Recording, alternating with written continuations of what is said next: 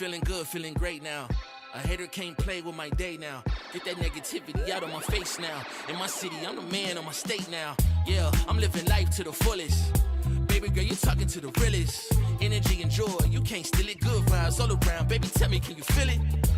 I woke up, so I'm blessed. Just another chapter in the test. I know I'm doing better than the rest. Got a smile on my face, showing teeth for the crest. It's no sweat, I'm a vibe in my own right. Go time in the sun, yes, I'm gon' shine. So fine, got a baddie on my phone line. Feeling good, feeling great, chasing these good vibes. Feeling good, feeling great on my time. Won't let a hater blind my shine. I'm just living my life. Too busy chasing good vibes. Chasing good vibes. Chasing good vibes. Chasing good vibes. Too busy chasing good vibes.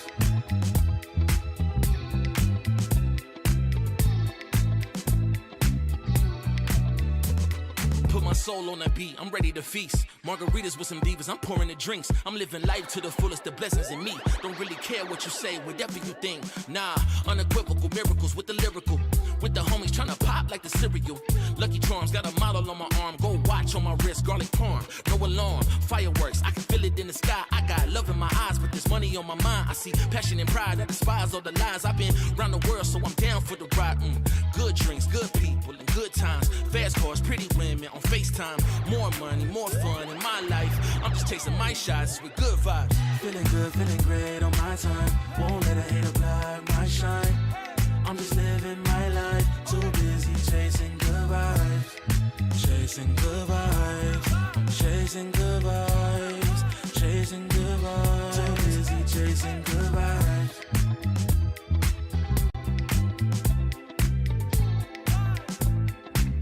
Too busy chasing good vibes.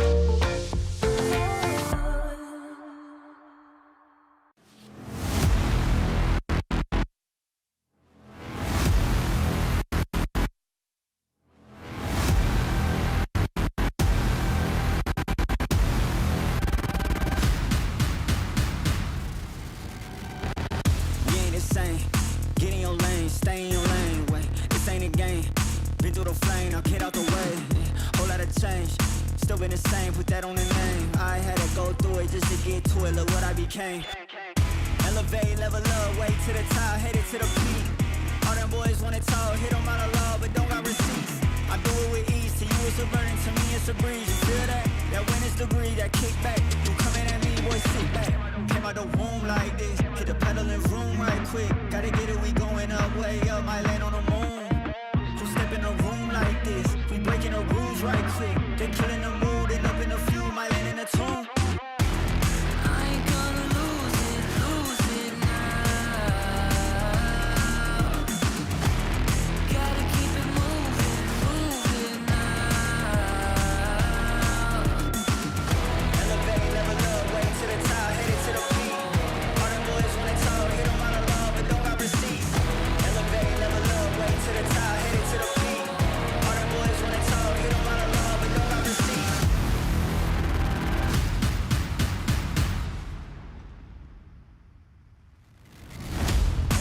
with a vengeance. Killing the ops, I'm leaving no remnants. They all in attendance. Gotta go big, I aim for the fences. It's mine, I sense it. Back in the scene, I'm back to the business. Back on the front line, gotta grind. It's time, let you be the witness. At the time, turn a repeat to a 3P, yeah. Got the franchise on me, you more like G League, yeah. 21st century, you all the way BC, yeah. Old boy been washed up, I'm notched up in TTA. Came out the womb like this, hit the pedal and room right quick. Gotta get it, we going up, way up, might land on the moon. Who step in the room like this? We breaking the rules right quick. They're killing the mood and up in a few, might land in a tomb.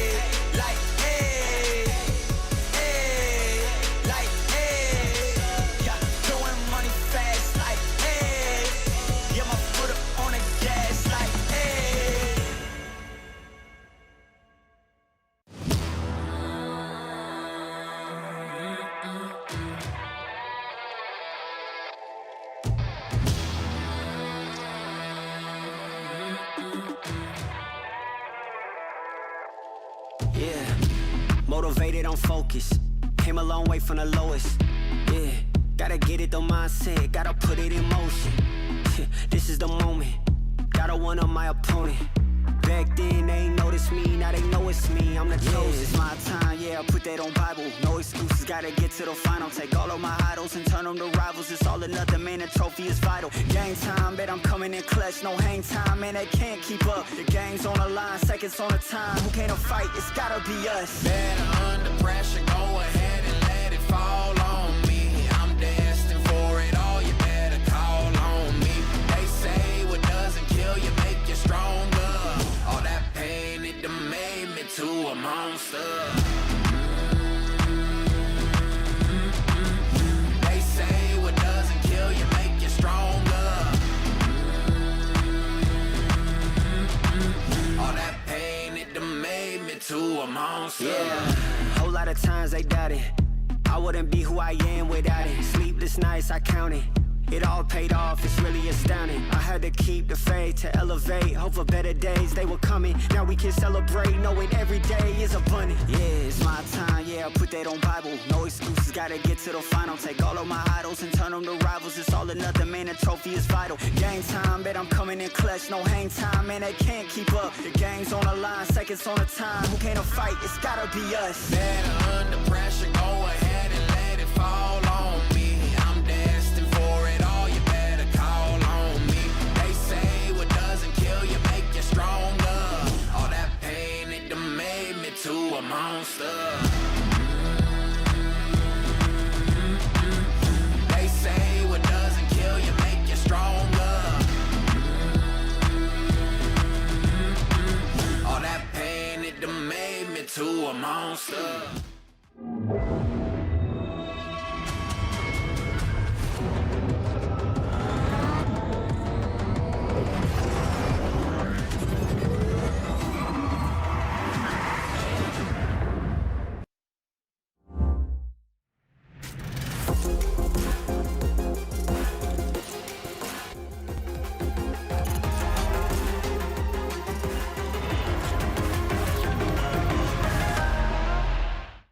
Hey! Hey, Tom. Alberto was looking for you, by the way. Really? Yeah, you better get there Okay, quick. I'll go check.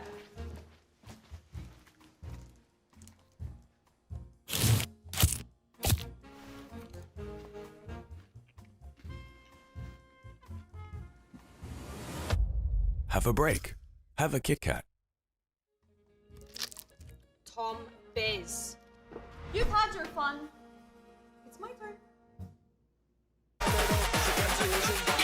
At Carmine Corp, we demand the best. This is what backs us up. The Razer Iskor V2 New Gen.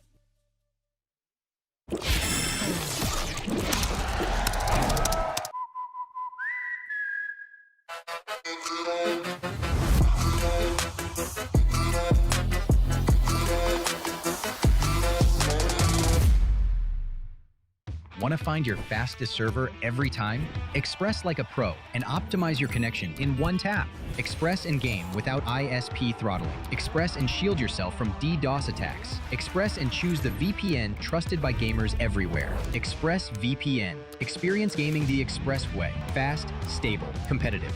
Outplay the world. It's time to Express. Unlock free cosmetics, including Lightning Kicks Buddy and more. Scan to subscribe.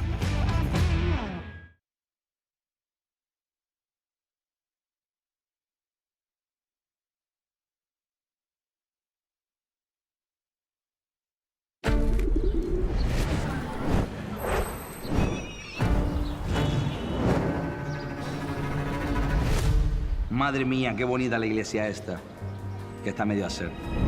¡Qué ornamentos! ¡Qué claraboyas! ¡Qué radia más luz que una flash de Sky! Qué pocas ganas tengo de andar. Con lo bien que estaría yo viendo las finales de la VCT EMEA en Barcelona. ¿Pero os queréis callar? Contemplad.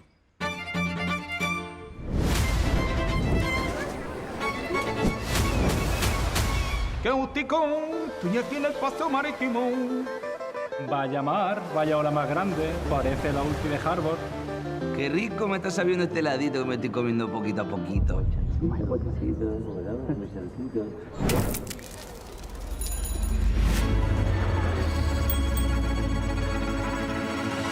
Vaya pirulo, niño. Ya estoy bien la coña. Vamos a ver lo que vamos a hacer. Porque las Ramblas están muy vistas. Y un museo como que no, ¿no?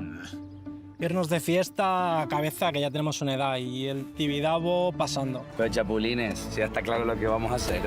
Basta ya de tonterías. ¿Vamos a ver la final de EMEA? Venga, vamos para el Olímpico. Pues venga, comprad las entradas porque ya están a la venta. Y bueno, la fiesta la dejamos para el domingo después de la final, ¿no?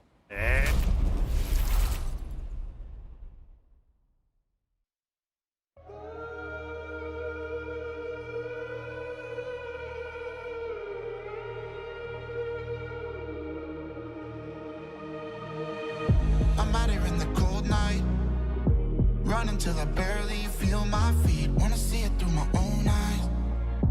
There's no going back, and I'm not afraid anymore. Cause I know I'm gonna be the last one standing. Yeah, I'm not afraid anymore.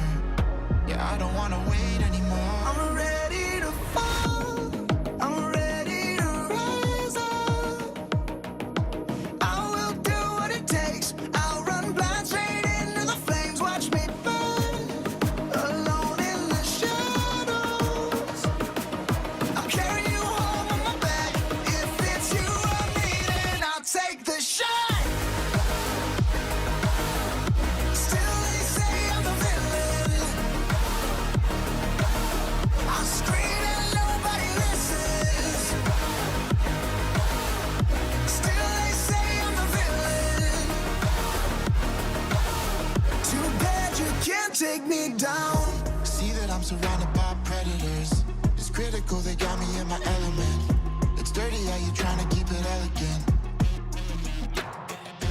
Keep my eyes open wide when everyone around me is an enemy. See my life cross my eyes. I'm ready to fall, I'm ready to rise up. I will do what it takes. If it's you or me, then I'll take the shot. Still they say I'm the villain. I scream and nobody listens. Still they say I'm the villain. Too bad you can't take me down.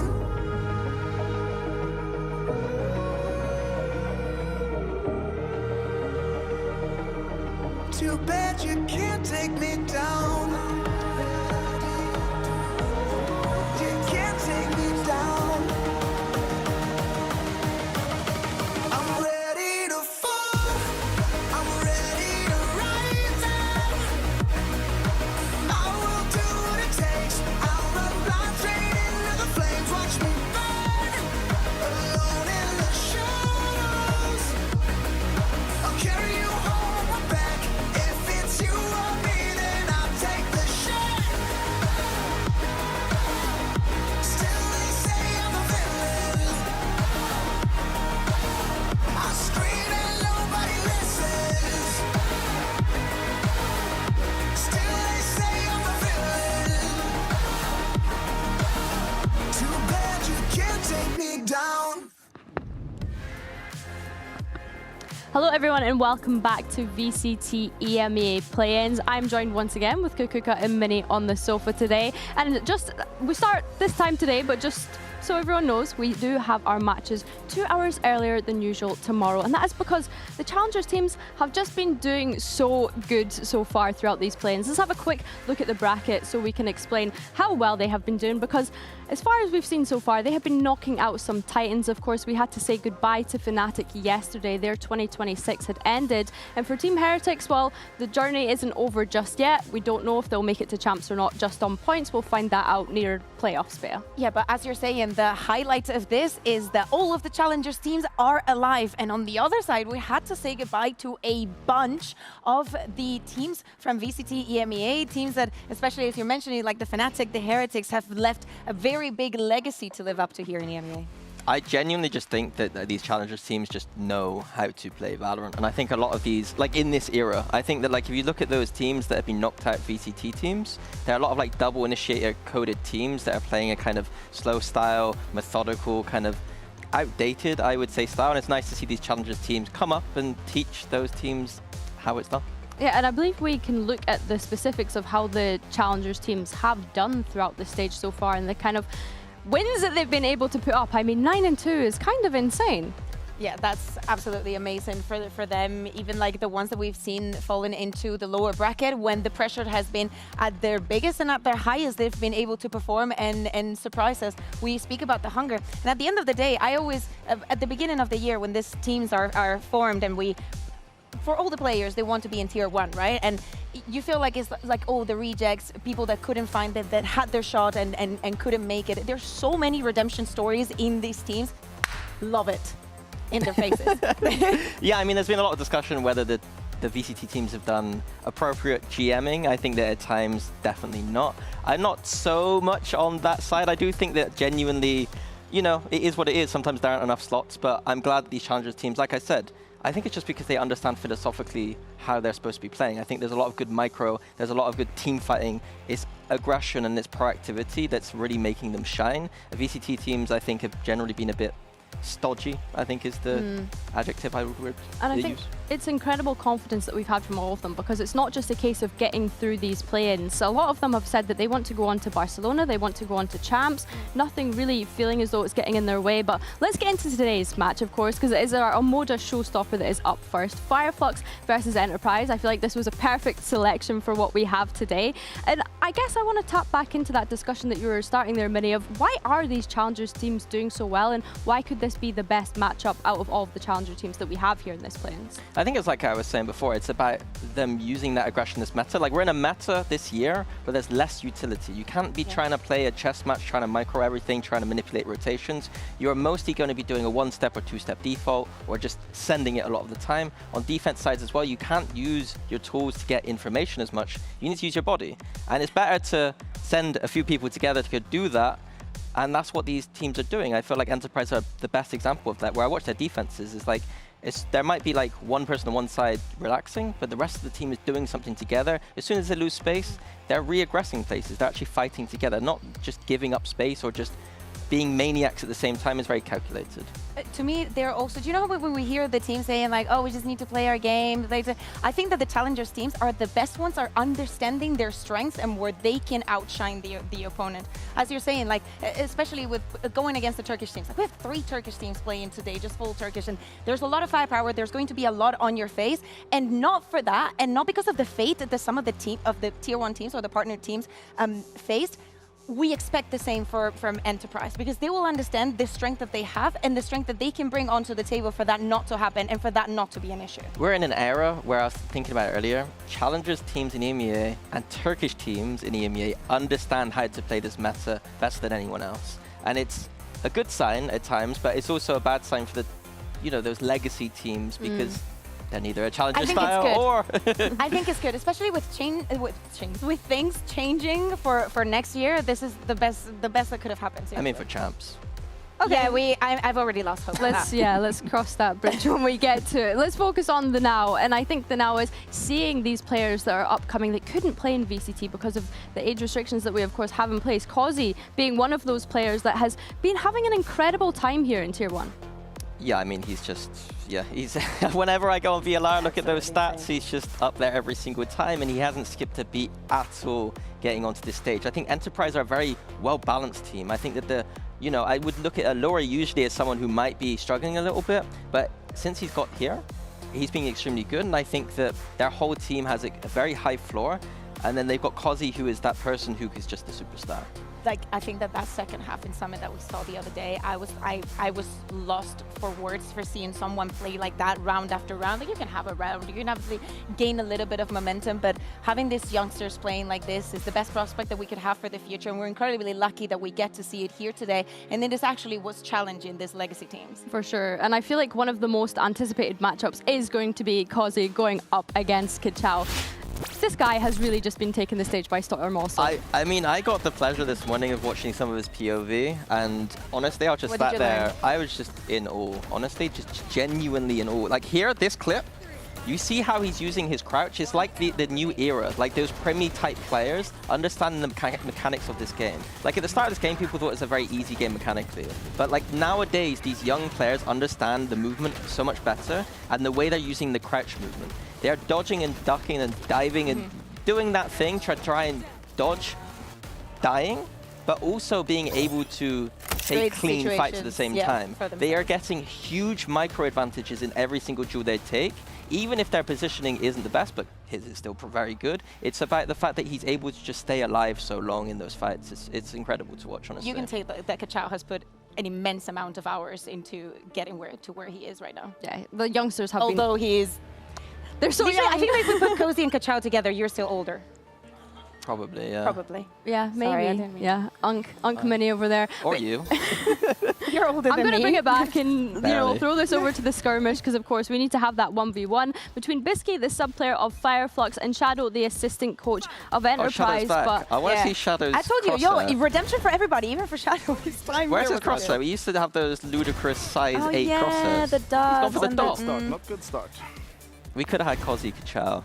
Yes, and you know what? The fact that they didn't have to do it, that's the only respect that they're going to be given. Oh no, we just send the assistants. It's not that big of a deal. Because at the end of the day, these two teams have already played against each other. Not here in the play-in. Shadow, good that you're not a longer player and you're a coach.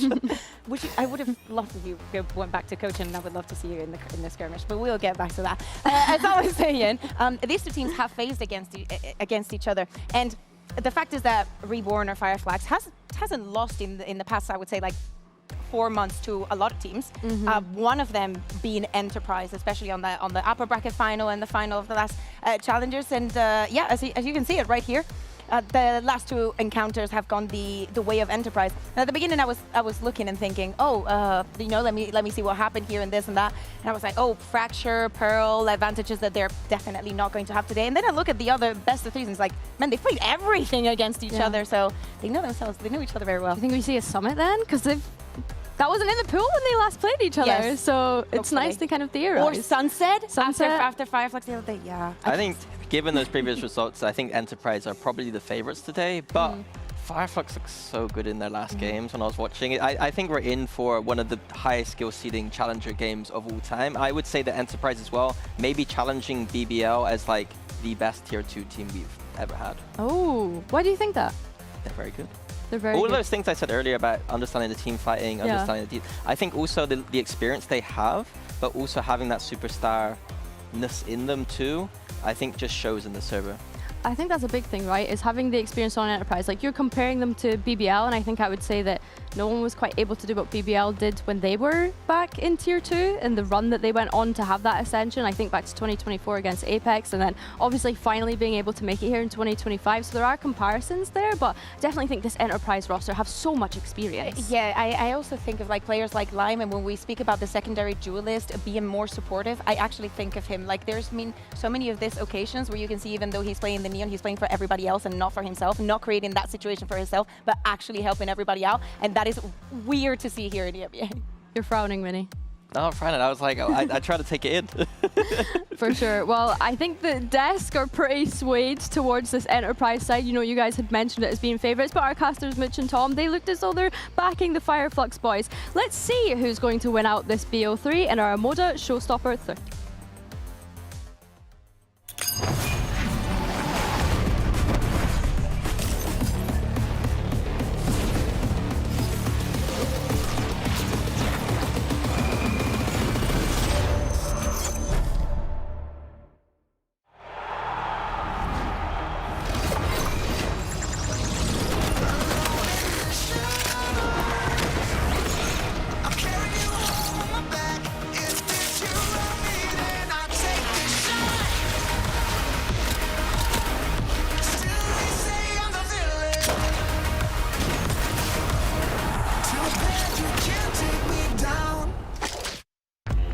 Two challengers, one spot in the VCT EMEA playoffs. Enterprise Esports have been tearing through the VCT opposition, taking down Fnatic 2-1 before sweeping Gentlemates 2-0. Now they face Fireflux, and one of the most exciting players in the tournament, 17-year-old Kachao, who has been putting up ridiculous performances on Neon. But he's not the only teenage talent on the server. Enterprise have their own 16-year-old standout in Kozzy, alongside veterans Magnum and Patatek. No matter what happens, one Challengers team is making the VCT EMEA playoffs. Tune in for our Amoda showstopper, Enterprise Esports versus Fireflux, Kachao versus Kozzy. This one means more.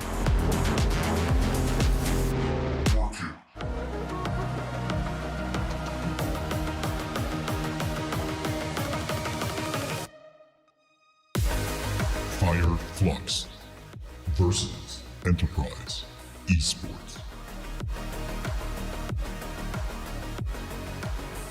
You heard it from Tom Biz. At least 2 Challengers teams will make it to EMEA playoffs, and the first one will be decided right here, right now. We had said in that pre-match that Kozzy and Kachao are potentially the most anticipated matchup of these play-ins, but looking at this map field, we are going to get that Summit in there. What's our initial thoughts? Kind of sad that we do not get to see the Sunset because Fireflux did so amazingly well. Lotus split, Summit hope to get to that third map, and if there is a best of 3 in this entire play-ins that deserves a third map, I really hope it's this one. Yeah, Lotus to me, I thought that Fireflux were going to ban it, but it looks like they're leaving it through. Enterprise looking quite good in the last game against Gentlemates on that one. Got destroyed by Fnatic, but Alpha was destroying them that game. I think generally we're just in for a good time here. Lotus is going to be not my favorite compositions, but I think explosive compositions nonetheless. And I think these teams, like I said, they know how to play this meta, and I think displaying some of that on Lotus is going to be on display. Split, though, in particular, I was watching the VODs this morning. Enterprise, they might have copied some of Lev's ideas, but they're implementing them extremely well. Like, they destroyed Fnatic, in my opinion, when they were playing against them, because they just really understood proactivity, the trap plays, everything was looking beautiful. Yeah, there's also something that stands out to me, and it's the fact that we have seen Enterprise playing on especially focusing on this first 2 maps. We have seen them play them here in the play-in. For Firefly, we still have to see. Lotus have to see. Like we are in for probably a surprise or maybe a different approach when you already have that. You know your opponent and you have that experience against them, you can be cheeky in those situations. Yeah, for sure. And as the players get ready in their Razor chairs on the stage, let's continue this conversation about both of these teams meeting each other quite recently. It was only a month ago, right, that they played in that Challenger Stage 3. So you'd like to think that after playing each other 3 times at least this year, they understand those tendencies of one another. They're going to understand the general style and feeling. I would argue that Enterprise a tiny bit more mature with that experience. They're going to be less individualistic, and Fireflux are a little bit Turkish at times. They are going to be making slightly more solo plays, and I think it's going to be down to Enterprise to contain that with their experience. It looks like Fireflux are actually going to go to a composition I quite enjoy. The Viper and the Vice there, so a thumbs up from me here.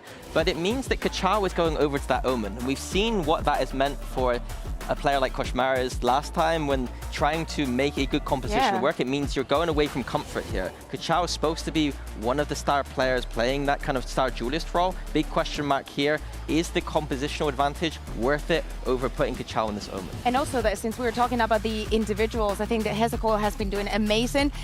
Dead Ink, I was thinking, how did Fireflux not win 2-0 against Heretics after what they did? And it was actually Dead Ink not really being alive at the beginning of the match and then actually tuning in. So I hope that today that is a difference in Fireflux. Well, let's get this Amoda showstopper started. Let's hand it over to our casters, Mitchman and Tom Biz. Very excited to kick this one off. I think when you look at the performance we've had out of both of these teams, Tom, there's almost no doubt that we're in for a barn burner of a day. Oh yeah, I think there's a reason this is our Amoda showstopper. This is a game that's incredibly exciting. Do you know what I'm excited for? What's that? Finally a day when we're not eliminating a team. It's beautiful. I've had to watch 6 teams go home in the last few days, and it's nice that one of these teams heads to the playoffs. The other isn't out. They still get a second bite at the cherry, but it has been the right rise of the challengers, and two of our challengers now look to face off against each other, march towards the playoffs, and get themselves ever closer to a trip to Barcelona. Either way, I think this is a tough one to call. Like, you go in with Enterprise having the last couple of victories under their belt, but I do think that Fireflux have grown, even just since they've been here. I think we've seen improvements. We've seen individuals start to step up. The only thing I'll say going into this map that I'm a little bit less happy about is that we do again have that Omen coming up for Kachao, which I won't say is my favorite. I think he's a good player, but I don't think this is like the agent. I think he does his best work. Well, we're going to start out on Enterprise's pick of Lotus. And when it comes to, well, you can see on your screen here, when it comes to these two teams, it's fair to say that they're decently familiar with what's on the other side. For Fireflux, Batunax breaking his loss streak. Now looking to really cement himself on the win streak. Add up some more scalps, and he's learned how to win down on that stage. I'm excited to see what he's able to put up today, but Deadink's play style, let's call it, has caught me off guard a couple of times. He's a crazy guy, and I expect to see more of that flair here today. Yeah, for sure. Especially now he's that solo duelist. He doesn't have Kachao running around on the Neon to sort of try and take over the game, and a little bit more of what we expect to see on that other side. I think Kachao versus Kozi has sort of been that matchmaker, the one that we've been excited to see. Again, as I said, we've seen it throughout the challenges before, but this is a different ball game, a spot in playoffs on the line for one of these two teams, and maybe the second a little bit later on, but you want to get through first time. You want to go through in that upper bracket as well. Oh, Lime's already up close, but for Enterprise, giving themselves options to go back towards the B site. Vice Wall sat there. This is most certainly going to be a pump fake, but they're embedding Magnum inside the smoke. This is a smart play. Dogs cleared B main. They're not worried about any snakes in the grass there. And now as they tap the B site, there's the extra layer. Time for Magnum to strike. The spike is an option to go back to A. In fact, they're faking it to pull them into Magnum's crosshair. They are pulling and pushing this map beautifully, walking back into B, surprising them at every turn. Enterprise with a cerebral pistol there. That was beautiful. Yeah, that was an in-zone flawless in more ways than one. Wow. Like, yeah, you keep all 5 players alive, but that was a masterclass of how to manipulate your opponents, tapping the spike, pulling players in, and then even re-aggressing on the angle that you know they're going to be pushing. And this is one of the other factors that I think we've talked about with Enterprise. Like, yeah, it's easy to look at players like Magnum, like Kozi, who are fragging out their mind. I think Paditek. There we go. Okay. I think Paditek has had a good individual showing, but Alluri as a leader, he's been someone I've wanted to see in Tier 1 for a while. I think even going back to his days on the likes of Focus, he always called a very good game. You could see it. Maybe didn't necessarily have the players to match up to that calling. Now it seems like the puzzle fits. And for him, hey, that's working wonders. It's rare that you see a round play out exactly as you expect it to, but for Enterprise, they just had the luxury of experiencing that. Fireflux, every step they took was just playing into the hands of their opponents. Great strike by Magnum towards the spawn, and while keeping momentum out of Fireflux's hands is always going to be a bonus. For Enterprise, this is a very strong round. The only danger being movement towards this A site. A trap being set by Fireflux. The door can be swung open for Deadink. Off contact is when you expect it. But of course, with 40 seconds left, they start to think they need some info. Hezekiah's got it. Magnum lurking towards the C site, and very soon he might see the rest of the squad coming. If he's still around when that happens. Yeah, one of the players comes in with a rifle and makes that at least a little bit easier. Of course, the way that Enterprise are playing this round is with those 3 rifles, 2 pistols. They can afford 2 guns to go down, and then they can be picked back up. And it also means there's a very good opportunity for 5 rifles in the next round. Shadows traveling. Yeah, keeping it clean is the mission. For Fireflux, look, they didn't manage to catch anyone with the trap, so now they play the exits. and spam through a smoke to take down one more. Now it looks doable, but Hillary already putting a bit of a wrench in the works. Cleaned up in the end, but hey, a lot more damage at the start of that retake than I thought was ever going to happen. Yeah, they at least get the rifle back at the end, so it is still just those 2 guns drop. But I think Patitek being caught on the edge of the smoke with a rifle is a little bit more of a problem, or at least it maybe should have been. But this is now where we look at Fireflux. As I said, the last couple of times these teams have played in a best of 5 and a best of 3, it was Enterprise to come out on top. The time before that, Fireflux, previously Reborn, were able to get the dub. So there's a bit of history between these 2 teams, but I think it's important for Fireflux to get on that board early. Well, Enterprise, cheeky play from Patitek, emerging from the smoke. He still gets one. It's good damage done, but Fireflux are answering right back. Hezecoil not letting them get so close this time on that C site. His wall was and is barring the way. And he stood tall there as well. Now, the nade not going to catch him. The dog will stun him up, but there's no way to follow up on it. Not without isolating yourself. And with Reezy here, it wouldn't be a great play. Magnum hopes to be the extra layer wrapping around, but he's being caught. All of their bases covered. Low. And with the HP, well, okay, it's as low as it is. Sure, Kazi's going to get back a little bit, but they need a big play to get them back into this round. And Fireflux are denying it with the high-low setup towards the spawn. Reezy a little ahead of it, though. And now they're isolated. Now there's a real chance. Oh, it's down to the 1v1 that Hillary luckily manages to close milliseconds later. A quick swing that, well, averted disaster. Hey, that's the value of having a heal ready to put Kazi back into action. This kid is so individually crisp, and you put him in positions to thrive like that. Like, I thought even getting into the site, he was going to be dead. But he's quick enough on the reactions, and then just to turn back around to completely eliminate Kachow. Set his IGL up for victory. A bonus round win on their map choice. A great start to this one for Enterprise, and it's worth noting, sure, they struggled versus Fnatic, no doubt about that, but versus Mates, they had a 9-3 attack half. This was their stronger half by quite a margin. Well, perhaps it's a little easier to stomach losing that round for Fireflux if they have that info, but I doubt it. Enterprise fighting from behind. Even though they're so far ahead on that scoreline last round, it was a bit of a blow, but they managed to recover, stabilize. Well, they're going to have to do the same here.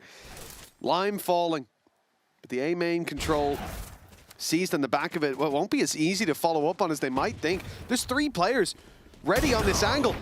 There's 2 now, and they've backed off. Picking up Kachow might just have carved them a way back through, and Magnum loves to explore the space towards the stairs. Yeah, they're not going to go forward here, surely. Maybe bait out some of these positions. And Magnum is actually going to continue this push. It feels like an unnecessary risk when you have this much of an advantage. It worked in the pistol. Showstopper has had to be expended, but it won't land. And in fact, Batu's been able to hold that backside. Trades back and forth, and whoa, in quick succession. Reezy's going to close the round. Batu found one with the pistol, and an Emoda Thrifty will be the first round for Fireflux. Fantastic work by Reezy. Again, being so conscious of that walk-up from Magnum. They knew they'd given up the space, and I'm surprised to even see the showstopper needed in this round. Kachow was the danger man to start it. Taking out Lime slows the push, and it slows it enough that now reinforcements get into play. Fireflux start playing the map, and he was actually, we didn't actually mute the sound there. He just went so high that our microphones could no longer pick it up. There's a dog outside just with its ears ringing.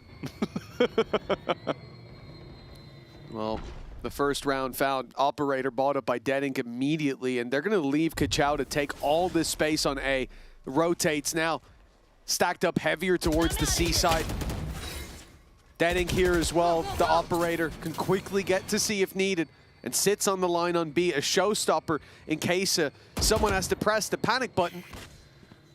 And they've already seen the first man, so they maybe didn't expect the op. Well, if they did, That's probably what it would look like. Lime straight onto Deading's head, and the big danger taken out of the round. Re-aggression. Trying to even things back up. Obviously had to fill in the space on that B site because they've lost so much ground. The aggression that's come through from Kachao is going to help out with that. He can at least be an early warning system, as you can see, jump spotting to make sure nobody's gone that way. But you found the opener, you pause, and then you go back to the same space you were in. Seeker's going to give them that info. Quick positional claim out from Kachao, but he hasn't actually been able to work off that paranoia. I think it was the Thorns that denied him that space. He's sticking around with the operator's going to get at least one for Illurion. That could be enough, but Kachao doesn't want it to be. He's already got himself a double, and now Hobbit's under their control. Magnum fights back, takes space towards the spawn, slips into the smoke unnoticed, and emerges the surprise. Not enough though. Batu reacts in time, taking not just one, but the second snake from the grass, and a second round for Fireflux. Yeah, I feel like Batu's been on some mad training arc. Like, was it the meme of like go to the Dagestan 2 years and then come? Like, that's him, but he's gone to the Turkish league. Like, he definitely wasn't hitting this same sort of level when we saw him back in Tier 1 previously. But his individual level looks to be sky high at the moment. Of course, still a young player. But I think a lot of it comes down to that confidence. He's the loud man on the team, and also putting out the calls at the same time. That's a big round for Fireflux to win, and it's completely obliterated all sorts of economy. And well, speaking of obliterated, I think this round might be done, Mitch. Well, Kachao's been consistent as per usual, with the big difference here, Deadink able to get that frag on the board early, take down Lime, who I'm not sure what happened last round with that Sky Flash. If that was intended to get him on the line, I'd be amazed. Looked like a whoopsie, but it worked in their favor. That's a bit of a messy fight. Damage being done. Magnum has a chance here, but the shorty should remove that chance. And now it almost definitely will. He's eaten that snake bite. Good night. Batu's the one to get him. 3-3. Damage done onto a couple of players, but ultimately this is a big moneymaker round for the defensive side. It's funny, I feel like we've been seeing this more and more often, specifically in our cast, where a team goes 3-0 up and you go, oh, they're going to have a big start to this half, and then they lose an eco round and we're right back level again. Like, it's the ecos, it's so many of them. Blink and you miss it. And the past week. I was talking about like the potential of like going back to that 9-3 half that we saw from them before. I was going to even note a little later on that the attack side with their previous comp was a 2-10 attack side half for Fireflux versus Enterprise. But I feel like that stat, at least for now, has become irrelevant because they're building into this defense. 4 ultimates still online. They haven't had to use anything in the last couple of rounds. It's just been winning a lot of those fights. And well, now, a decent setup. Vice Viper, Raze rotating in, C is looking stacked. And Hezekiah hasn't really had any trouble holding the line so far, but if he did, the showstopper would have picked up the pieces. He almost got Magnum as well. Yeah, that damage down to 28, but Lime, patience pays off on the other side of the map, but a little overeager to take the space. Of course, didn't expect that second player to still be stacked up after the pressure applied on the other side, but, well, with no success there, it's not like Fireflux had to panic. Especially with Kachao. Look at the previous round. Kachao was very deep on A, or the one before that, holding. So you think you get him and you go, okay, that's opened me up some space. Like, they've been gambling players away from this part of the map because he's there. Not this round. They played 2 up, and then they were going to retake the B site if they needed to. So the constant changing setups from Fireflux are making this incredibly difficult for Enterprise to get a read on it. But I think even if they had a read, they lose that early fight to Hezekiah, then the contact to the showstopper. It felt like the round was already over from then, unless Lime managed to just have a life round. 10 seconds left. Well, EP crashing against this defense and not finding much success. Exploration of the A site with the op found them a pick, but every attempt it seems to get into Hezekiah's sight, bar when he had just the classic and was hiding in the corner. everything is falling flat. And the problem is, again, how quickly they can rotate around these early setups. A lot of the time having the Vice wall sat on B, sometimes changing it up when they want to participate in that part of the map a bit more, but a lot of the time they're giving up that control. You have that extra man towards the C site. When they've gone to C, Hezekiah's been enough of a problem to stop them, but the majority of the time Reezy's there as well. So if they get past that first layer, take him out or just push him back enough, there's still going to be shots coming from the side. And I think that's a problem for Enterprise. The timeout, you can see they were frustrated after losing, I think, round 5. Well, I'm sure that's only compounded. Yeah, I also want to give credit as well to Fireflux in the sense of you could see them giving up a lot of map control, like leaving gaps at the B site, I think was a prime example in the last round. But they're very aware of what they've given up. Like, think of the couple of rounds where Magnum's tried to sneak his way through angles. It seems like every player that's been rotating has been well aware of it, catching him trying to flank them over on C, catching him trying to get aggressive around that A link. Like, they are leaving gaps, but they're doing well to make sure that those don't become problems for themselves. And then their stack-ups on those sites, like those players that are doubling up in positions, are doing a great job just to make sure at worst they're trading even, which is why they're able to build into these defensive rounds. Still 3 ultimates available, but the attack have a few of their own. Although the economy, a little bit more interesting. Maybe Lime saving up to get an operator, but he's got a few extra credits, but he's deciding not to spend them. I do wonder if last round the reason they played so aggressive towards C main was looking for that Vice wall, and it had been there before. It changed up, and again, you'll see it to the B site. They leave that space completely. Hezekiah's got the info. Now, he's the one in danger. Has to play this smart when pressure's put on. The rest of the squad is, well, Magnum's found out. The rest of the squad's on A. Now they're going to push into you quickly, and you're not going to keep them back with the Thorns. Already that space taken. And Hezekiah's overplayed his hand. Yeah, that's a big kill, because this was just going to be even. Never mind, Kachao goes back for more. In fact, it's a continuation of the fight. And what it looks like, Lime's fighting on the front line, but he's just a distraction. Kozzy, again, it's just going ham. 4 kills off the back of the Sheriff. He's blasted the showstopper into no man's land. And now Batu's all that remains. Can Lime finally get a kill? No. But of course, he's just given this up. He wants the youngster to have the ace. Back to the Sheriff, still with the operator in hand. Has his teammate nearby. But Kozzy is going to have to be the one to close it, and he will. A one-man army at just 16 years of age. Kozzy does it again. Unbelievable work. 10-6 now is where he sat. He's coming so in with a good. Sheriff, backing up all that damage done. But everything here, barring one, a headshot right down to the last, and then the op in hand. It was starting to look like Batu. Come on, boys! Batu had another one of his rounds. Remember, he's been just as impressive so far, but, well, that round might just make it into the highlights in first place. Yeah. Aggressive start again, and Lime. This time he will manage to get one of those kills. It seemed like he was almost firing blanks in the last round, but they're going to have to fall back, slowing it down. Of course, another great call from Allurian in the last round. He did tell Kozzy to go and kill everybody. And it worked. Well, it worked, see? He's a genius. He's so talented. He is one of the few players where people genuinely have started to comment if he's cheating. And I'm like, bro, he's on the stage. How do you think he's getting past? The admin stood behind him. Either way, Dedic has decided it's his turn to maybe get some allegations. Nice shots from Magnum. Will at least bring this back into the realms of possibility. But they are a man behind. Well, Hezekiah is going to be the thorn in their side again. He knows there's a player on B, and now he knows where the spike is. Hillary's rotate interrupted, and Magnum, he's got to hit hard. 3 players to take down, and opt for the one man who's slightly low, and Hezekiah holding the angle.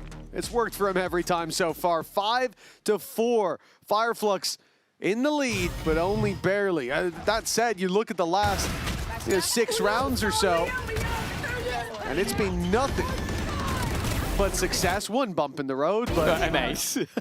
Single ace.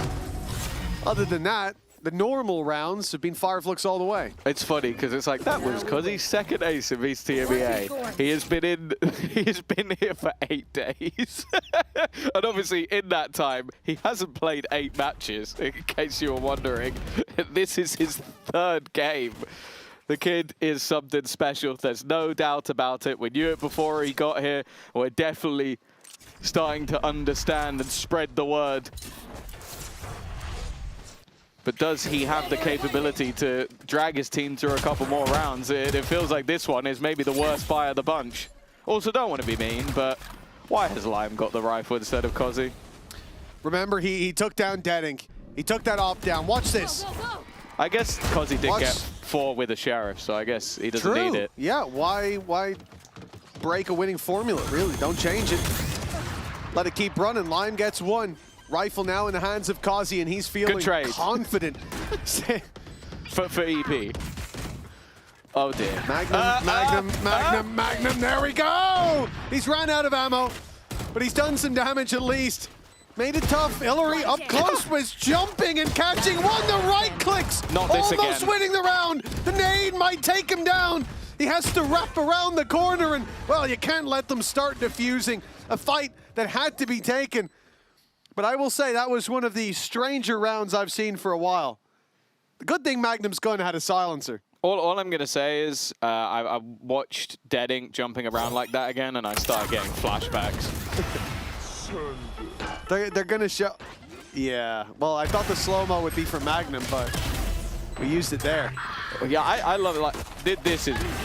How does he get away with stuff like that so often?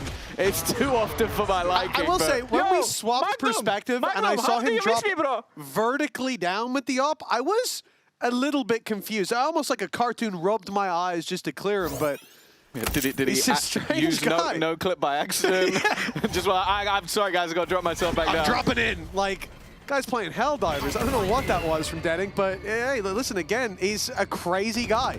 And that's not even, if that's the craziest thing he does today, I will be shocked. He just got back from the gulag. That was him being rezzed back. Well, 6-4. Fireflux taking the lead, a 3-0 deficit that they've turned into a great defensive half. That was definitely, I spoke earlier about them not leaving any gaps in their flank, and then Magnum manages to get behind all of them and almost killed them with a ghost, so evidently I should shut up.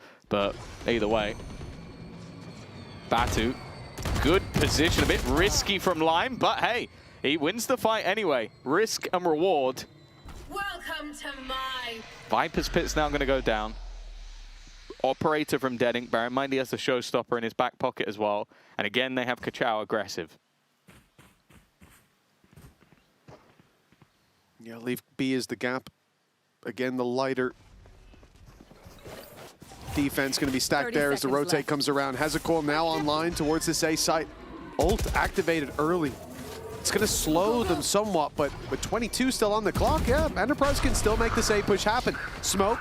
An attempt to slow them even further, but there is no slowing down Lime. He's straight in, taking one, and he's got Hezekol trapped in the corner. Heza fights his way out, only for the first. The showstopper gives them a chance, breathe some life into this round, but it is snuffed out moments later. And Reezy's pit falls. I think he is just gonna, well, I would say save. Then I look at his teammates. His money's not great. 5K for Kachao. You could go for it. And a 1v3 is not the strangest thing we've ever seen. Reezy's going to back himself, but Panatek's going to take him down immediately. 6-5 on the board. A chance to equalize at the half for Enterprise.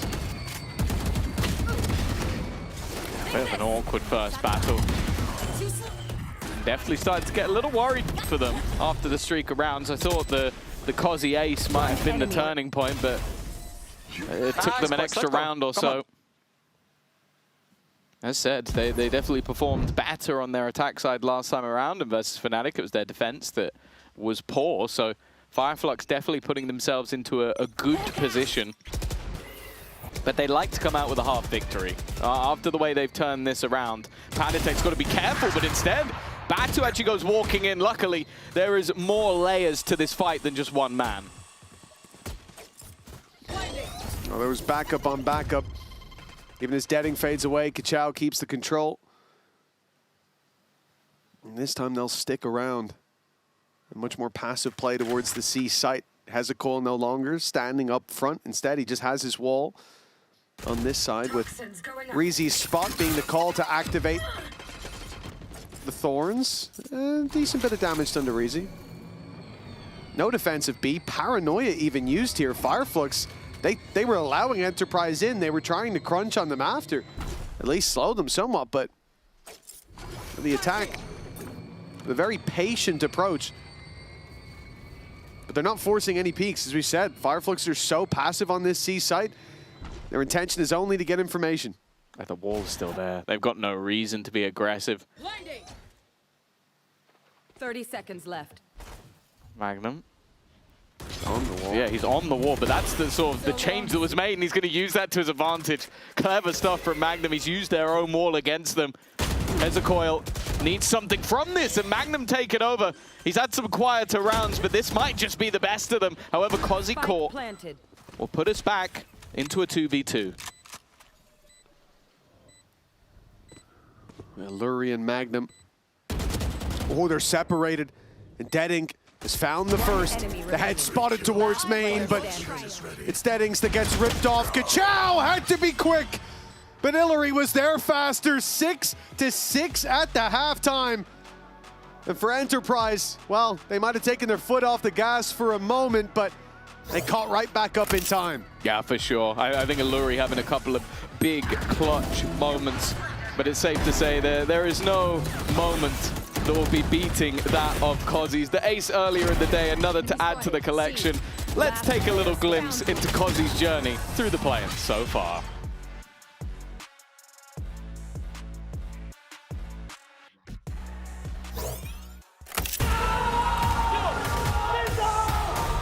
Welcome to VCT, Kozi. Kozi, he really wants to become the GOAT of Valorant. He wanna be like the tough kid that's gonna show everyone that he's the best in the world. He's a special kid, and you will see it. Kozi in Prague is like fully confident. I think the first game we played now versus Fnatic was a bit of nerves, but it's understandable in the first game on VCT. But you saw the second and third game, he really stepped up, and I think you will see that every game from now on. All other 4 players are just looking at him and seeing like, oh, he plays super aggressive. Insane, bro! Kozi just makes everyone in the team more confident. From his ranked days, I think he always tried to beat like all the pro players. So when he gets to play on stage against like Kayak, Alphayer, Cloud, I mean everyone in Fnatic, you know, and he does these numbers he's doing, he's full confidence against them. I mean, it's hard to not look at this guy for the future. It was super good to win this match, but I think Kozi is looking up for like champions and to win champions, and that's his goal at the end. Well, it is still quite a journey ahead of them, but the journey so far is definitely inspiring confidence for Enterprise. Same can be said on the other side, though. Players like Deading and Kachao coming into this, a lot of hype behind their names. We got to see some of why in that first half, but, well, it's hard to separate these two teams, but we have to, because only a couple can make it to Barcelona. Luckily for you guys, there's a few tickets still available. Get yourself in with a chance to join us there. And while we get our tickets, we're gonna listen in. Yedek Polat'ın da yok daha, Wise'ı alabilir. A'da sadece kapı Yürü A'ya, yürü A'ya. Yapış dikkat.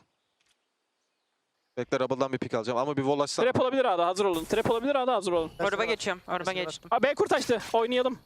Oyna, yürüyün. Adamların yaptığı, yürü, full kontak yürü. Adamlar bizi görene kadar. Kapıyı açacağım şimdi. Wall var. Tamam, Wall'u geçeceğiniz beraber, go. Gel, 3, kapıdan geliyorum. 1.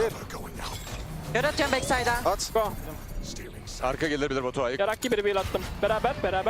Yok. Drop'u çekeceğim. Beraber. Yok. Kanka arka gelebilir. Heaven'a çıksanıza. 2 kişi Heaven'a çıksın, flash'ım da var Heaven'a. Smoke kötü biraz çıkmak için. Yes, 3 guys. Yeah. I'm making sound now from short. Yeah, I'm ready. Open 3? Yeah, I slide left. Yeah. I hold right. Heaven Wait, I one way drop. I smoke heaven. Flashing backside. Three heaven, boys. Yeah. Big heaven, one. Under heaven. Nice. One more. Drop. Player Plus. standing. 1v1. One enemy remaining. Nice, boys. NT. Thank you. And it's Fireflux to get there in the end. Again, Hezekiah, the one to answer when the call is up. And for Fireflux, the lead, it's found for now. They didn't have a good start to the first half, but they got there in the end. A little streak of rounds that kept them even at the half. Perhaps a pistol can be the difference maker here. I got to say, though, they sounded like a well-oiled machine on entry. Yeah, well, I like as well a lot of the time when you listen into in-game plays, it's always going to be different. Sometimes you have like a communal team of like talking. Sometimes it's a little too much. In this case, it sounded like Batu was almost micromanaging, like talking through the round for the entirety of the team. And again, for someone that's sort of taken that mantle up while going back into the Turkish scene, I like to see it, like a younger player stepping up to be an IGL. Sometimes you just want to be the superstar. You want to be just the guy that gets all the kills, but it seems like he's happy to take that role for the squad while also putting up some pretty crazy numbers at the same time. Yeah, I think we've seen his stance down on that stage. He carries himself with confidence now. It's definitely changed. Magnum is flying under the radar here. They did not expect him to be sat in tree. Gets one as a reward, but can't even reload for the right click. And it's a blink and you miss it for the rest of the fights. Fireflux 8-6, and that one jump scare was all that really got the heart pumping. Joe, I think would be like one hell of a matchup. Deadink versus Pays. Oh. Like, I genuinely think they might just float in the air as jets and just try and, like, knife each other. And I don't mean with jet knives, I mean just with their knife. I almost think someone's getting showstoppered midair. Someone, by the end of the game, it would have happened. Both pick Waylay and they're just, like, hitting each other with the stun. Like, they're both manic players in the way that they move and the way that they just have no fear. I think it'd be one hell of a game to see on this stage. Well, Kachao takes the first onto Patatek, and Dedink's there to, well, show him how it's done with a double. Kazi spotted and, well, wasn't seen there, but the bullet found him through the wall. Magnum was thinking about rotating in, helping in the fight, but there's no fight left, and he doesn't want to make his final stand. Or maybe he does. I mean, look at the economy. One rifle for the next ain't exactly going to boost your odds that much. But it might be wise to carry it forward. For Magnum, for now, he's closing the distance. And I guess just seeing if they'll be silly enough to give him a chance. One fight turns this into a 1v2 in the next couple seconds. And it's looking doable. All right, now you got to try. Yeah, at this point, saving a singular rifle has its benefits. Splitting up and looking for clues, but Reezy, a safe pair of hands. It's going to be 9 for Fireflux. Now both teams winning the bonus round. It was just that initial firefight. Like, it was so brutal for the side of Enterprise. Again, it shows they had the right read on the positioning, but again, that's disgusting from Deadink. Look at this. Oh! I didn't even see how clean that was in the moment. And then the one afterwards doesn't look as good, but that's also impressive. Bro, what happened? Like, you are losing. What Deadink happened? I like how he's doing the whole round in Turkish just to swap to English to talk trash to the opponents. I feel like if this series goes to 3, we're going to get a lot of back and forth between him and Patatek, and I'm very excited for that. Oh, I'm here for it. EDP need to start winning rounds to start standing up again. This second half, all about Fireflux. Showstopper online for Deadink as well. Enterprise left on pistols. To even force that ultimate out would be a win at this stage.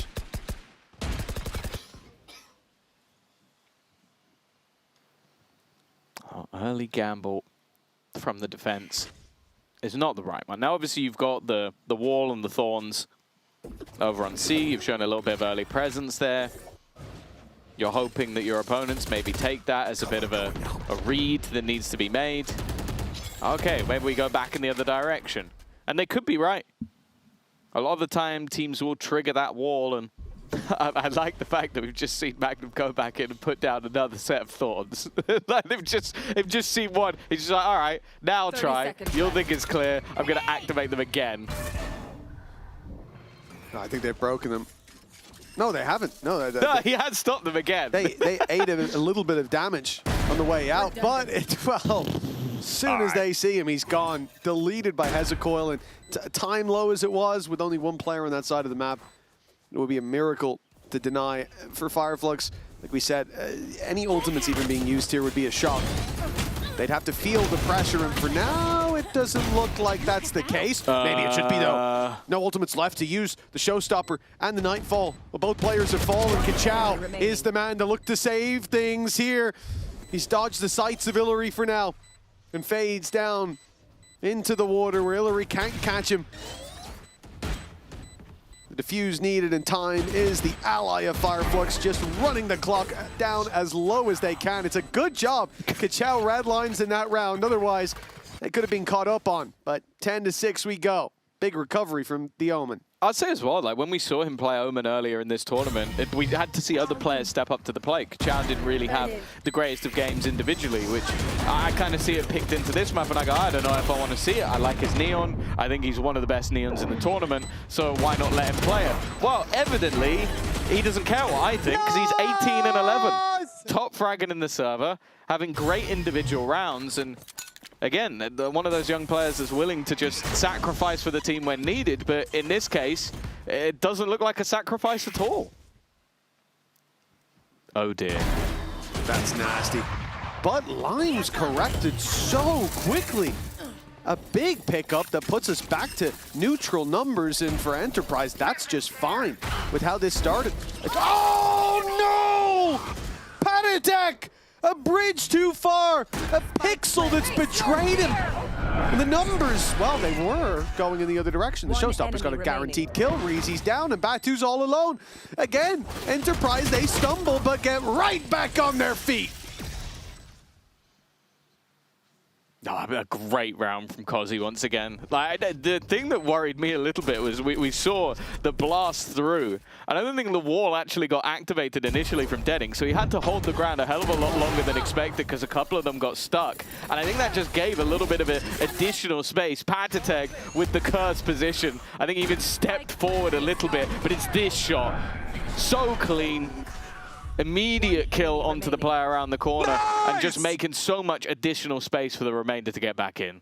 Oh, he's got to be mad going down to that. I'm sure from his perspective, we could see he's around the corner, but well, his body wasn't. He stuck a finger out too far, and it got blown clean off. Fireflux 10 on the board, but 7 now for Enterprise. To catch up, it will still have to be a convincing performance. Another full buy coming in from Fireflux, but remember, they used... That is not where that was supposed to go. He's laughing. He's literally laughing on the camera. That is not where that was supposed to go. He's very lucky no one was holding from Swan, because he was supposed to go across the choke point, not into it. Kachao survives for a moment. They get their paranoia out, and it might make a difference. Nobody can peek from that left side. Lime, though, posted back up, and the Thorns have bought enough time for Enterprise to maintain that B control. Getting into C's being in trouble, but Kachao stuck the TP. Yeah, he's all the way in. Doesn't get hit by the paranoia, but this is going to be a problem. He's going to tank it. He's going to tank it and hold on. Now, do they realize he's here? They do. They definitely do. They know he's got to be in this smoke at this point. There's nowhere else clear, but he's got his rifle back in hand. Good position from Patatek, though. They box him into that position. Such a valuable player to eliminate from the fight. Patatek goes back in, and wow! Okay, Batu. Lightning fast reactions. And leaving 3 players to try and fight back in. Magnum's a little bit ahead. The wallbang does well. No round is easy. No round is clean for these sides at this point. Reezy fighting alongside, leaving it down to the 1v1, and he can't quite get it done. Magnum on 18 HP can breathe a sigh of relief, because they will have their 8th. A well-won round by Enterprise, but I gotta say, Tom, Batu blew my socks off in this. Batu blew my socks off, man. Like, look at the shot he hit. Come on. Come on! That's crazy, no? One enemy So quick, so clean. But it wasn't enough. Man like Magnum comes in with a 3K. Kazi's been the star of the show. Everyone's talking about him. But Magnum's on top of the board right now. 17 kills for him. Device has been looking very, very good. And Enterprise within 2. The climb back gets easier now. It's a light buy from Fireflux. And Magnum swung out wide and got To be picked fair, mid-air. he was jumping across and got picked out of the air by a Sheriff. Picked in mid-air by a Sheriff. That's, after he's flashed them, like I need to see that from Hezekiah's point of view, because I think that was a very clean shot to land. And now also, the perfect thing with that is he's gone in with his ultimate, taken away their weaponry. That's given time for the pit to form, which is going to be a difficult pit to clear, although they're bypassing a lot of it. Limes managed to get out. Dead Ink up above. Not going to get caught by the stun, and the SMG up close only becomes more deadly. They've got past the pit, and that's a problem for some of the players, but Batu holding the backline. Even still, a lot of the weaponry has faded. Just watching as they bait the defuse, but instead it's Kachao appearing out of nowhere. Reezy landing the shot. And it's right back onto the board now for Fireflux. They have 11. Yeah, between Deading dropping out of the sky and Kachao just emerging from smokes at lightning pace, it has to be scary to play against this team. Not just because of shots like that, which are nasty, but also if we see it here from Kachao, he TPs up and goes, you know, screw it, just jumps at them. That is an aggressive swing, and of course, it's not just hit. We're not doing L dances in the big 2026. All right. What are we doing, Batu? Listen, it's called mind games, mate. Imagine Pat Attack looking up and seeing that. He is fuming, seething in his seat. That's something I can't imagine him doing back. It's a very comfortable Razor chair, but I can't imagine he's very comfortable on that stage right now. For Fireflux, 11 on the board, 2 away from closing out this map. Enterprise's pick. There's been a lot of individual moments from Fireflux. Magnum falls flat. Last time it was a crazy shot. This time, a bit of a whiff from him. A bit of tickle damage to Kachao, but Spike planted. not anything to write home about.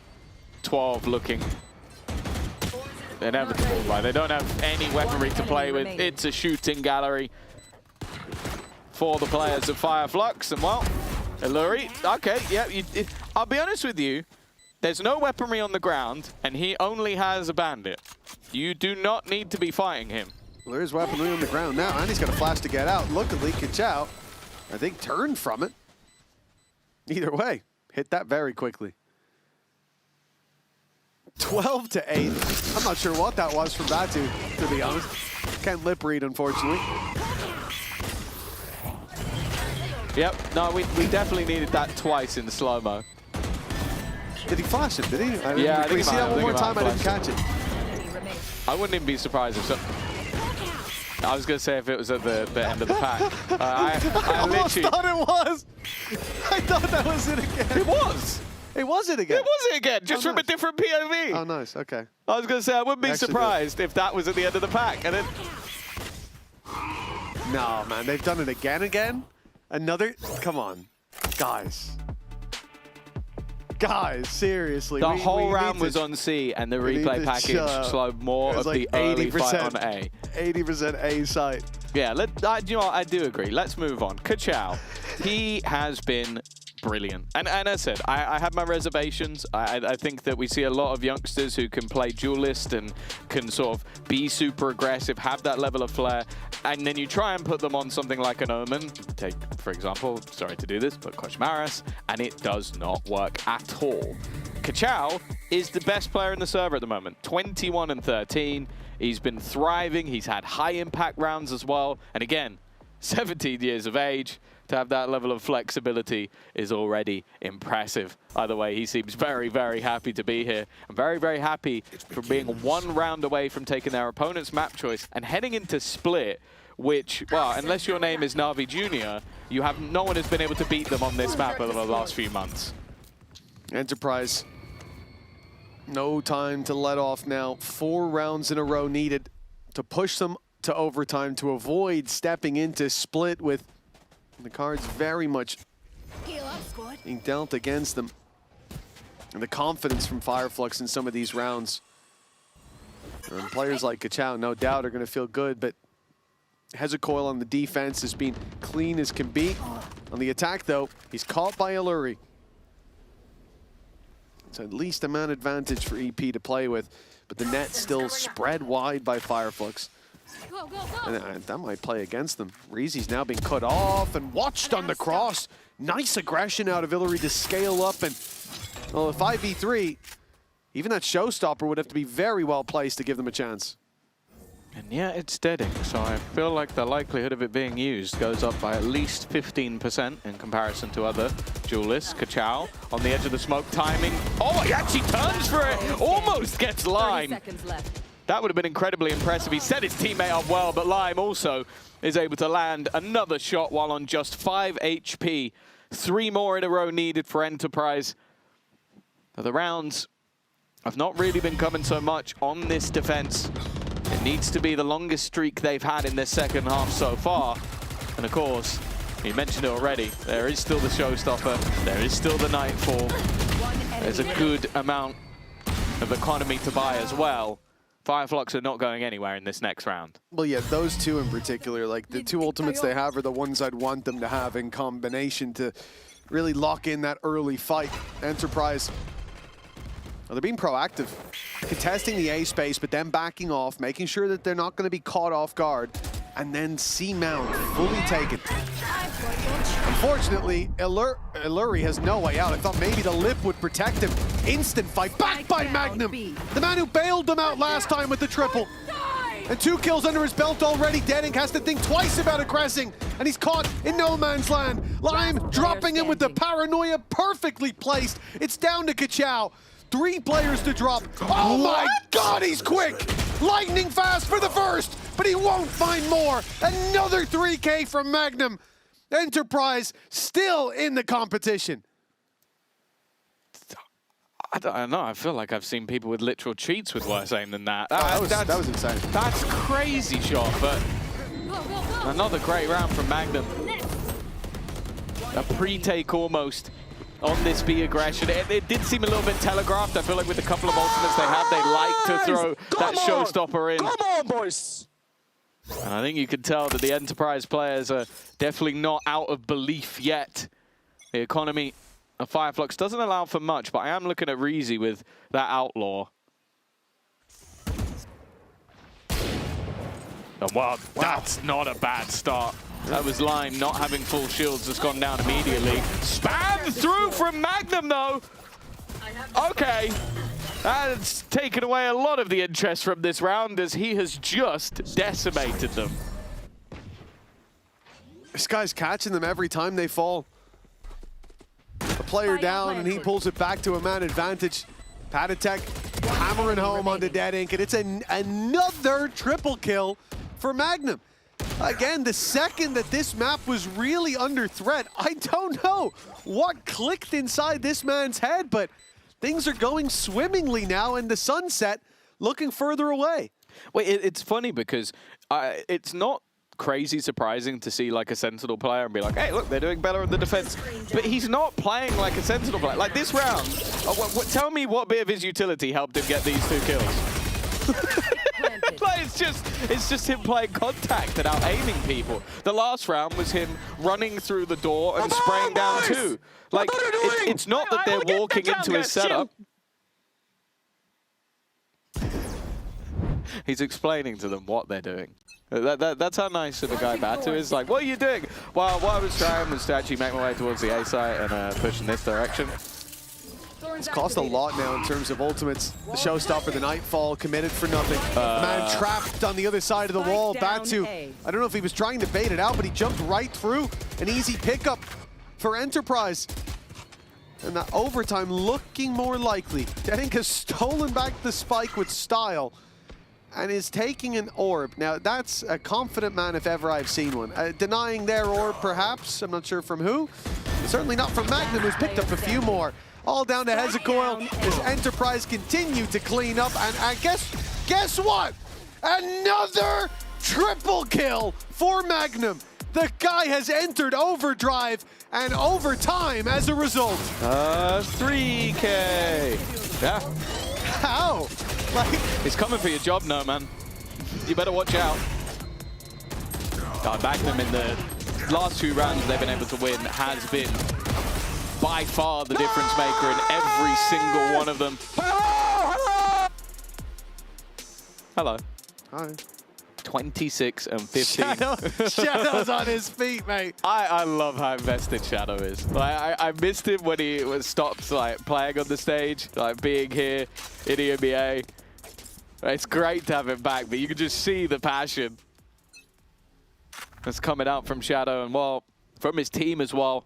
From the depths of defeat, 4 rounds in a row, bring them back. Denning with the operator, has to try and fall back, has support. Well, I question whether or not the attack are going to continue in this direction. Alluri a little bit lucky to be alive, but instead they go pushing into Hezekiah. Now he is alone. A lot of the time we saw stack-ups on this side of the map. Instead, Lime's just trying to sell the idea that they're here as they go back towards A. But the defense, at least for now, are reading this correct. Well, Lime wanted to break the wall. Again, going in there to try to harass Vice, get rid of some of the utility. Got Thorns out of them at least, but that information maintains deep into the round on A. Denning, he looked away for a moment. The peak is coming his way. Seconds from now, but there should be utility behind it. At least the smoke will be enough to take his vision away.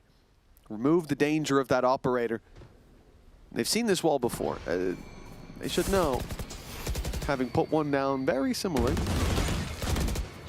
themselves in the previous, and there it is. Magnum again going to use the wall to his advantage. Fortunately, well, okay, it ends up being a trade. Not too bad. The A site's open now. Magnum, this has been his spot. He tried this many times on the attack, trying to play around this A-link. The flank being watched by Lime. He's got to be careful, but he gets this spot on. Almost taking the second, but it will only be a 1-for-1. Utility being expended. Patatek's aggressive position has worked out perfectly. And now with an advantage in hand, they just need to hold the line. Hezekiah, 58 HP. It looks like EP are going to take back the lead. They had it in the first 3 rounds of this map, but it's been a long hiatus from the board being in their favor. They're now 1 away from taking their map choice. Oh, very nicely done. What was it, 4 rounds in a row they needed to get back into it? I think 3 of those 4 were Magnum with a 3K. And now a timeout being called from Fireflux. Yo! I pick you! So I heard, I peek you, and then he said something about sitting down, and the bit in between, I have no idea. Maybe we'll never know. It's probably for the best. Don't worry. If we want, we can ask the analyst desk, because they definitely heard whatever he said. Yeah, that's true. They're sat down there waiting for this game to end. But don't worry. After when we go back to this, Billy will tell you exactly what he said. Yeah, okay. I look forward to that. That's an insider leak. Okay, a promise made here on the broadcast. And, well, there were people of our word. So good luck with that one, Billy. 1 round left to play for in this OT. Will we have another Fireflux calling a timeout? Well, decide on yes. For this squad, considering the performance of Kachao, of Dead Ink, it looked like Enterprise were having a bit of an unlucky day. They faced an on-form Fireflux, but, well, Magnum, there were some big boots to fill, and he wouldn't be the man you'd guess, but he has filled them with ease. Just 1 more round, and although Split is definitely treacherous waters, they won't be in too much danger of sinking, even if they do lose that one. This is their chance to take it across the line. But do remember that of those last 4 defensive rounds, 3 of them were Magnum with a 3K. Like, if he slows down, who's going to fill in that spot? Patatek had a big round in the last. There's plenty more players you can look to. Wary about some of that aggressive control. Already deep positioning on A for the defense, so well placed to gamble a player away here or there, but ultimately. I think the defenders of EP know that they could easily come back in this direction after taking that orb. Although another Prowler being used might start to call into question if this is actually going to be the push. Wall being baited. The Thorn's going to be activated off the back of it, but no pressure coming through just yet. It was just to get rid of that utility. The problem, though, is that did take a long time. Half of the round already gone, and they have not cleared any of the positioning. And with that Tiger coming through and spotting one of them, might gamble a rotation, but for now, at least, they're holding the line. 30 seconds left. Patatek hasn't been revealed just yet. Oh, and he gets one at least. Lime in to try to take advantage of the chaos, but they clear Patty so quick. And nothing else finds its way into the defender's hands. It has to be Magnum again. He'll land a headshot, but on 10 HP, Hezekiah survives, and the plant comes in. Only Kazi, or Magnum's been the hero. In the last few rounds, it was Kazi all throughout the start of the game. A nice nade to force Deading back, a swing into two, and he got Hezekiah. But Batu ducked under those shots, and another overtime is needed. Yeah, I was really worried for Fireflux in that round. They're getting down to the last 25 seconds, and it's the first time they make contact outside of A. But they clear, I think it's about 3 kills in about 2 seconds. I just managed to wipe everybody out on that fight. I think Hezekiah winning his battle was also incredibly important because it gave them a route onto the B site.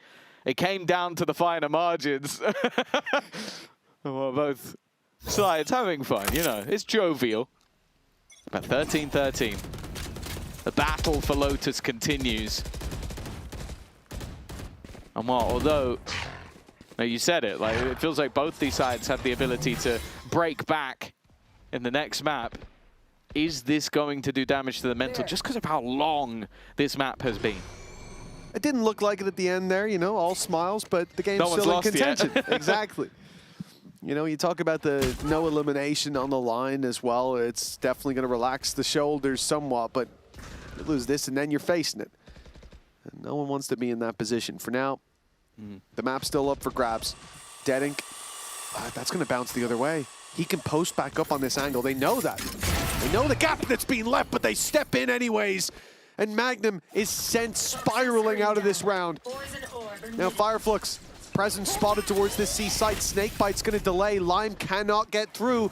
And the fast lane used for not. Door open as they look to pull pressure to the left side of the map. And that's because Kazi is walking up on A, trying to find he's been seen. Some space, but indeed, he was just spotted by Batu. Yeah, and this is the full rotation. All in on this one. Batu jumping down from the heavens. I guess it kind of set up Kachao, but he did not realize how far forward Kazi was. Even still, Spike has not been planted. They're trying to hightail it back towards the B site. It leaves Lime in no man's land. And to be honest, he needs to get something from this. Leaving it into a 2v4. With seconds to spare, they will get that Spike down. But it's where they fight from. Where do they go from here?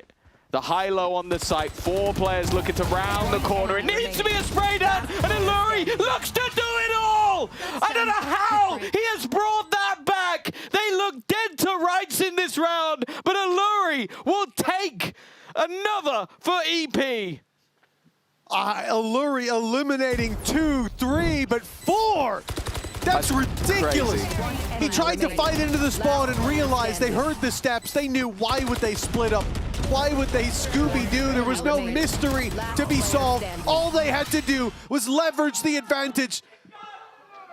Push together, trade those fights, but the high-low setup at the last second, Enterprise adjust, and Illuri, I would say the play of his life, but I've seen him do that already in this tournament. He's been impressive at times. What a crucial moment to hit that higher gear.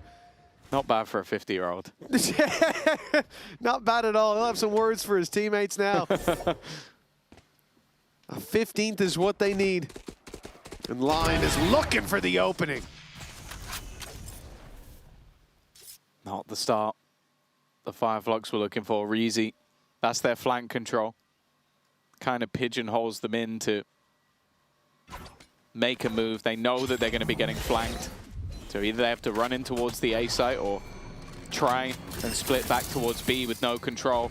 The problem is their opponents also know this. 3 players on that side of the map, but also, as said, they've lost B control. So going back in that direction is a big risk. Well, fully committed, fully into the site. The op not spotted just yet, and the rope being held. I thought Kachao was going to go for it up top, but he's just tucking himself and Batu. So the smoke set up, Batu on top, being spotted, being taken down. The spray from Hezecoil gets one, but it's trading out so much on the other side. Lime finishing it with a classic as 15-13, a lengthy map number 1, but Enterprise take their pick in the end. Yeah, no, a crazy amount of moments from either side. A 4-round streak to bring back their map to overtime, and then Alluri's 4K is definitely the defining factor of OT, being able to take them over the line. And who better to talk to than the man himself over on the sideline. Incredible overtime performance from you, Alluri. What do you think clicked for you guys to be able to bring that back? We started taking fights, and that's it. We were so nervous at the start, and once we started taking some fights, it was a completely different game. And we saw you stand up. I don't think the broadcast seen it, but I was stood here watching you. You stood up when they took attack timeout before that overtime. What was the purpose of that? I don't know, it just felt like it. Okay, love to see it. Best of luck on the second map. And as for you guys at home, don't go anywhere because we'll be back after this.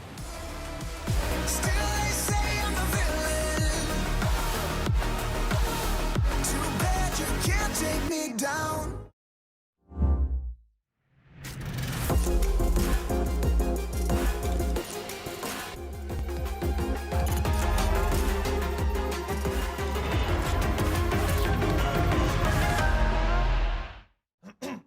Wingman World while what?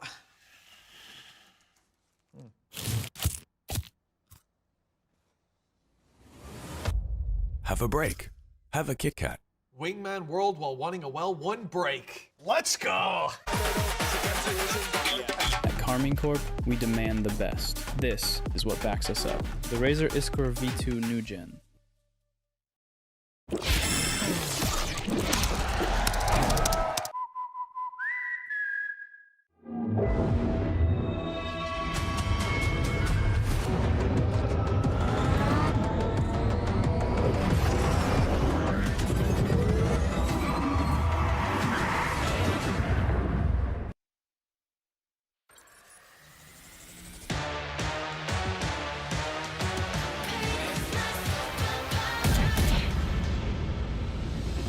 틱틱 boom 문을 차고 있죠 이건 데ja vu 이미 와본 걸까 내 성공을 전부 담긴 그릇이 작아 I can't lose 점수 그건 의미 없는 숫자 내 열의 top 10 거는 식당 해골로 채운 옷장 전부 대스탁 상시 주위 red dot 경고는 없어 better not 난 사방에 다 뿌린지 마치 red. Los necios dicen que el destino importa tanto como el camino.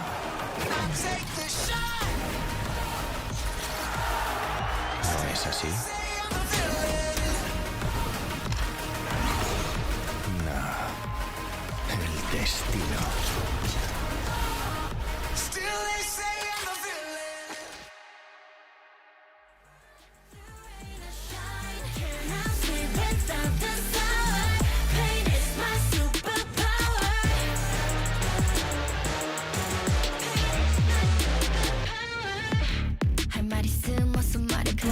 Tough guy 혀꼬여서 도망가 이제는 시시해 gunfight I brought a blade They forgot to shave That just a wall 맛보게 fade 빛이 보여 네 bandits 끝없는 내 rampage 이게 나니까 저지 can't change 내게 나서 plan B 오직 plan A 바꿔 pain every champion into champagne Broken and bruised What's left to lose Here on the edge of forever If I never win I'll never fly. Win, I'll sacrifice. Fight until the final hour. Pain is my superpower. Keep my head up high. Run through rain or shine.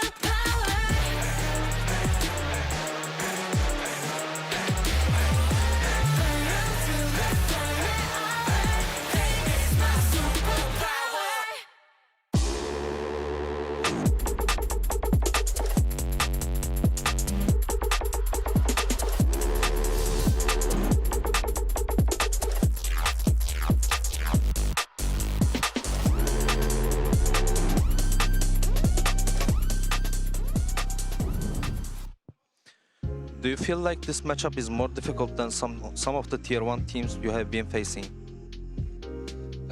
Yes, we are fighting versus Enterprise all season, so we know them really well, but they are much stronger than some tier 1 teams.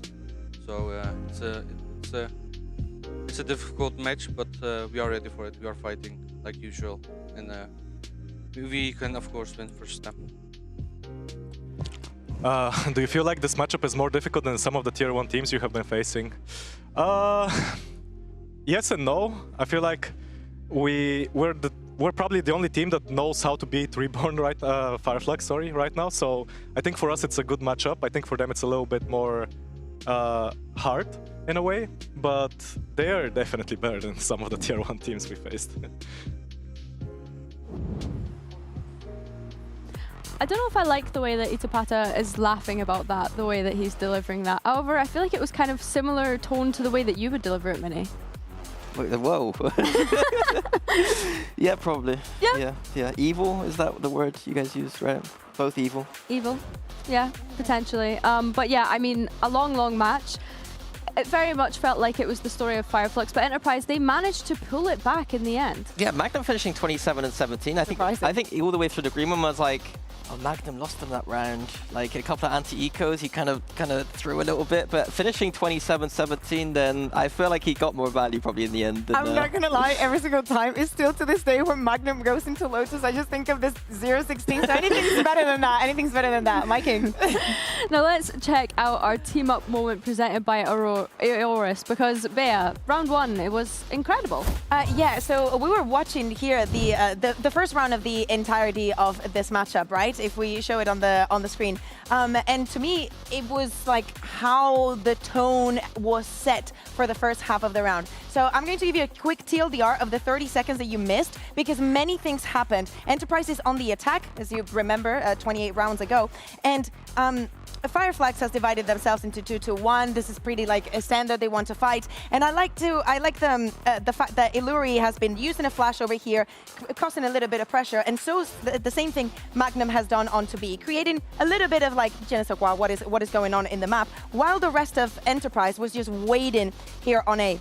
Now what happens next, if this actually plays, okay, is that they're going to very slowly but surely, now that Illuri has gotten a little bit of information here and Magnum has forced the people out of here, they're going to be taken out on A. So if we go a little bit deeper into here, sorry, we're going to see that the action for Fireflux after they hear Lime trying to go onto the side is obviously to just go on the rotation and onto the side. Oh. And this isn't working. Sorry. Telestrator is being funny today. Paranoia coming out, same with the C's, and Magnum just takes this position right here. If you force them out of that choke, it's okay, we will go on to B, but that is not the only thing that is happening. Illuri, who has been on the back, is also going to be clearing out all this area. We were speaking about you having less utility, what you can do with it, and how to manage the expectations for your opponent. They go back onto B. Seriously, this round for Fireflux, it's impossible to read. At some point, they're just all together and backed up.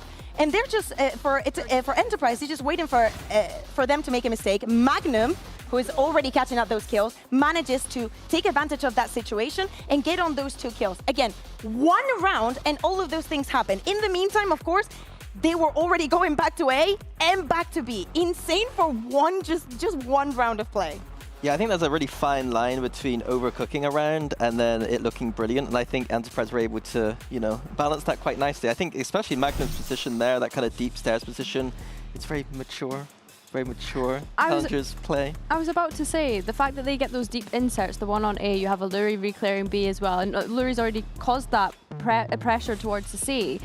It's mature. Your sky's lurking. Your sky's lurking. Yeah. It's crazy. Well, let's start looking forward to Split, because of course Enterprise finally able to close that one out. It was their map pick, of course, after all. But now we're going over to Fireflux's map pick, which is Split. And I had said to you, Bea, that this is a really good map for Fireflux. They've been incredible on it this year. But Enterprise have had much of the same too. Yeah, exactly. They have an incredible record here this entire year, 23-4, I believe. It is somewhere there where they are comfortable. Again, I think they also think about what the coaches were saying. They know each other very well. They've played against each other. So it really is about who shows up in the moment. And composition-wise, Mini, you were mentioning some of the things that these teams had ran on Split previously. Yeah, I think Enterprise, I was deep diving on the VODs this morning with them on this split because I was really impressed with what Enterprise were doing specifically. They're running the Lev style composition with the Neon and the Phoenix, I believe it was, and they just understood this defense really well. They're starting on this defense again. You're going to be seeing some B main traps with the Neon stun, the Phoenix flash. You're going to see them as soon as they lose A control. Sometimes you're going to re-clear everything. You're going to look at Alori doing that blows position where sometimes you just be giving up A but getting phantom spam through the heaven. I really liked what I saw. And if you're saying that Fireflux are also this team who's got a huge record on this map, again, we're just in for another banger. Yeah, one of the reasons also why that map 1 was so incredibly close, Kachao and Deadink, that the way that they were playing on the defense, on the attack, absolutely insane. We were a little bit scared of Kachao on the Omen if he was not going to deliver because of what happened yesterday, but very far from reality. Yeah, Kachao was phenomenal in the map. Like honestly, I think he cemented himself to me as a player that we are definitely going to be seeing in VCT in the future. And not only that, he's probably going to be one of our superstars. Like, it just looked so smooth. Needs to learn English? Yes. You don't need to anymore if you're a Turkish player. The Sentinels can steal it from us. Oh, okay. Yeah. I want him to learn English, not even just from like the team standpoint, but selfishly, so we can interview him and speak with him on the broadcast. But yeah, I guess, Mini, from your perspective, I guess the Enterprise comp is the one that's favoured.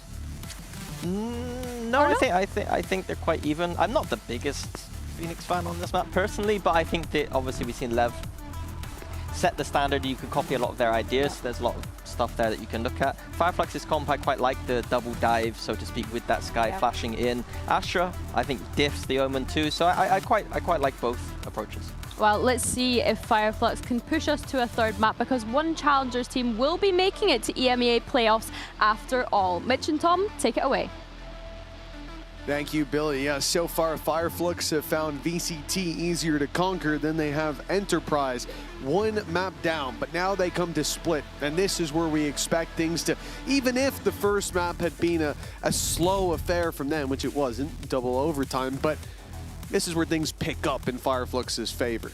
Yeah, for sure. I think that this is a map where statistically they'd be more favored, but I think it's been proven that both these teams have a pretty solid matchup versus each other, and it's definitely going to be one to see whether or not maybe even just the mental side of things will have hit them a little bit. Like, it seemed like they're more than just happy to be on the stage, to be playing in general, but ultimately I think they're in a position now where, yeah, you're looking at playoffs on the line, and well, if you want to see a confident team, 3 players peeking towards the ramp. He's gone through the edge of the orb. He's going to get out before, but is it going to end up being someone else that dies instead? They're now flashing out. It's actually cleared afterwards. Fair play. A good guessing game for Enterprise early, and a 5 versus 3 that they find themselves in. The fruits of their labor as Enterprise group towards the ramp. A few isolated duels, but Patatek too far back to be pounced upon, and the back consequentially covered for Aluri. They're going to be a little slow making it out of ramp, but the smoke up finally towards the spawn means Reezy's pretty isolated, and pushing through that smoke is a death sentence. Very nicely done. For a moment, it looked like they were just going to go in looking for the fights, but Enterprise get their util online and close this out cleanly. Yeah, I like the way that we're almost just seeing the maneuver around the map as a bit of a death ball. Initial A ramp position to go take that early fight, then they go back and re-clear mid together. Like, it was like they knew that there would be pieces of the puzzle left behind for Fireflux that they needed to eliminate before they get into that late round. And they make sure they do it cleanly, because I was nervous after I saw that poison orb drop that Hezekiah was just going to be left behind to cause havoc, but they were so aware of the spots they hadn't checked already. Boom!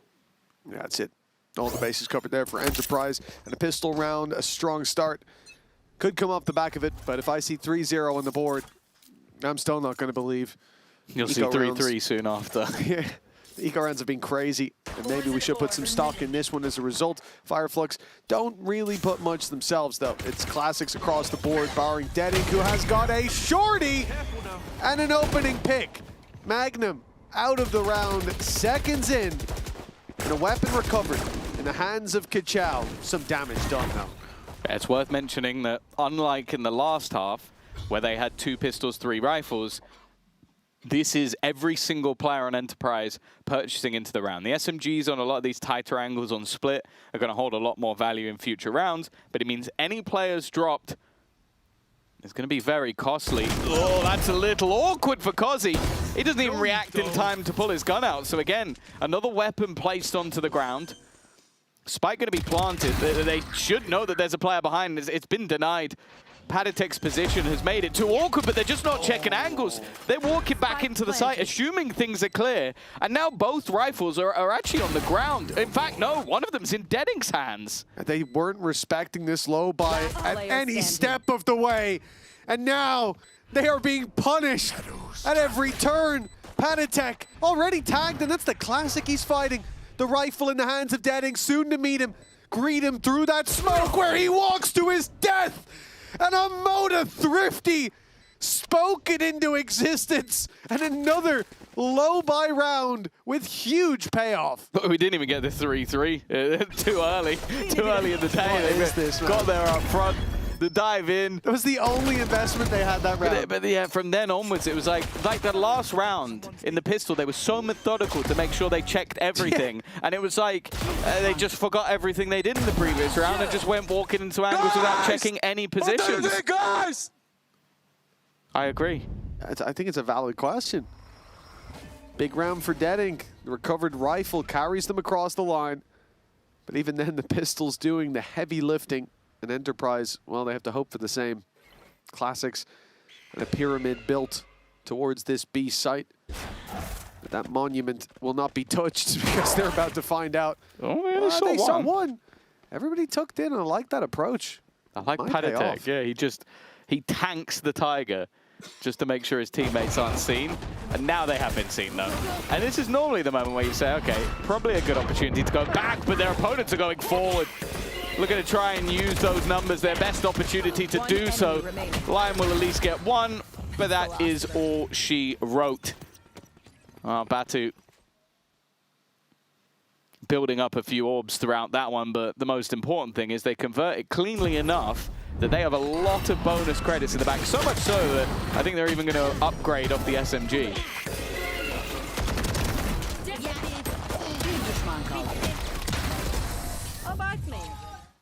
I'm on your brain, bro. I'm on your brain, bro. Well, you did run into a stack for a moment, but and the recovery was there. Fireflux 2-1 up, lead taken after losing the pistol very early on there on the board. And Enterprise stack up 3 players towards B main. It's going to be early B main aggression, using that Phoenix to get around the corner, but in the meantime, they've lost A. Yeah. Alluri blindsided in that early pick, and well, Kachao's given them the sight. Then he was saying it on the desk. It feels like Spike planted. The performance that we saw Kachao have versus Pacific was a statement game, and back on that Neon. He was fantastic in the last map on Omen, but this is more of that comfort. The stuns are going to hold them back a little longer. Kozzy, we know what he could do, and the paranoia has set him up perfectly. I think he knows as well that Reese is in the corner. He even tries to snap to him as he escapes. And Batu, this is not a great position to play for. In fact, Kozzy is just taking everyone out. It's the Neon on the other side, but the time has been ticking. He's run out of bullets, and they still haven't dealt with Denik on the back of the site. Finally, he will be cleared. And in the end, they should have enough time to get this over the line. 1.5 seconds remaining. Just about getting the defuse in. Well, less than a few seconds is all that Deading had to buy there. Damn close, even with this back-breaking performance from Kozzy. Oh, look how clean he is taking every one of those fights. Runs out of ammo in the end. And honestly, that almost cost him. Bullets, bro. He literally had to do everything in that round and had a 2.5 seconds, even less than that, to spare. 2-2. Enterprise find their success, but, well, the early lead that they gave to Fireflux means a full buy with ultis is coming right back online. It was a really good recovery.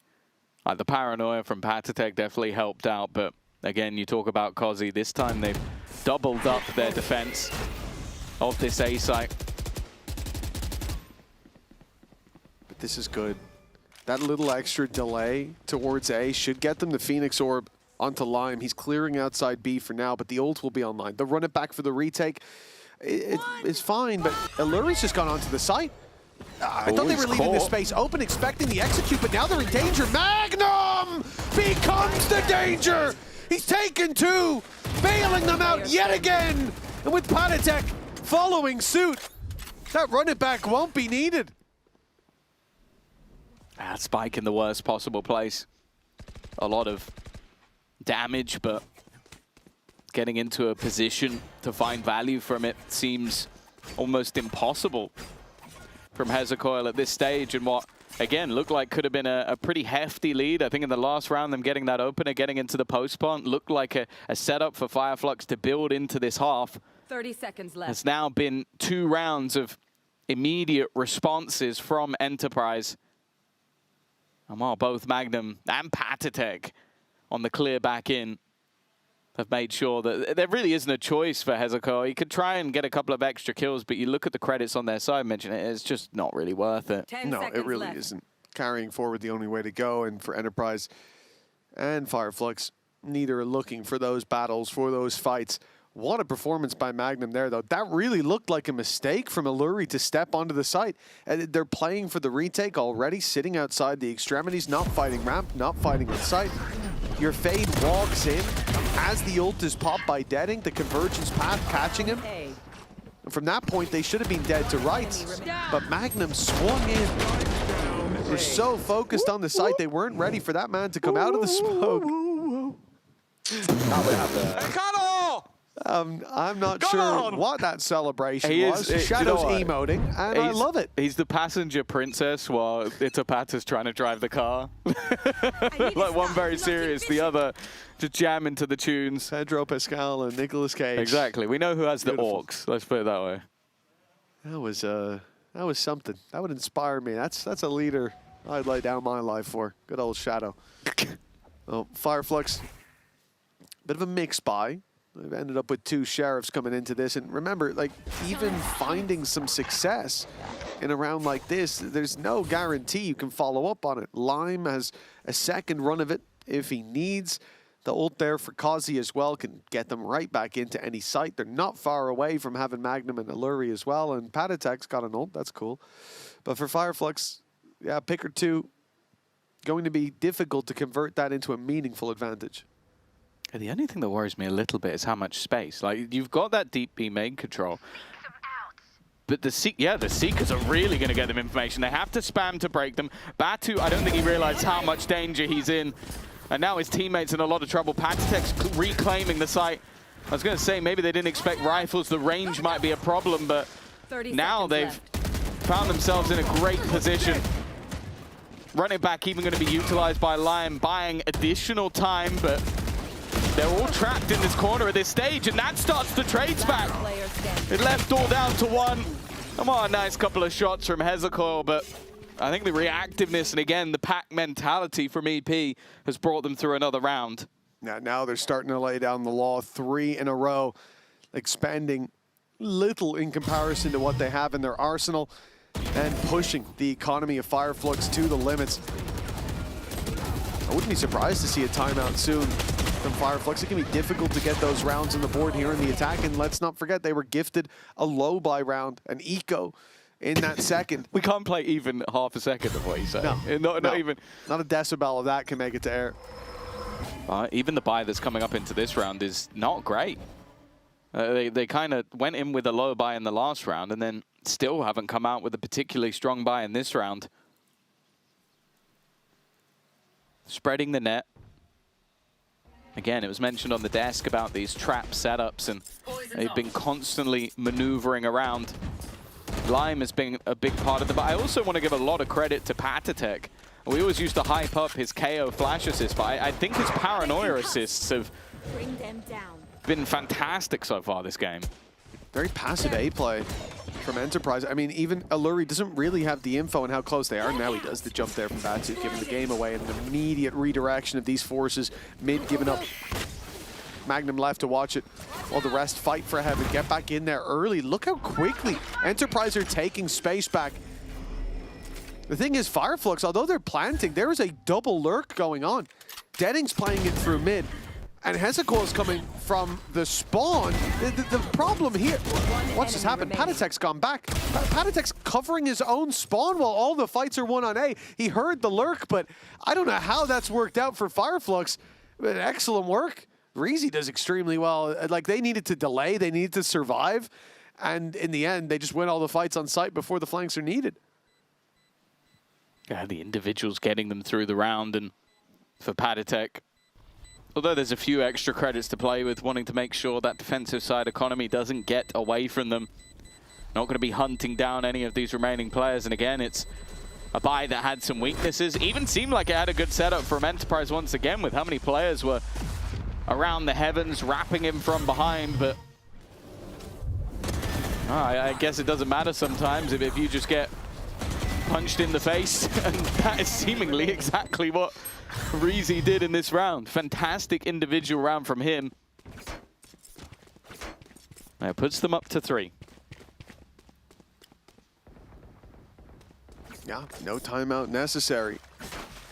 It's a strange round. Great patience from them, avoiding that mid play early on, taking the space on A that was given. But getting the plant there is one thing. And having a double lurk out, Hezekiah and Deading being safety nets. The concern was a quick retake from Enterprise that they've already shown as they like to go for. And they had ultimates to work with as well, but decided not to use them. Well, yeah, I thought maybe that would be Magnum's pit going into control some of that mid control, but he hasn't used it in this round, at least not yet. Now, they do already have themselves the Nightfall. I think Kozzy with his ult as well on the retake. That's a deadly combination in itself. But okay, I was going to say maybe that'll make Alluri play a bit more passively. Anything but. He's fighting as aggressively as ever, and again, they're going for that pre-take.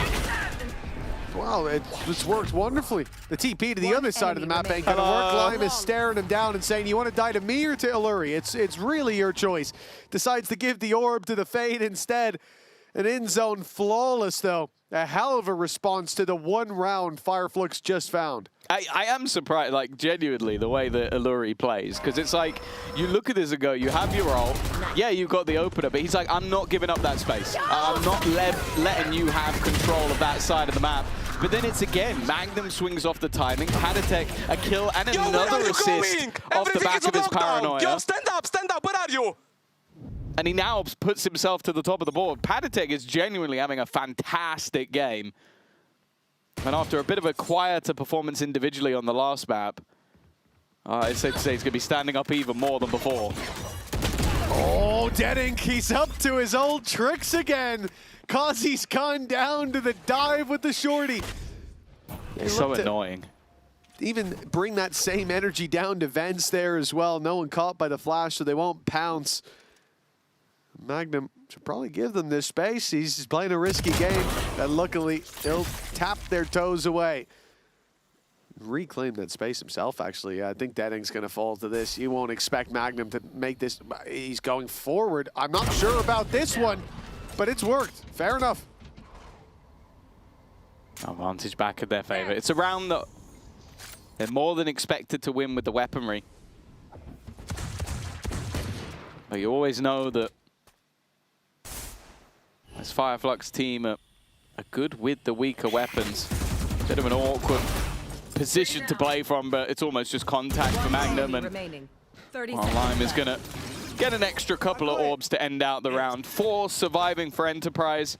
6 now onto the board on this defensive side. And after a very rocky start, this is becoming a very good half for them.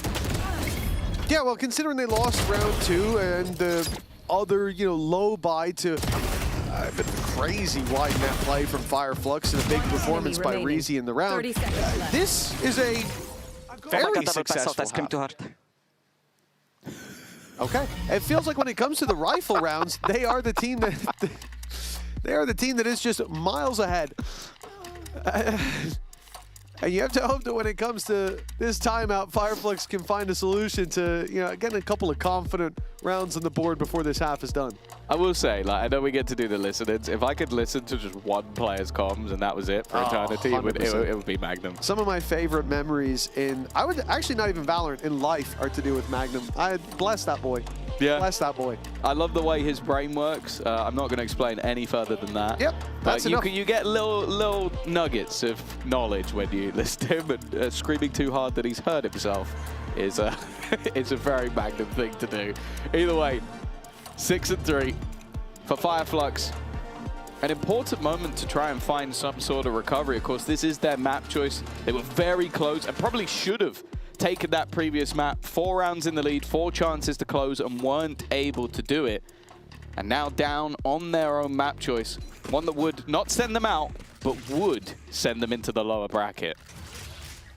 And permanently, for playoffs as well, they'd be in the lower bracket. Exactly. Well, Fireflux, it's been difficult to put together a solid round so far. I'd like to see what's changed after this pause. Maybe I'd like to hear it in the listen-in. Backside'den aldım amma. Altına bakayım, sağ altına bakıyorum. Antim. Aldım sağına. Gol atıyor. Paranoya atacak galiba. Tek atsana, tek. Heaven pikliyor kanka. Koştum ben. Beyler gelin midden B oynayacağız. Yürüye. Onu da kullandı onu. Kötü One Way bu arada. Pent atladı. Tamam gel middi bir Kurtaydı adam. Kanka adam hala orada bu arada. Evet piklesene. Tamam. 2 mi 3 mid var, 3 mid var. B'ye girmemiz lazım. Yavuz dur midden B'ye gireriz hala. Venti smoke at Beko. Atıyorum. Gelir midden dikkat. Sakin. B'ye bir daha One Way attı adam. Yakın. Yakın ısırdı. Isırdım. Attım. Taş atıyorum. Stun attım B'yle. Linki 80 vurdum. Hala orada Batu aynen. Tekrar galiba. Geldim Batu. 60 vurdum ne ona. Kanka save'lesene. Well, that's falling apart at the seams. Lime getting aggressive in mid with a double, and now a run it back online, a second life if needed.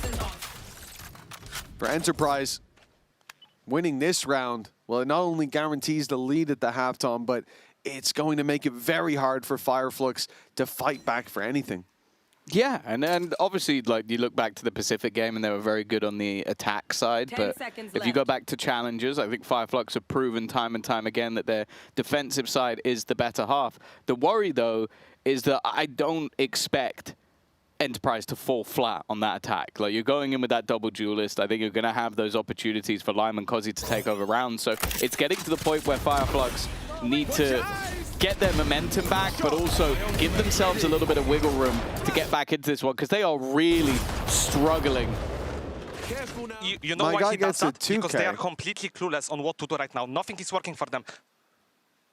True. That's what we were saying. Yeah, but the fact is they've been able to set up a lot of these traps, a lot of these pre-take rounds where their opponents think they have the A site, and then flashes, paranoia, everything comes through and they take that control back. And it just looks so uncomfortable for Fireflux to try and deal with what's being thrown at them by Enterprise. I love the fact, though, that Lime got a 2K last round, and then we just showed him whiffing the flash. Yeah, that was toxic. I tried to ignore it, if I'm honest. I love it. No, I love it. You know, you make a bad play. It doesn't matter how much seasoning you put on it. We're going to show the bad play. We're going to find the rough around the diamonds. And if you make a good play, but there's a little bit of a bad element, we're going to show the bad element more than that. We're gonna scrape all the dust off the diamonds, then just zoom in on the dust. That's what we're here for. Enterprise 7-3 up, and you know what? It's on Fireflux to really shine a light on what isn't working for this defensive side, because so far that's worked every time, but everything else is falling apart. Batu unable to follow up, and Magnum's here, a double kill, but now he's hit by the convergence path. And he can't follow up onto Hezecoil, a little bit of damage. And Lime on the run it back, he's getting close. He's shift walking, concealing his hand until he can strike, but he can't play the final card. Now he's left alone. Both players tagged. A fantastic round from Hezecoil so far, but tagged low. They are the ones that need to plant, and because of that, they have to walk into the arms of Lime. The spike position is horrific. It's in a place that's so difficult to retrieve. And well, now the smoke goes up. peeking before it has caused him issues, and he still has a full belt of utility. He might be able to win this with just the Blaze or just the Molly, and that's his attempt. Falling back, Hezekiah wanted the kill. I don't mind the idea. I think he knew there was no chance at a plant, but Lime plays that perfectly. A Red Bull clutch, his 11th kill. And another player stepping up for Enterprise. At this point, honestly, even if Deadink has a rifle in his hand, I want to see him just dive at someone with a shorty. Yeah. Every time he does it, he's getting them and getting out for free.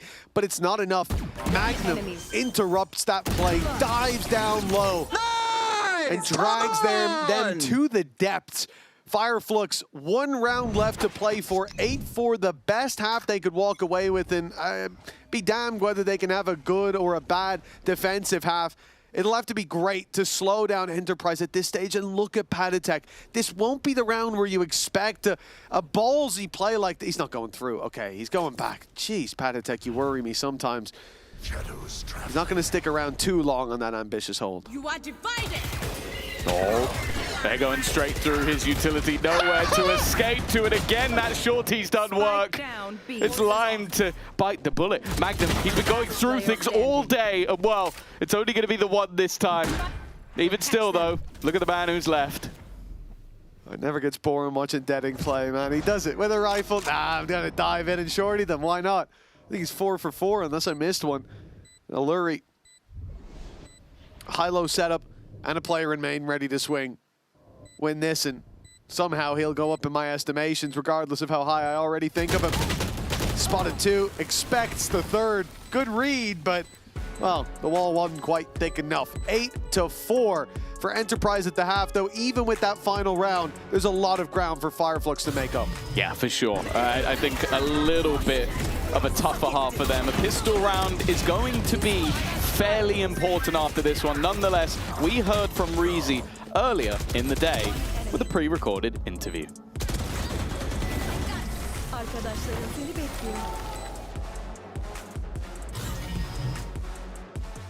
Thank you so much for joining me, Reezy. Now, of course, the last time you faced off against Enterprise, it was in those Challengers Stage 3 finals. So I want to know from your perspective, what do you think has changed since then, and what have you learned?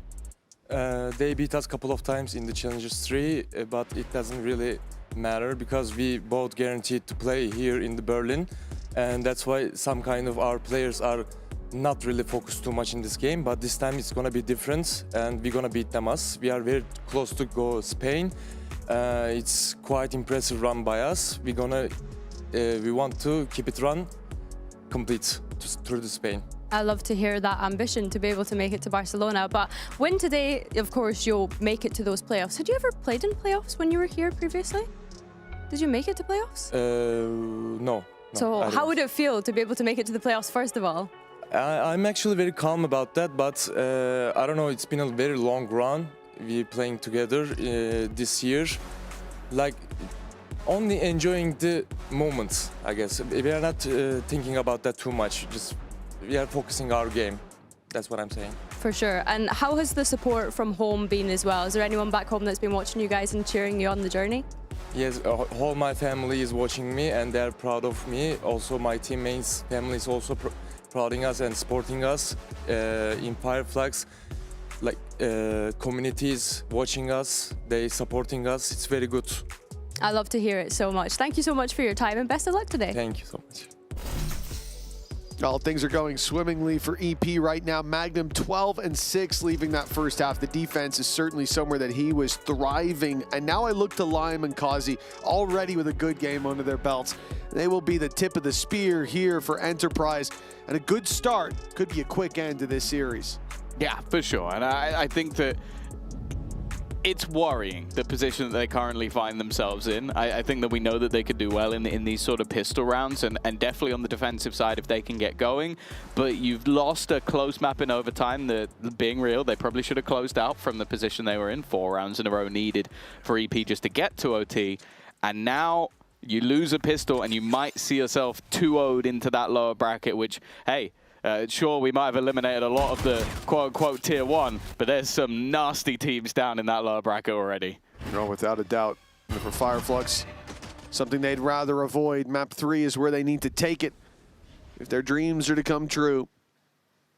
And on the defense, with a gap like this, a pistol, so much more valuable. Or I guess if they can give them the pistol and win the eco, why not? But I don't think Fireflux are going to be in a gambling mood when the odds are against them like this.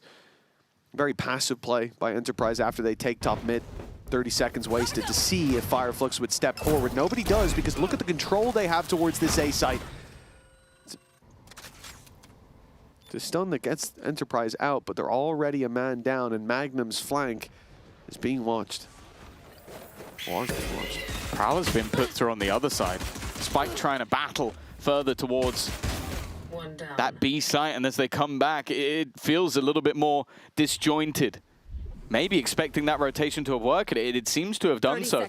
Starting going back in the other direction, but they've maybe missed the timing. Instead, Reezy, knowing that holding on to some of that spawn control could be valuable, and now clearing out Magnum, that's probably going to be the moment they start to realize this is a B-side push. Reezy, the danger here is that he catches that player leaving the plant. Lurie, okay, ready for it. Wow, 4v2 in the retake. Hard to beat, but now, Lurie stepping into the numbers. Gets one more, makes it doable, a manageable task for Patatek. But it's two big players he's got to deal with, only has a coil left. But the shot landed just in time. For Fireflux, that is a lifeline of a round. Losing the pistol here puts them way behind, but now they start to close the gap. Yeah, I think from a 2v4 scenario, they did well. I will say I don't like that swing in from Reezy. It just is, it feels so unnecessary, and around the, you've already lost like 4 players running at Alluri alone. I don't know why this would be the play that you tried to make. Luckily, Hezekiah is a safe pair of hands in these moments, and will give them an important 5th round. Oh, that's Shadow 8-4 in the lead, losing the pistol. I think they know that that's it done, though. Like that is playoffs basically secured if you get that pistol over the line instead. Yeah. Oh, Kachao might be under pressure here. A lot of players walking through that smoke. Looking for an early tag, but not found anything there. Just hitting at pace, but Reezy has made sure the young superstar has not been caught out this time. Magnum's just chased Deadink all the way into heaven, ran after him with a classic, and almost caught Batu. Even with the judge, he's down to 46 HP. Deadink, well, he's going to blindside for the first good flash, and that's pulled Batu right back into the fight. 8-6, 1 player lost. That's a big win for Fireflux. They're back in the game. Yeah, and on a map like Split, the judge can still be fairly viable going into these next couple of rounds. Make things a bit more awkward on some of those tighter angles. And like I said, now getting that extra boost of rounds into the defensive side. This is where Fireflux now look to try and make something work in the bonus, but get themselves back into the game. For Enterprise, it's a scenario where they have the rifles, are ready to get this attack side kicked off, and while it looks like they're going to go straight towards that judge, but let's listen in to what they do. Let's face behind wall. Yeah, close. Dead. Flashing. Revealing backside. Go jump out. 3. I smoke heaven. Nice. Bats heaven smoke. Bad heaven smoke. Watch out. Just chill now. Planting safe. Cannot be flanked, don't worry. One heaven, stairs peeking. Yep. I'm holding city. Bingo! Oh, never mind, not bingo, not bingo. Okay. Boy, it is bingo, bingo. Just chill, just chill. Yeah, we can triple swing lane on timing, okay? When they come out. I'm playing late. Yeah. He dropped. I paranoid under. 3, 2, 1, go pick. Blinding. Nice! Boys, Lime! Insane, bro! Insane, Lime! This is what we... Well, that's clean as can be from Lime to close out that round for Enterprise. Have to wonder, though, what was Hezekiah doing? I mean, he was on another planet. Yeah, he expected them to respect the smoke, but I don't know why. Especially when they've sectioned him off with the blaze. Like, at such a risk. That's so funny. Bro. Insane, Lime! Just goes into another dimension to put down his star. There's a wall in front of him when he goes in, and half a second later, there's 3 dudes looking at him like, what are you thinking, It definitely seemed like he was in another dimension. Yeah, definitely did. Yeah, head in the clouds at least, if not the stars. For Fireflux, a quick loss at the B side. Hezekiah now popping a smoke to delay, but They're trying to cause some panic here. Trying to make it look like it's the same old game being played. And it is leaving mid lighter defended. It is leaving the A site now lighter defended, with Deading rotating around and the dog going right past. Batu has no idea that Magnum has just dodged him, but now Magnum's given the game away a little bit late to the party on the swing. And now they've spotted the players in mid. It should be clear to Fireflux that this is a split of the A site. That's what their info's telling them. But then the ult goes the other way. Patatek's been containing main. The reveal in does not show Hezecoil, but for him to go undetected would have to be a big mistake. It's a common spot to hold, and now they know, but it had to be the trade. 35 seconds left. 2 players now committed. Batu might have his timing, but just bear in mind he's only got 8 HP. That's huge though. Gets the kill, the double clear, leaves it all onto Lime. He kicked things off well, but 20 seconds left. If he was going to go towards A, he'd have to sprint it. Instead, he's made his way into the site, I'm guessing. He's only got 12 seconds. They're letting him plant. Yeah, but it seemed like they maybe even didn't hear him. I don't think they did. They've allowed him to plant. Oh, that's a mistake. But that okay, doesn't matter. At least Reezy's going to catch him, but geez, I would not be a fan of giving Lime an opportunity at this stage of the game.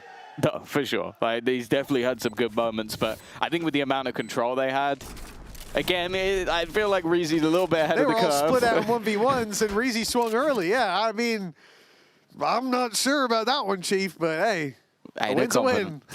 9-7. Ultimate committed into the round, and a good recovery. Like, I think the mid-rounding they played was good. Like, the re-aggression into B main, Batu's flank. Spike plant. Put them in a strong position. Yeah, Batu did an excellent job. Like 8 HP, you got to go for a little bit of a surprise play, and his timing couldn't have been better. Oh, looking like a bit more of a direct play into this round, but the defenders have the same idea. They've got the same read. In fact, Hezecoil's just managed to spam out. Is Kozi going to go through this? Kozi is going to go through this. Tries to fight into a multitude of players, maybe not expecting that many players to be there. And of course, the damn shorty's got him again. This time it's Magnum to bite the bullet. Patatek 2 away. A kill and the B orb would give him the ult to steal back that spike. But he'd have to find Reezy first, and that will not be possible. 9-8. Well, for Fireflux, the map is very much back under contention. For this squad, it looked like they'd let it slip. But now, the shoe on the other foot, you think about that first half, exactly what was said by Patatek. He said that nothing's working for them right now. Well, now it's kind of looking like Enterprise are in that same boat. This attack's not being kind to either team in that sense. No, and the interesting thing is, though, this is one of the few maps where Kachao is kind of having a stinker. He's 6-14, but there are other pieces picking up the slack. If he comes online, they might be able to hightail their way straight to the finish. Deading in position. Bear in mind he has ult. Instead, he's going to go running through. He might get caught for it. Never mind. He's still surviving and has the full force of Fireflux to deny anything. For Patatek, you spoke about that ult being online in the last round. I think it's about to be online in this one. An in-zone flawless for Fireflux. Incredibly clean. Barely any damage done at all. And they are now level after being, well, a fair few rounds behind. Yeah, a timeout called by Enterprise. They're first at the map. The first time they have felt under pressure. That first half, when they're 8-3 up, it was 3 rounds that came off the back of fluke plays by Fireflux. Nothing repeatable. But just kill them, bro. But what is this right side exec, bro? What?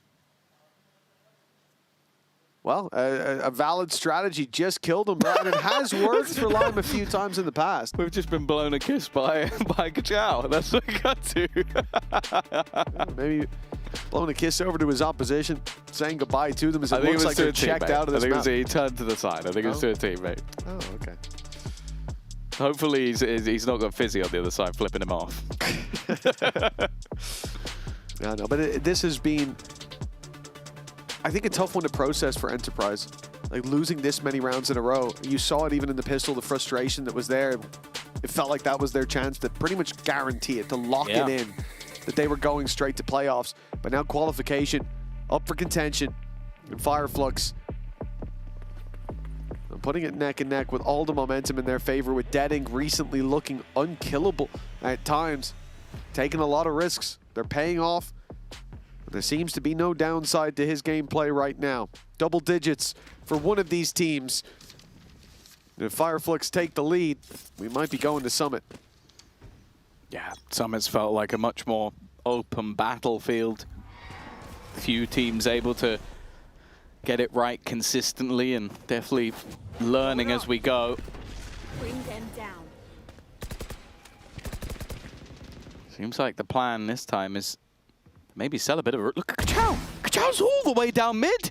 He's just walked it. Like, you've got your own game plan, you've got your own setup, and Kachao has other ideas. I saw the gap, came right down the inside lane. And now in with the stun. He will get out of there quick as can be. Becomes speed itself for Fireflux. That shoots them into the lead in a man advantage. Double digits as we set up for contention. And look at the position of Reezy. He is sat down in sewers while EP go back with full control over mid like that. You assume that they pushed A, they've got info somewhere, and now you find out they did. Kachao and Reezy execute on mid. The convergence path got them the upper hand, but it can take Spike. Even with the Spike, Panatek can just steal that right back. Did he? No, he had it. Wow, that's unfortunate timing. As mentioned, Kachao having a quieter game, but he stepped up in this round. Even still, the rotation out from Batu is going to be a little bit further away. Fighting individually, it's risky from Deadink. Wants to be the hero now, will wait for a teammate to arrive. Cover going out. Panatek 11-11-11, making a wish that this round can go his way. There are still multitude, and he will get both! Dreams do come true for Panatek as a Red Bull clutch and a 3K on 11 HP. I don't know, there's some mystic magic that went on in that round. Patty's just stood up and put them down. What a play. Clutch. Crazy quick adjustment. Deadink not even that far away, but he's beckoning them in. Double digits for Enterprise. Fireflux might have caught up for a moment, but they will not be taking the lead. Not now, at least. That could change. Looking for double digits themselves. An op still out on Deadink, and he's got some challengers coming his way early on. He knows that they're going to fight for that orb. Lime is one away from having that ult, so he wants to fight for it even more aggressively than they. But okay, Lime doesn't need it anymore. Instead, he has to deny the ult. Even still, though, they can take this advantage. Looks like they're going to try and challenge him, and Kozi. What? Quicker on the trigger. Track that one, Deadink. Spike planted. Kachao desperately hunting for a fight. Also, can we just point out the position of Magnum on the map? Like, even if they manage to get remotely close to this round, he is a literal rat in the sewers all the way on the other side. And that's if they get past Kozi. He's been blindsided a little bit. But it's only now that Magnum was making a move. It's irrelevant because Lime, with another impactful triple, is going to get them to 11. That pause for EP seemingly has made a huge difference, but maybe even the clutch from Panatek just woke them back up. That's more it. It's the clutch, and it's a mistake there as well. The early peek coming out gives the ult away, means Deadink's perfect position, which was essentially a guaranteed kill.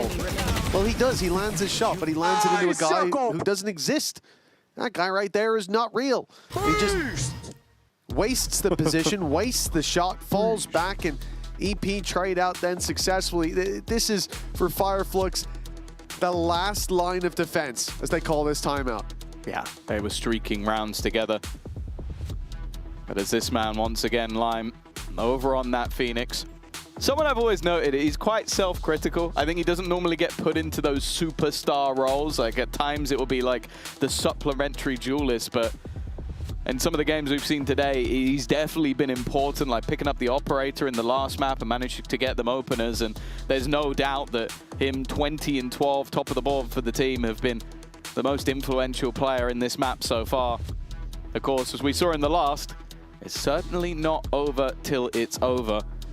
And although I'm seeing some weaknesses on the side of Fireflux, I know that because Dead Ink has a Stinger, that means he also has a Shorty, which means someone on EP is going to die. Someone is already dead. The question is only who. Probably Batu looking at the map right now. Yeah, there's a good chance he's going to need to pop those flashes in a panic. Big stack from Fireflux. Towards that A side. Oh, they're just going. Batu They're just going. in trouble, and he's trying to fight! Not trying! Thriving in that battle! A double more than he should have ever gotten, and now Lime's dead to rights. Fireflux in a round that looked like a non-compete clause. They had one man on B, no weapons, and instead they've come out on top. There's absolutely no way they should have got away with that with 4 players alive. Like, the most upsetting thing for Enterprise in this round will be that they got the read spot on. They went, okay, we've been going B every single round. Odds are there's been a pause. They think we'll change something. Let's send it into B again. And Batu does God's work, finding 2 kills with a pistol and a few flashes to delay as much as possible. I'm almost seeing like a bit of a Romeo and Juliet starting to come out across the wall. You see, Magnum tells him to sit down with a little smile cracks out there. I don't know what's going on. I'm just saying. I'm seeing it too, Tom. Kachao's seeing Kazi for a split second before he falls, but hold on. Reezy down. More than enough players here, or there were moments ago, but now Kachao finds himself all by his lonesome. Dead Ink rallying to his side. Magnum, don't you dare. You better wait for backup before you go swinging. All right, big boy's backing off, thank God.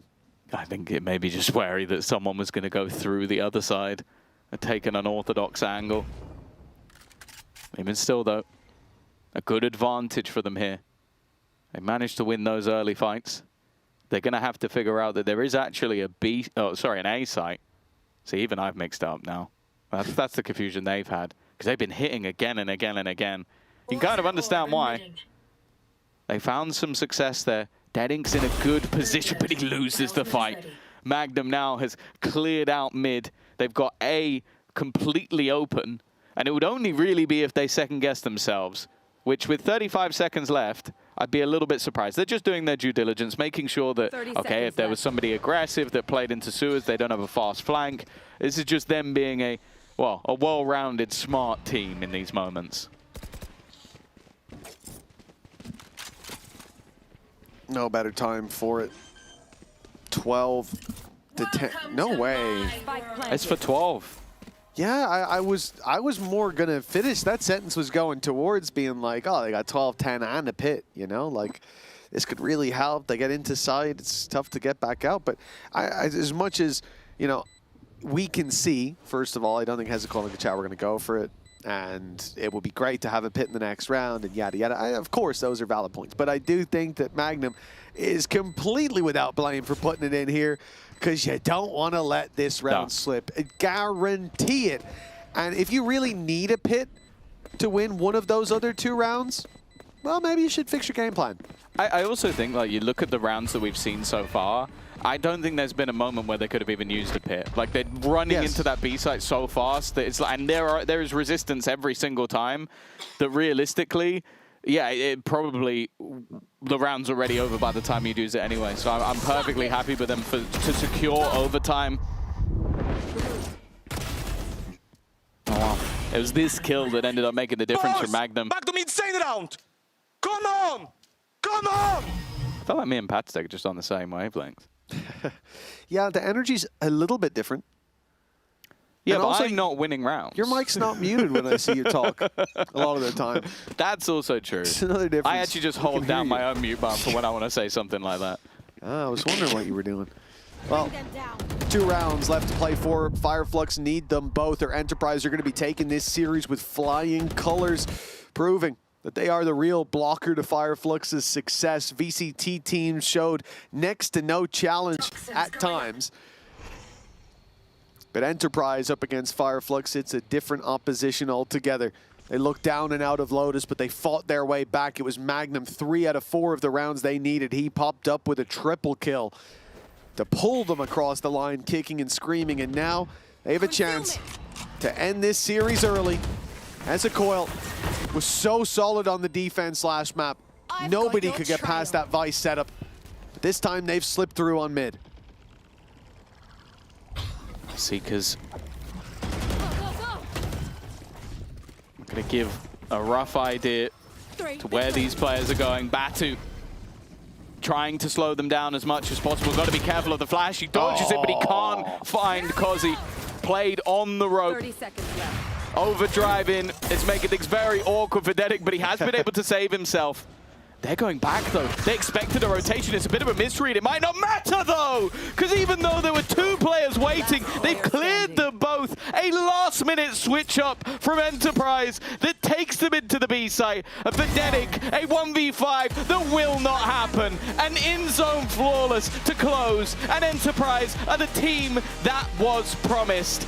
A team from the Tier 2 that everybody expected to break into the Tier 1, and they have done exactly that. Well, nobody tell Fireflux the phrase, it's better the devil you know than the devil you don't. In this case, this match will haunt them for a while to come. That first map, it should have been theirs, and it ends up slipping away.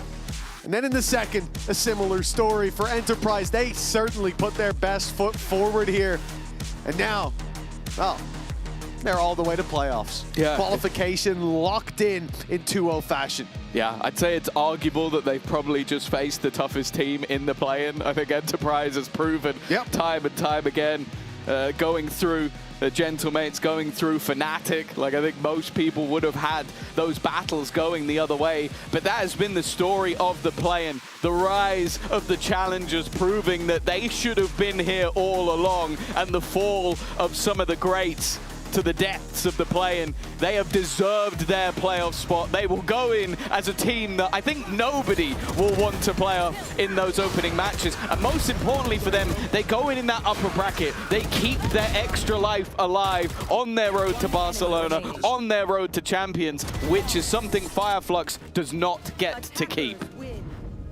Well, this is all the time we've got for up here in the caster booth, but down on the stage, I believe we've got a very happy Lime waiting for the post-match interview. A very happy Lime indeed. Congratulations, you managed to continue the win streak against your opponents on the other side of the stage, Lime. And I'm so happy to see you finally showing your potential here in VCT. Does it feel like you're showing that? To be honest, I think I had a slow start on the first two series of the tournament. I think today was actually, I worked on my mental a bit and actually finally proved that I can play better than I did in the other two, basically, yeah. But yeah, I feel like I proved myself today. But it's just one series. There's still more to go, and it's about being consistently good across every series for me. So. For sure. And you guys make playoffs now. So is there anyone that you have your eye on in playoffs that you'd like to go up against? To be honest, I think every team there is a great one. I think Liquid and KC have been very good. They're very on form right now. So I think any of those two would be good. BBL would always be fun to see them on stage giving it. I'm sure we have some people giving it too. So yeah, that would be a fun one. And Vitality also, yeah. I mean, they got some insane individuals, so that'll be a fun match. For sure. And do you have any friends or family at home that have been watching, supporting the journey? Happy to see you finally here in Berlin. Yeah, my dad's always a big #1 fan of me, so love to him. I think my brother, unfortunately, in Australia, it's like a late time, but I think he might have caught the first map. We'll see. Nice. But yeah, those two are like my biggest family fans. Are any of them going to come to Berlin for playoffs, or maybe even Barcelona if you get there? I mean, depends on their schedule, right? I think for my brother in Australia, maybe not. It's a bit rough, yeah, maybe not. But for my dad, I mean, I'd love to get him out here, and I'd happily book in tickets if he can get the time off for it. All right, you heard that, Lime's dad back at home. He's going to book you tickets if they make it to Barcelona. But congratulations once again, Lime, for making it to the playoffs. And I believe your teammates are ready on the other side of this. Thank you very much, Billy. I am joined here on the desk with Mini, Magnum, and Paditek. Massive congratulations, guys. Thank you. What a series. What a run throughout the entirety of the play-ins. You are the first team to officially qualify through it to the playoffs against a familiar opponent that you have already beaten a couple of times. But tell us a little bit, first feelings after finally doing it. Super happy, honestly. I was feeling very stressed heading to this game because each time we played them, first time we got rolled, even though it was close score-wise. And then second time, we almost lost, but second map, I remember if I got full crazy. I'm like, guys, I'm done. I'm singing everything. And they're like, don't. On B, on Ascent, I was rushing B, a Cypher, killing them 3 times in a row, you know? So for me, it's like, you need to swap how you play against them. You need to be in their face. You need to disrupt them. And I think this is why we won Lotus, you know? Like, it was 8-12. We were sitting on sides, giving them all space. And then we are like, we have nothing to lose, just pick them, you know? Yeah, just pick them and go for fights. So I feel super happy that we closed out, because I was full stressed out before the game. Well, I couldn't hit a shot on Lotus, so it was so hard to play against them. It's always like against these Turkish teams and these Turkish players. It's so hard for me personally to play, because they're just so insane. And you know, I was also like a bit stressed out, and on Lotus I couldn't really get into the game, but on Split... Yeah, you bounced back. I bounced back hard. And that clutch, that was it. That's what mattered the most. Talking of Turkish teams, like, I think that obviously the BBL Pacific team is supposed to be like one of those legendary kind of challengers teams. Do you think that you're better than what they were? It's hard to say, because I feel like, especially with the teams that like we are gonna be in playoffs right now, the teams that we're gonna be facing are so insane that it's really hard to say that we are gonna be better, because it really, I mean, for me, I think it's like really day dependent, you know, because we might show up and they might not show up, and vice versa as well, you know. And I think we are reaching the skill ceiling where we can actually beat and give a good fight for everyone. But do you think you are already like close to hitting that ceiling? Do you think that actually having the play-in and being so warmed up before the playoffs is going to work for you? Oh, definitely. I think like playing on stage already 3 games, it's gonna help us. But crowd next time. Crowd, really? Yes, we're going to the other studio. Finally, yes! After the spectacle that you've been giving, we could not give you another crowd, sorry. But you know, one thing that I am seeing is that we are official players. Because our scrims are a disaster. It's like, not looking good in scrims. It's not looking, I think our balance is like 10-50. Like we have like literal negative win rate. But I think like we had talk, we lost like 420 on Split a few days ago. And we were like, guys, just save energy. It doesn't matter anymore.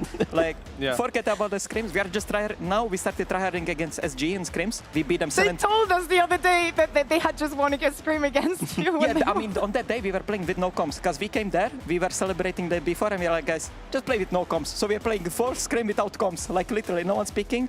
And then we play like 4 scrims in one day. I'm like, guys, let's just beat SG and nothing else matters. We won 17-7. And then, yeah, the rest day we probably lost all scrims. But yeah, it's better winning matches on stage than scrims. Do you think part of that is because the amount of experience you guys have? Obviously, you two very experienced players. Like, does that play part of it?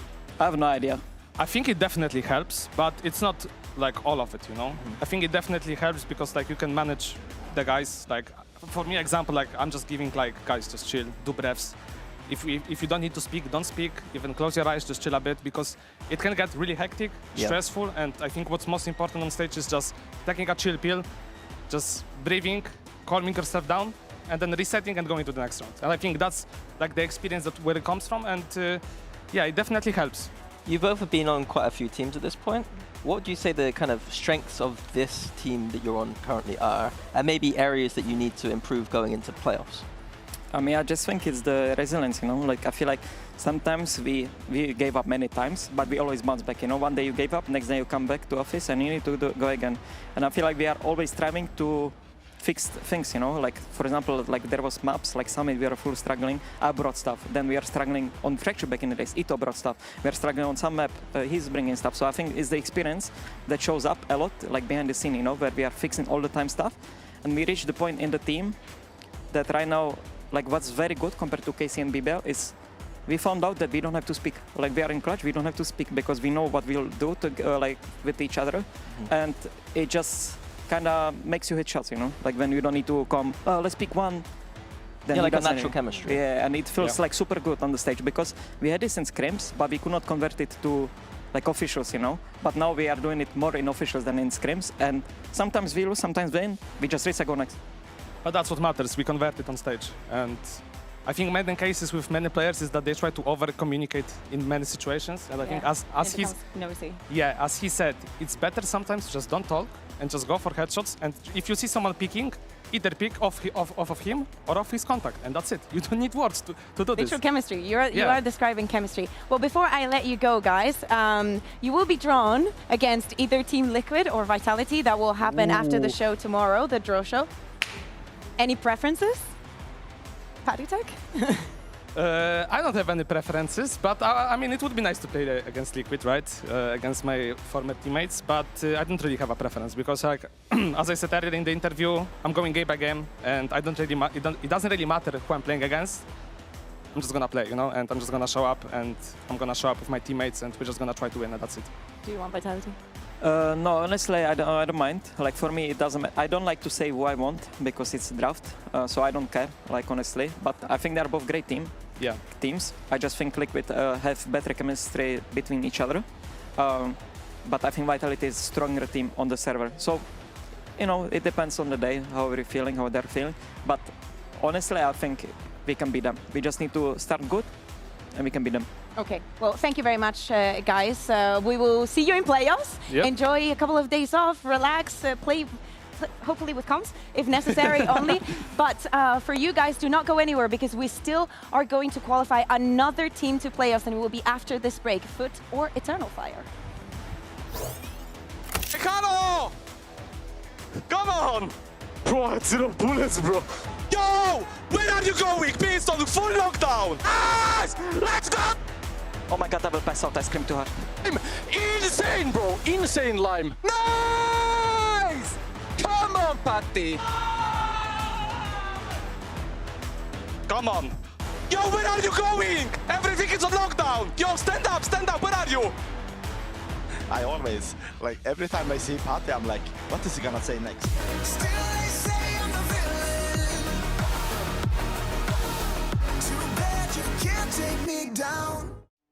And the winners, 4 years of history. VCT EMEA Team Liquid. That trophy has never been done before. No team has ever lifted our trophy outside of Berlin. But that's about to change. VCT EMEA goes on its first ever roadshow. And it's coming to Barcelona. Our biggest crowd, our biggest stage, and a trophy lift under Spanish skies. We will be there. Will you?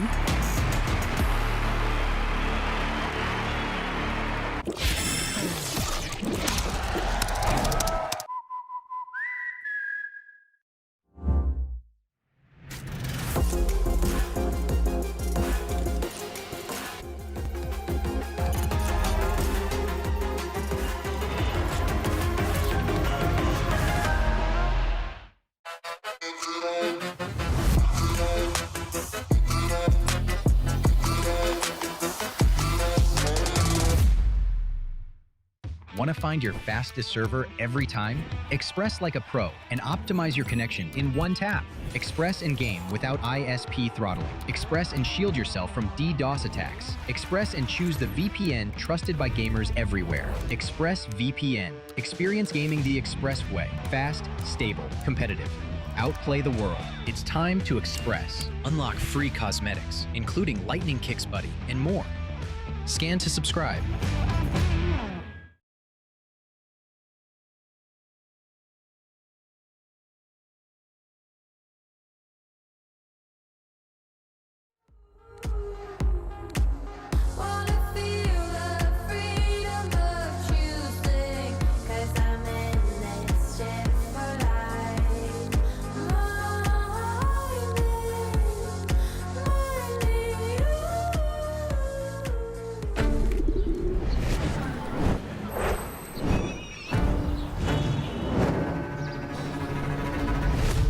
Madre mía, qué bonita la iglesia esta, que está medio a ser. Qué ornamentos, qué claraboyas. Irradia más luz que una flash de Sky. Qué pocas ganas tengo de andar. Con lo bien que estaría yo viendo las finales de la VCT EMEA en Barcelona. ¿Pero os queréis callar? Contemplad.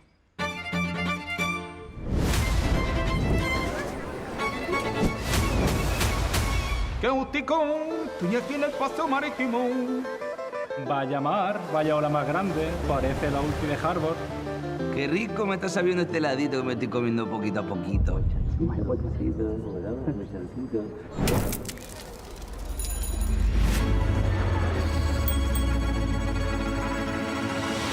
Suelta pirulo, niño. Ya estoy bien la coña. Vamos a ver lo que vamos a hacer.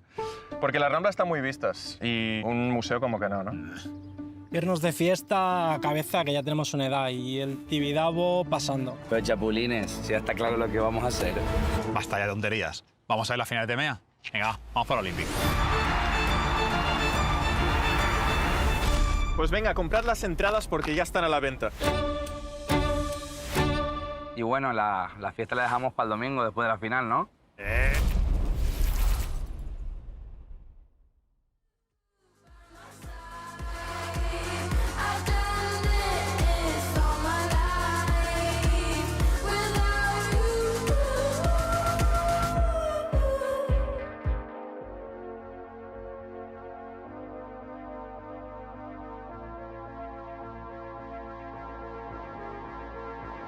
Because I wanted this so bad, and it makes me mad that you're not the one tonight. Like bubbles in the skies above, somewhere in the clouds is my shining eye.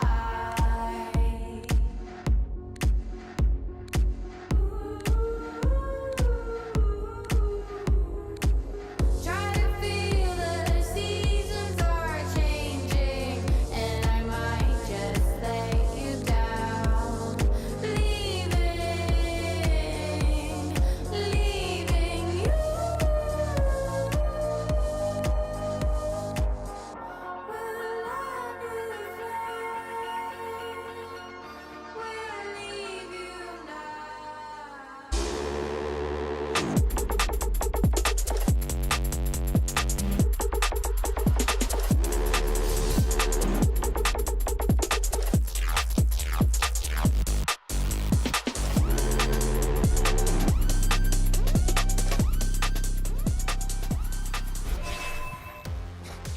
Welcome back everyone to VCT EMEA. I am joined once again with Kukuka and Mini, and that was a very quick one. It wasn't quite what I expected. I thought it would have went to all 3 maps, but either way we have a next series to move on to. Let's have a quick look at the bracket to remind ourselves of where we're at, because let's not forget we have another qualification match to the playoffs on the line, and you could almost argue that maybe Foot shouldn't have been in this position in the first place, yet here they are. Are we surprised by the last match? I mean, I know I'm surprised in the sense of that I wanted it to go to 3 maps. I mean, I think they delivered. I think that Kachao slowed down a little bit on that split after once I say very nice things, grand ways, then the player gets cursed a little bit. So unfortunate there. But yeah, no, I think it was a very high skill ceiling game for what was essentially 2 challengers teams. Yeah, and I don't think Fireflies is going to have a very difficult time in that lower bracket. I think that this is Enterprise just knows the key. It doesn't matter because Turkey will end. And will win at the end of today. Yeah, it definitely will, because of course, as we said, we've got Foot going up against Eternal Fire. Now we need to remind ourselves of the last time these 2 teams faced off. It's the only time that these 2 teams have faced off this year, and it was of course for that spot at Masters London, and it was a pretty close one. Yeah, I mean, to be frank, Eternal Fire should have won this series and gone to London. The only reason they didn't was because Echo didn't stay inside a Viper ult on split on the last round. No, I had forgotten about that. But I think that since then, the trajectories have been very different. Foot have continued to impress. They did very well in London. They've been doing very well here. Eternal Fire on the other side, they had a huge dip, had a player change. But it seems like they're back on that upward trajectory right now. You could even argue that Foot kind of slowed down just because of what we're saying. Like, they did so good in London, we expected that was also going to translate to not even being in this play-in, for example. We've seen the strength of schedule. First week, a surprise from Navi, because we are EMEA, and that happens on the first Navi enjoys doing that, yeah. I feel so bad for Foot here. But seriously, like, look at this, and they are in the play. They beat BBL, who are in playoffs, but that first loss against Navi means they're here. They've had to avoid the landmine first game, and now they need to avoid the landmine today of playing against Eternal Fire to be in playoffs. They are a playoffs caliber team, and I hope to see them in the playoffs, to be quite honest with you. And we need to remind ourselves of Eternal Fire, because as you said, you know, it's almost like the way you were explaining it to me in the green room, Minnie, was like they're like crossing paths almost, like one's going up and one's kind of. I would say, like, I think it's more dipping. like Foot is just like doing their thing, but Eternal Fire catching up, it feels like. And because it's a Turkish derby, we know whenever there's a derby, whether it's 2 teams who kind of know each other a little bit, and it always feels like a more equal playing field. And I think today is just going to be a good game. Yeah, as we said, the first one was incredibly close. For this one, though, things have changed. Yeah. For Foot, I think that they still do what they were doing, but it's not as impressive because we've already seen it, you know? So it still looked good. For the side of Eternal Fire, I will say, I was speaking about this the other day. I really wanted to see Spear. They tried and tested where they could put it to actually get the most out of the Duelist, and now that they're moving away from the Neon and just into agents that he's a little bit more explosive and just given the support also, and something else that is not veto to Fabian, things are looking much better. Yeah, I mean, on the Fabian Eternal has Fire been side. impressing me. Like, in this Duelist head-to-head, I would historically say Sop and Zeus. Those are the two here that are winning this. But Fabian has been so good. And Spear, his stats don't show the full picture here. I think he's been heating up to the stage, and I think he's becoming a win condition. On the other side, stats for Sop and Zeus here look okay. But I'll be honest, they're not performing to the levels that we usually see them. Usually they're the win condition of Foot, but it feels like the other players have been doing better so far. And it'd be nice to see them just pick things back up a little bit if they're wanting to go to champs. I think it's funny, right? Because you've got an Eternal Fire here that are bringing Spear into this roster. When we think back to the last time they played, obviously he wasn't here. He, for me, traditionally was always in that kind of Sentinel role, and now he's flexing onto this double duelist alongside Fabian, as you've mentioned, has been such a great performer these past few weeks. But then you also have Sop and Zeus that, like you mentioned, have slowed down a little bit. When we compare their performance to London, I think is fair to say. Yeah, I mean, Sop was, in my opinion, it felt like he was the player on this team. And then at London, we saw Zeus stepping up to that. I think that Zeus was a bit slower historically, but we knew how good he could be. I think right now they're just in a little bit of a, not a slump, but they're just not as good as we've seen earlier in the year. And we're saying this, and they're just, you know, too old a team to get here. It's not like, it sounds much more devastating than in reality it is. But I think it's because we have seen all the progression that we think they can do it. And I went for Eternal Fire. Why do you go for Eternal Fire? Because I am a fan of Spear. And I knew that all of you guys would have gone for Foot. And listen. The VCT curse. I also thought that Eternal Fire should have won the first one before, a best of three, and I think that they have everything that it takes with the momentum to make it here. Like making changes, short time, changing a player, adjusting the agents, and it working to be here. I want to think that they're not going to choke. I think that's fair. You know, I'm happy to see so many people picking Foot, because when we were in London, I felt like I was the only one that had that belief at a global level. Yeah, I mean, this isn't a global level, though. I know, You I know. So it is a bit different, but I do think that it is a much closer game than a 4-1 prediction. I think this is just going to be a giga-banger. Turkish derby. It's been heating up all year. They've always been good this year, these Turkish teams. Salt versus Eternal Fire. Yeah, you love it. You love it every single time. Well, I don't think that I could put it any better myself. Of course, the last time these two teams faced was way back in Stage 1 for that spot at Masters London. This time, let's see who's going to come out on top. It's Eternal Fire versus Foot Esports.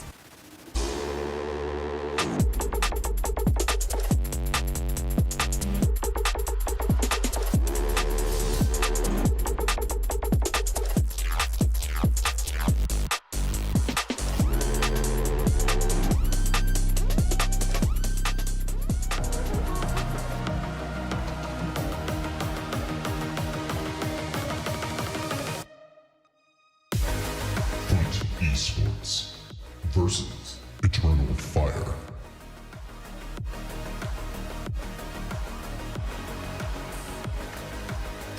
You said it yourself, Mini. Sop up against his former teammates. A rivalry that we have come to know and love here in EMEA, but the question is, who is going to win out the Turkish derby this time around after the last seeing being so close? Having a look at this map, Vito, though, are there any initial surprises?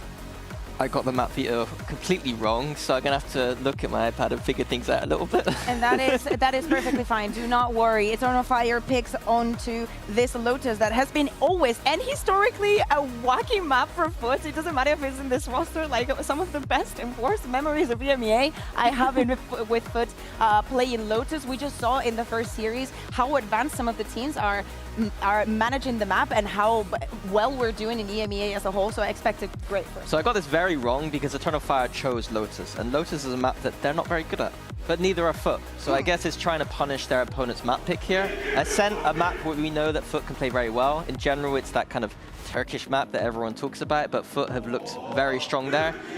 The Eternal Fire Haven ban doesn't surprise me. A bit of an advantage for them that they permaban that map quite a lot, because Foot are probably the best team maybe in the world on that map.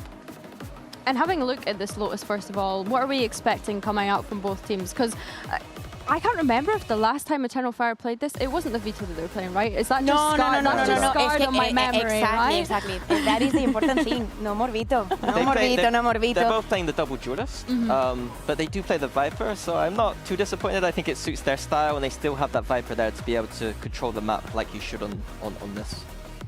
And who are the players on each side that you think need to step up today? Because I think in the last series that Foot played, we spoke with Yesterday on the sofa about how this season's been a little bit rough for him. He's not really been able to show that kind of potential, but in the last series, he looked absolutely incredible. I think it's like we said, for Foot, it's just that duelist showing up. I want to see Sop in that form that he was at the start of the year. On Eternal Fire side, I think Echo was the player that we were looking at as one of those star players who's kind of quieting down a bit. If him, Spear, and Fabian can find their ceiling, this team is frankly unstoppable. Yeah, and that we're seeing here in the Agent Select, the double duelist. We were speaking about the changes and whatnot. Eternal Fire has decided to move Spear away from the Waylay, and onto the Raze. And they've also removed the Viper. Sorry, Mini. It's okay. It's okay. I'm not the biggest fan, but Echo's a good Cypher, so that's Echo's a good Cypher. Let's see if it's going to be enough to kickstart this Turkish derby. We're handing over to Uli and Hypok. Hello everyone, happy to be here one more time, ready to bring about more of the Batería Reggaeton with a banger. Yeah. With my Kankas playing in the server. Yeah. I mean, this is a matchup that's just, it's always, you can look at Turkish teams and then look at when they play each other. There's just this different level that they sometimes tap into. And again, the Des absolutely nailed it. It's players like Fabian. Again, on the other side, you've got Zeus and Sop that really look to elevate in head-to-heads like this. So super excited. Lotus, a little bit of a weird one to start with. Obviously, last time we've seen this from Foot, it's not been comfortable the last. I mean, in the recent record, you've even got a loss to Pacific in there. So a little bit of a shaky start potentially here for Foot, but certainly an opportunity here for Eternal Fire to set the precedent. It even surprised me the most. I was expecting Lotus to try to be driven by Eternal Fire, trying to play it, trying to maybe grid a bit, but in order to try to punish into Foot. Anyways, I didn't expect to be the main pick. Maybe trying to hold it as a decider. Anyways, we're heading into the map and the pistol round is just about to start. And take a look. Right now, Eternal Fire is taking their time. They're not trying to make a fast-paced round pistol as per usual.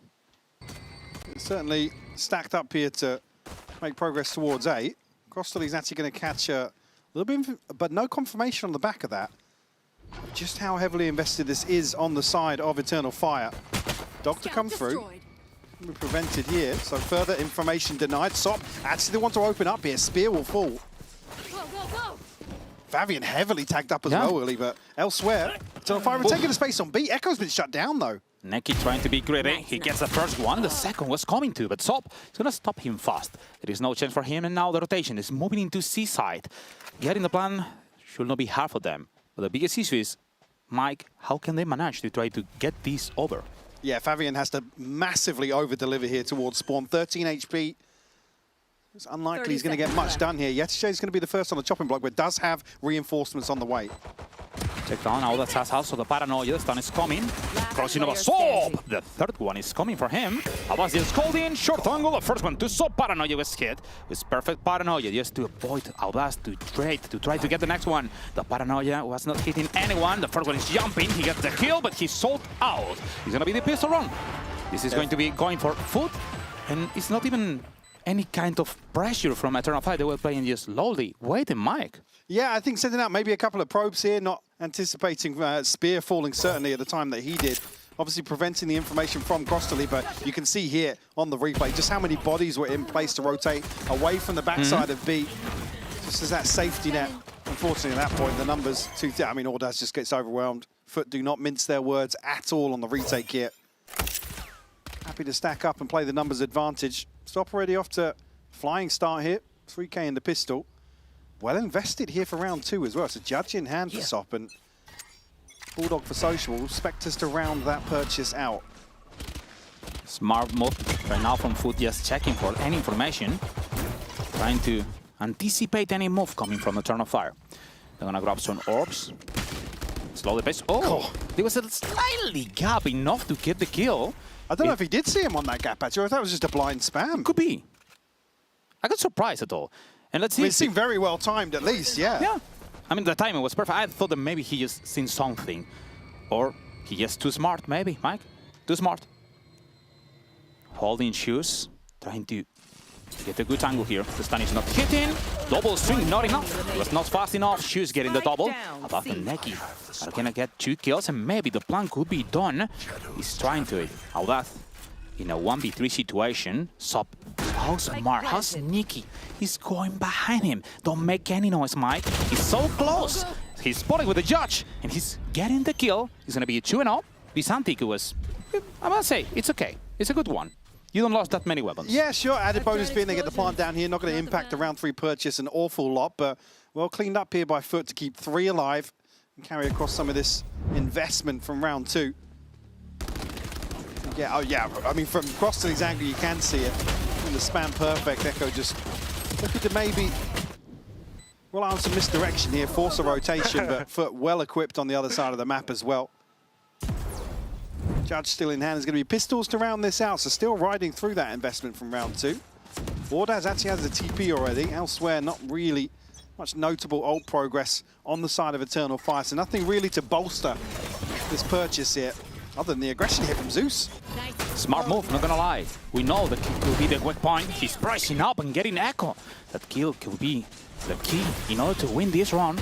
They're looking through the defense to get a PAB, a pistol, anti-echo, and bonus. Let's see if they manage to get that round. It won't be that easy. Right now, Eternal trying to get some space after the plant. Again, Foot going to be well equipped in terms of numbers here. They are stacked up once more. Got some util to invest. Eternal Fire just considering progressing into spawn, but a little bit of hesitation there, really. Oh, Neki getting this one into shoes. Looking for some extra. He needs to get the reflex, so he's aiming to get some space. Spur ready to hand. Now back to the first, the second. Spur swinging with a double. Woo! It was seeming that with the open kill, maybe Foot got a chance, but not enough, Mike. Yeah, everything back through Waterfall here, ultimately being Foot's demise. And Spear and Ordaz on the cleanup. You see as well, if this confirmation comes through on spawn a little earlier, but in that regard, actually credit to Eternal Fire for playing as passive as they did until contact comes through. Get a clean conversion here to deny the bonus for Foot. But Mike, I have a question. If Foot didn't have enough weapons and they were ready to make a fast retake or even float, why they took so long? Yeah, I mean, I was looking at the util to invest here. There wasn't really a point of contact that Foot could pressure onto. I think from the other side of things, certainly Eternal Fire making the right moves, leaving enough of a presence back on site. Probably to prevent anybody from Foot getting a little bit slippery, find a cheeky kill ahead of that retake. Ordaz will catch a spot onto Sop, but no harm, no foul there. Elsewhere, Echo looking to potentially open up towards A side across the league. He's tucked right now. YTJ will give away a jump spot. That does kind of imply it's a looser hold towards A. I think Eternal Fire have figured that out. Pressing fast, getting into the side. The grenade just gonna be enough. Crostali just holding, swinging. Out and Spur getting the kills. That advantage, the numbers are coming. Eternal Fire is also just planting the spike. It's a matter of time, and check. Foot is coming, prepare for the retake. The slow is gonna try to look for Spur, holding the short angle. Stun in a combo. The micro was not enough. Biggest shots, and Sop are gonna stop them. Spur is not facing shots with the ult. He's gonna hit an echo. He's just holding. There is no way he can catch him. No! He swings anyway, but Shoes was ready for it. Great play from Zeus here, Uli. Echo has to check onto this first tap. Beautiful play back through heaven. As even with, I believe, the spam coming through at the worst possible time. TP up onto the box is immediately shut down. Social looking to get a little cheeky with it, but Zeus and Sop just brute force their way back out in here. Like I said, Echo in a very tough situation. He has to hard check that first tap. That'll be Foot finding the third. And ult starting to come online now for Eternal Fire. They've got TP, Nightfall, and a Showstopper available for them. Still got a buy in hand as well. The other side, Sop. Again, classic, but likely to see the investment here for him. And look at this clearance out through C so fast. Eternal Fire have to pick up the pace, and they can't catch YTJ. No, he can't. And also Sop is coming fast. He's running on the pack. He's gonna put into the camera. No chance The camera is being disconnected. Echo lost the track of what Sob is doing. He's swinging into him, but Echo is gonna get the kill. Now he's gonna try to get Zeus, but smart enough with the slow motion, he's gonna get completely off. The numbers are equal. All tied up. Let's see if they can get this space. Just looking for some information. The dog has located and they're stunning to Nobody shot the dog! There was no chance. Here's Borg and Zeus swinging for the third K. Cross-tally cleaning Fabian and Zeus. He's gonna do it one more time. Your hips don't lie, Mike, because this is a 4K, 4K, 4K, 4K. This is so perfectly set up by Crostally. Nobody from Eternal Fire shooting the dog. It tees Zeus up for this clearance. So well played. The proactivity is just perfect from Foot. Elsewhere on the map, even by the time Sop gets over here, the ult's expired. It doesn't even become a factor. But Zeus just pixel perfect here on the way back to A site. Beautiful stuff between him and Crostally. Wow, what a round. What a start for Foot as well. I'm not gonna lie, I'm pretty surprised on how right now he's trying to Eternal Fire make some pressures. Not having Viper in their composition is not gonna deny enough information into A. Every single time they try to get into rubble, they're investing the shortcut to get the space. Then you don't have the shortcut to get into the side. But at the same time, they're not denying information any other where in the map. Do you think that they're predictable right now? Yes and no. I think it's always difficult to discuss these sorts of compositions because if you kind of win out in that first wave, and you're not as reliant to really achieve anything in the mid round. That's where Viper can really shine, particularly on Lotus. So I want to see the adjustments from Eternal Fire though. If they want to lean into that, they need to see a bit more of that, a bit more commitment early on, at least around Ordaz and Fabian to really, like you said, create some of those avenues to really guarantee the space. The issue being when you don't play it, Yetisei can kind of mix up his walls a lot. There aren't these walls to hard counter the default Viper walls on the attacking side, so that's certainly something I've got my eye on. Whether or not we're going to see any sort of adjustment from Eternal Fire. Again, for me, if Fabian and Spear are fragging, it's one of those discussions that, again, the mid-round doesn't become as much of an emphasis. Anyways, this is a low buy. They're not going to rebuild the plan until the next round. Let's see if they're modifying anything. Trying to adapt. Smart move. Just forcing some rotations. Lacking information this time. Luke Deco trying to get some information. It's a split into B. J2J holding into the side. They're gonna look into second timing. Echo is gonna get shoes. What the hell was that dash? I mean, Zeus just looking to punish the weaker side of this execute, yeah? But gives away the kill here. Quick pivot back over towards A. Fabian's found the opener. He's found two. What was that? Is that a stinger? You swear me. I think it was a phantom. I cannot believe it. He's gonna pick fast. So getting this one. Neki for the second one. 3v1 only J2J alive. The passion of Foot is gonna try to clutch this. Not easy at all, but they has a chance. Echo's far away. Yeah, Fabian and Neki very, very tagged up as well. So Yetisei looking very healthy. Certainly advantage in some of these 1v1s, but it's just a both. He's got both of them. He's getting both of them. 7 HP. He hears the door. He knows Echo has to push, and he has a band of 3, 2, 1. J2J! Clutching the run. Winning a 1v3 situation. This is what we call a Red Bull clutch. Absolutely insane snap from Yetisei back up to it. These 1v1s are so difficult to isolate here, but the swing a little late from Neki. And they're both so tagged up, as I said earlier.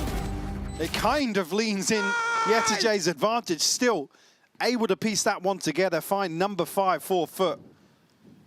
Already seeing some heroics on display. Absolutely insane between him and Zeus in some of these late round situations.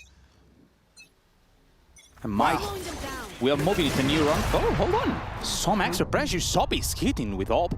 He's getting into Fabian. Echo trying to get some information, but this pick is not the same if you don't have a Viper, obviously. At the moment that you're jumping over it, you're completely sold out. Now, the advantage, the numbers are carrying into Foot. But he's picking now on Sociable, shoots and constantly killing up. And that's an insult flawless, but Mike, I was going to ask you. I mean, what do you expect from the timeout? What do you expect in the first full buy? But there was no time for anything. Well, I was going to say, this is the round really you look towards in terms of any sort of adjustment. Yeah.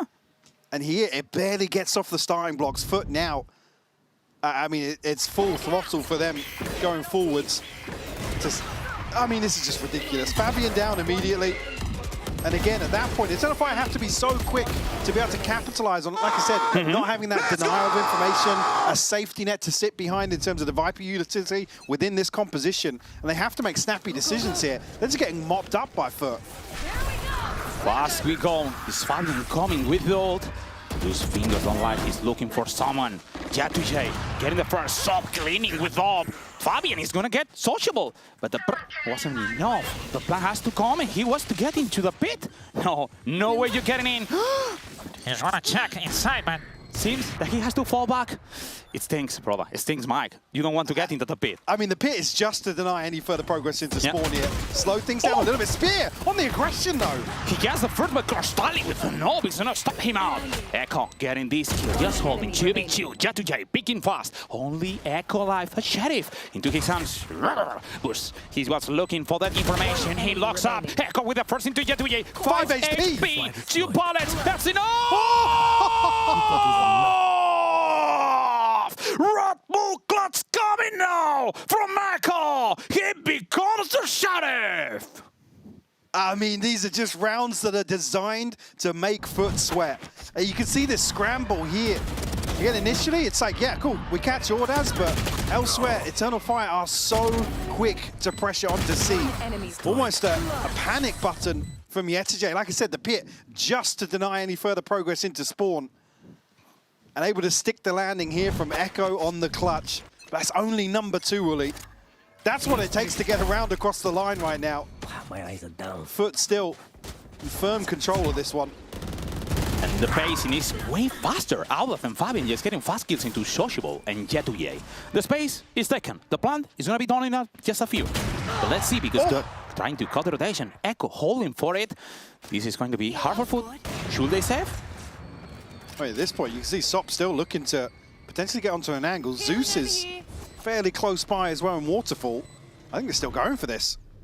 She's looking for it, swinging. The first into Abba, the second one is coming on Fabian, but it's not enough. Spur used to stop him out. Sop, with his operator, he must save. He must. Yeah, now at this point, if he's not the one to find that initial kill on the way back to site, no real point committing towards a 1v3 at this situation. And the rest of the finances a little shaky with these being so heavily contested so far in terms of the round score.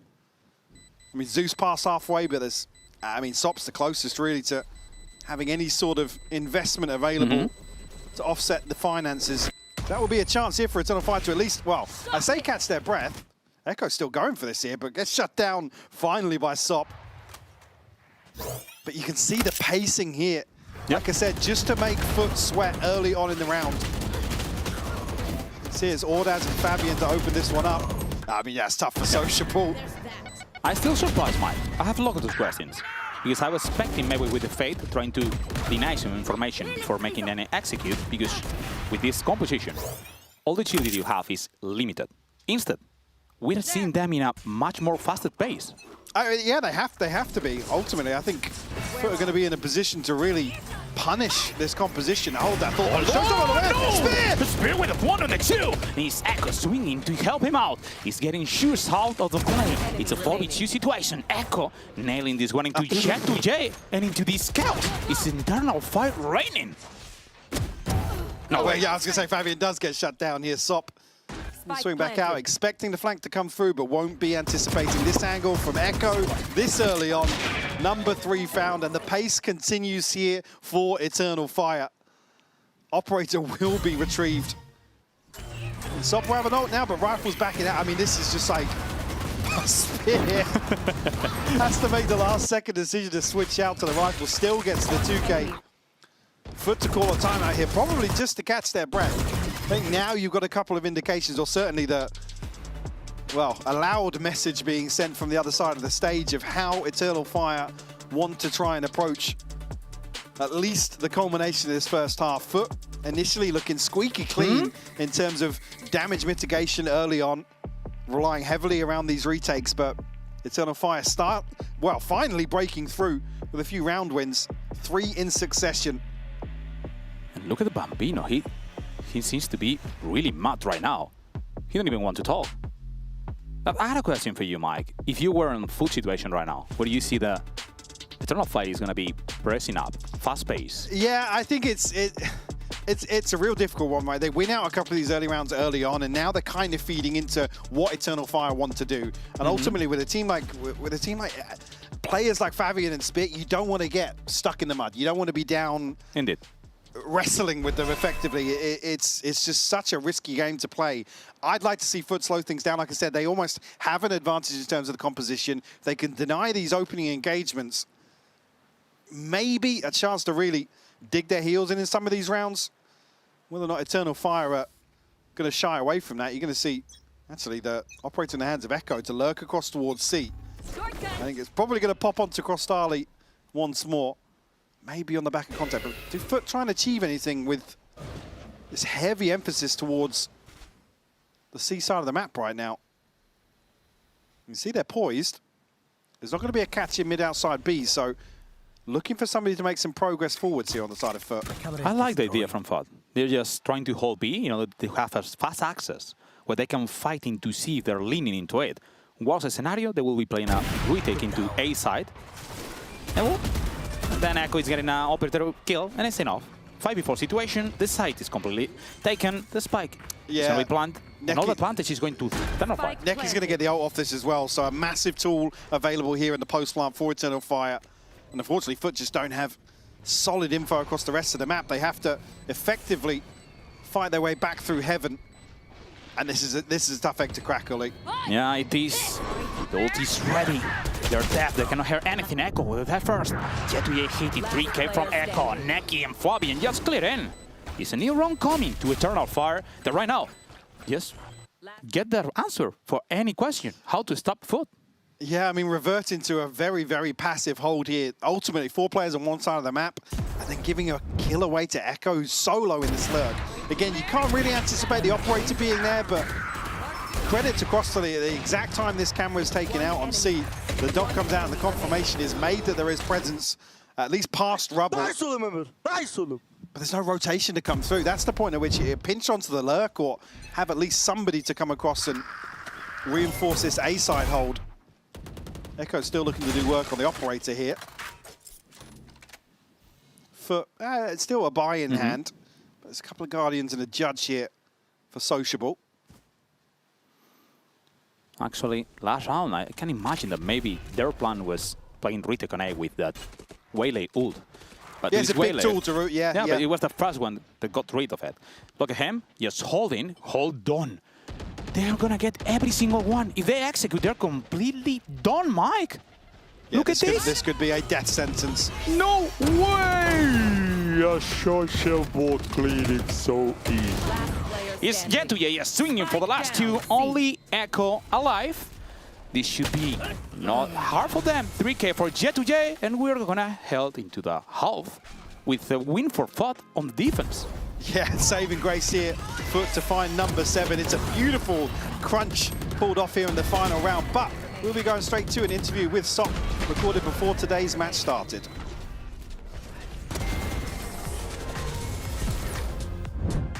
Thank you so much for joining me, Sok. Now, last time you went up against Eternal Fire, it was for a qualification to that Masters London. What do you think has changed since then?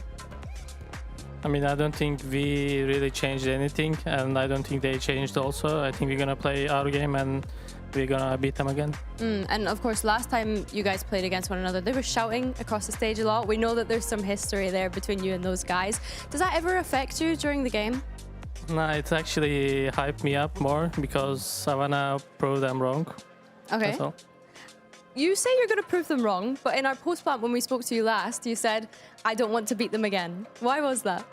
I mean, they're still my friends, but if I'm playing against them, if I had to play against them, I had to beat them. Okay. Yeah.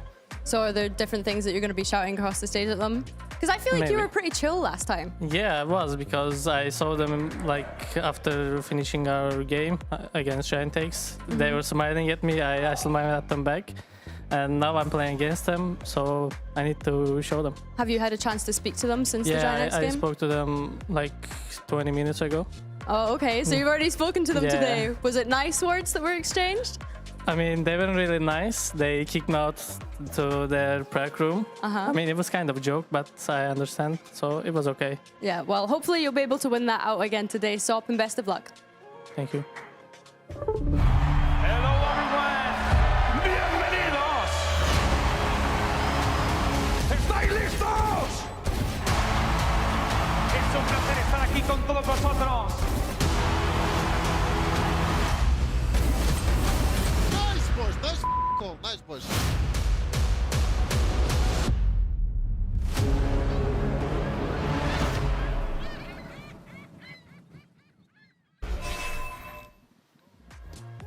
Just not that far away to get into playoff and not that far away to go to Barcelona. Yeah, with some of these results we've seen as well, I'm so excited to see how Barcelona pans out. You are not going to want to miss it. Make sure you scan the QR code, get your tickets, and we'll see you there. Holy. I mean, just imagine, you can get the best matches, the best teams, and the best tapas, all on the same day. I mean, that's just a win. That's a plan. Fronts, yeah? It's a win-win situation. Yes, go for it. And as we are heading into the second half, let's see which is the plan attacking side for Food. There's many doubts about it, but this Viper wall is going to help a lot. That's the Viper wall we were talking, that maybe at some time Eternal Fire was missing. Spare holding the short angle. Hold on! Echo is going to get the first one. This one was nuts. It's Echo with the second and the third one! Looking for fall, but he got out of ammo! No way! J2J swinging and getting necky. It's a 2v3, and everything could depend on Spur. Yes, it's going to get caught here, though, yeah. Spear just catching the timing on the wall, dropping here, crossly 70 HP. Now in a 1v3. Yeah, nothing to do here. Audas to catch him. Eternal Fire will find the pistol. I mean, Echo gets stunned here and still finds so much value from this position. It takes them eternity to trade onto this kill. Wow, yeah, absolutely insane, because he's isolated here. Like, again, the wall completely splits this approach for Foot, and he has to go huge here. First one, a freebie onto Sociable, but behind that, this is just insane. Catches the slide, catches Zeus as well. Beautiful stuff. Echo is amazing, and he's one of the players. We were talking about the teams that had done a really good performance of coming from the Tier 2. Don't forget that Echo last year was reigning that Tier 2. He was one of the players who was, well, shining. The same as Sob, and we see them just coming into VCT EMEA to be one among the best. Sob hitting the first one, just Fabian getting a fast refrag. Hold on! This Zico is in a 3v3 situation. Maybe there is still a chance, but Fabian says no chance against me. It's gonna be a 4K. Pretty easy for Fabian. And all tied up. Initially, Foot as if they might just win out in this brawl, but Fabian with a Bulldog able to clean things up. And good progress for him, at least halfway now towards an ultimate. Not going to have anything really on the cards for the third round this second half. Enemy remaining.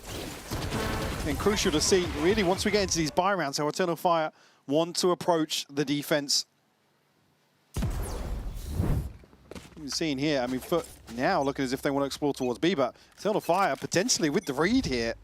Look at the bodies on the X-ray, Yuli. Yeah. Hold on. The dog is coming for fast info. Holding for it.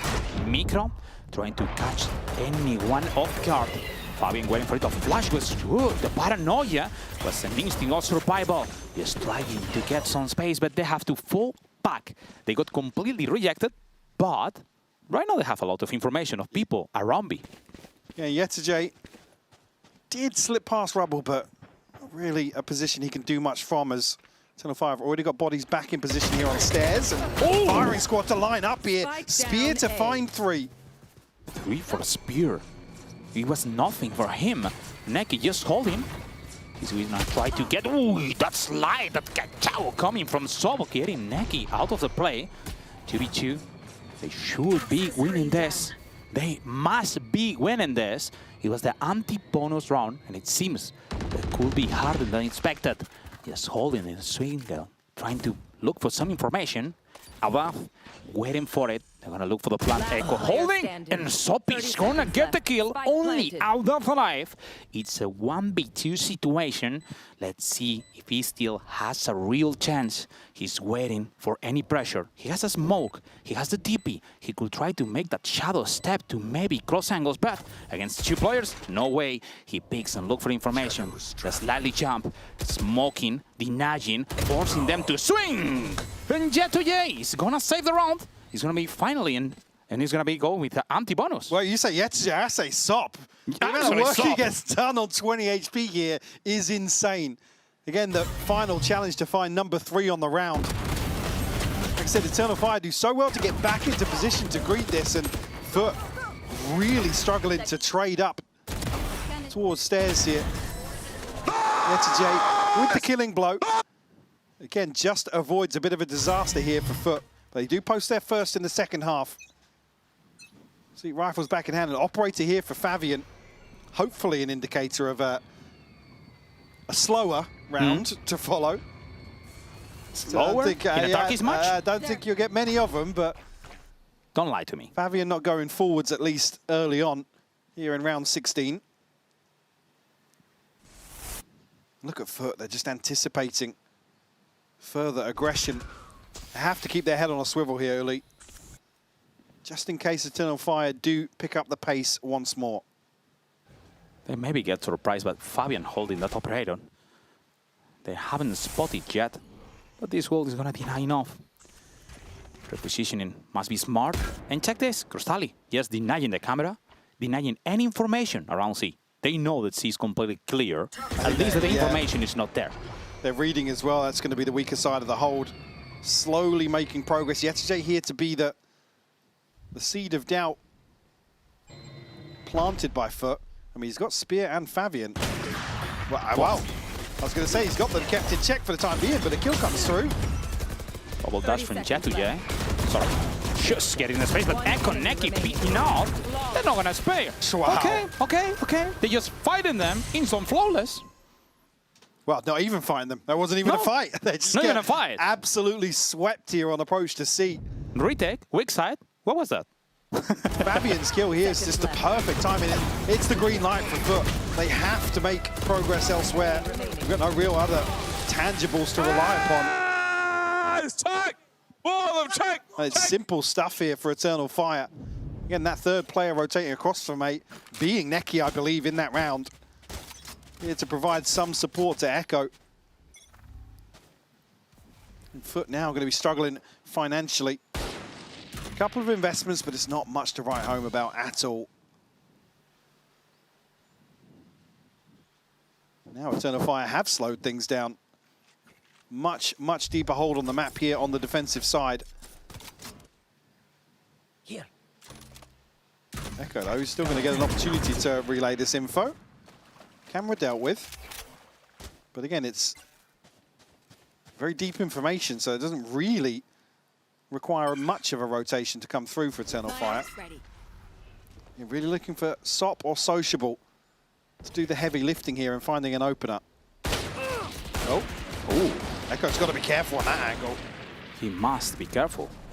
You're looking for him. Fake TP. Looking for him, Sociable. Just trying to get something out of Echo. He's gonna peek! Oh, what a nice shot from Echo, man. He's just challenging on some of these really awkward angles and still wins out. Still some weapon advantage. Not only numbers. Everything's coming for Eternal Fire. They're peeking again. Neki getting this kill into Sop. Holding a 5v3. The second one is gonna be coming for him. Stan just holding for it, trying to look for 4K. It's not gonna change. Oh, no way! She's getting that double. He's holding with the bandit. He don't have any information, any clue where they're coming. The camera, maybe spot. He's looking for the kills. But Echo is gonna close it. It's gonna be finally a round to Eternal Fire, trying to break this. Yeah, Zeus unfortunately can't get his hands on a weapon. Nothing to really make that any easier for him. And Eternal Fire will find the 9th round. Take the lead as well here on Lotus. Plenty of ults now. This is looking very, very comfortable for Eternal Fire. The buy will come back in. Obviously on the side of Foot, but here, Echo's just causing so many issues in this solo anchor position for Foot to really find something to act upon in these rounds, Uli. Indeed, we'll have to figure out what is Foot planning, which are the questions they're having right now, how they're planning to try to solve every single problem that could be around them. And for it, there is no better way to try to hear them, so let's hear Foot comes. Yürüyelim A'ya. Bekle. Bir tık space Bekle aşağı iniyorum root'tan bir saniye. Ölmeyin. Geldim. Gel. Bol açtım. Rubble önüne bir tane de pikliyor. Beraber. 1 can. 20 can. Double 20 can Rubble. Rubble 20 can. Burada. Hala Rubble. Sola bakıyorum. Bir can öldü. Nice. Görmedim kimseyi. Bol açacağım kontak yürüyorum gel. Kontak yürü ya. Ortada bir çık. Şuraya geç soluma bak. Bekle. Düştü bol. Hobbit açık mı? Yok. Sanmıyorum yok hayır.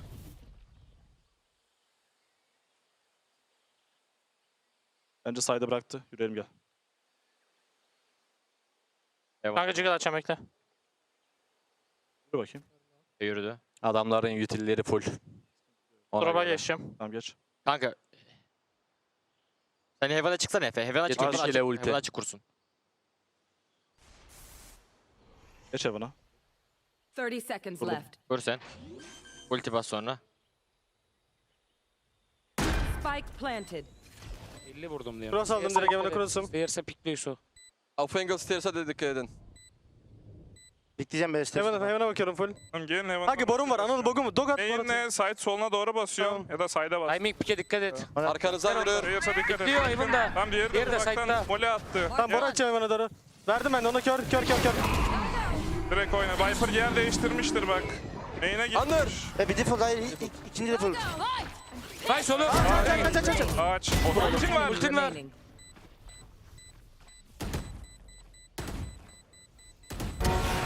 Aldın mı? Kaç. AP söyle kaç lan kaç. I don't think he's got it. There's not enough time here. It takes him so long to get in. The stall is perfect to run the clock down here. Fabian will fall to the spike. All tied up 9 apiece. So well done by Foot to convert this one. And again, Spear just goes insane at the start of this round. You see how he's able to deal so effectively with the front lines of Foot. There's Yetijay here in the clutch. Ordaz and Neki to fall, and Fabian, unfortunately, just misses the timing here. Has to dig him out of such a deep position on tree that the clock will decide it. Many questions going into this round. Foot knowing they get that last round into great utility. Yes, slowing them, not letting them any profit from that fatal. It was great, but now they have to prove themselves one more time. Because there are many doubts on how they're going to approach it, how they're going to get the space. Because every single time they seem to be completely ridden by Eternal Fire. Is Echo going to let this go? No, the cancel comes through. Sociable. It's a little bit of misdirection, and actually will be Echo's demise. The stun to prevent progress on the back here. And Zeus actually going forwards. That's a bold play from him. She's being too greedy today, and Fabian just jumping, trying to get some space. Is he gonna go for it? Yes, he seems to be turning into the pit, but there's no chance. It was stinky, and Jetu and Sopper gonna stop him. No chance for him. It's 4v2. Albert and Neki have to think about it. They have to either get the plan. Sociable is the contingency here. Crustali getting that one. Albert, he's not gonna make it. One more run for Foot. Looking comfy here for Foot. 4 standing, double digits on the board. Again, this is with Zeus just kind of posturing up, probably to enable the pit to take full effect here on the site. But again, you can see he's just chomping at the bit to get ahead of the curve here. Beautiful shot from Fabian, though, just to shut him down. Yeah, timeout called here by Eternal Fire. This was a round that switched him across to the A side. Again, it's just so much to handle with Sociable breaking that initial hold and forcing him to come back and hard check this TP. Effectively eliminating him from really challenging Foot on the approach. Already, I mean, sitting at 17 and 13 already. Echo having a fantastic performance here. alongside some of the heavy hitters. Like I said, in this sort of matchup, you just see some of these individual players really, really elevate in terms of their mechanics, in terms of their game sense, in terms of what they're willing to do round by round, Uli. And if we think about it, and just checking on how Echo has been playing this map, that's a great reason to know why he's playing Cypher into this map. Because we were talking about maybe an attack that Piper Wall could make a difference.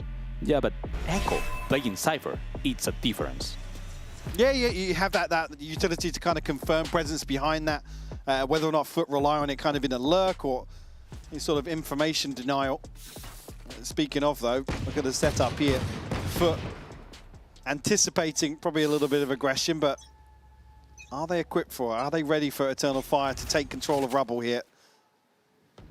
Hold in, getting the first one into Fabian, and just having the numbers, the weapon advantage. It will be a rough moment. Smart move from Eternal Fire just to try to bring as much orb as they can. A Spear right now is 2 orbs afar of getting his ult, just by making 1 kill. And dying after will be enough. They're checking for information. They show themselves into A. And Foot must know that they should be around. The dog was just peeking, looking for information. Double dash from Shoes. He's gonna try to get the first one, and the second is coming with him. Alex is picking out Crostally, cleaning it. There is no chance for Eternal Fight this time. The numbers and also the weapon advantage was enough. Another great setup here by Crostally. Zeus a little laboured on the first, but able to clean up the site.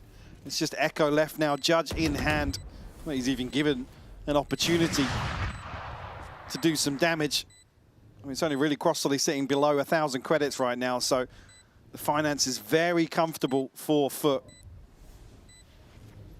Now, all you want to do here is deny the in-zone flawless if possible. The other side, I mean, nobody's across the leap. Sure, one more towards the Seekers would be great, but not a necessary risk here by any means. And Foot will just exit the site. I mean, this is, you said, Spear, one away from a showstopper now. Neural Theft will be available for Echo. It's going to be a flawless round regardless for Foot. Eternal Fire here. I mean, a crucial round win to prevent 12, and again, you see what's left in the bank here. Yes, you could argue a couple of ultimates to potentially have impact, but not necessarily ones you want when you're up against a very comfortable economy of Foot. Operator in hand now for Sop as well. We saw him put that to work previously. Fabian on the other side going to be facing off against him. He's starting towards B with Spear, actually. Wouldn't surprise me to see them go very aggressive here. Fabian on the deep line. Oh, Zeus nails him! He just jumped on by, but not enough. Spears getting the double, and boom, shakalaka! The 40 is coming into Crostally. He get those 3 kills, but the question is, how, Mike? How? The dog was so close to catching that stun as well. That is ridiculous from Spear. Alongside Fabian, who gets absolutely ripped off that angle. Now it's just Sociable and Yetajay left to try and recover round 21. But it is a full 2v4 here. Eternal Fire just going to plant themselves. Probably to burn off some of this time that's left in the round. Wardad's got to be careful though, he's semi-isolated. He's not going to be, he's not even being hard-checked! Yetajay's got him! No way!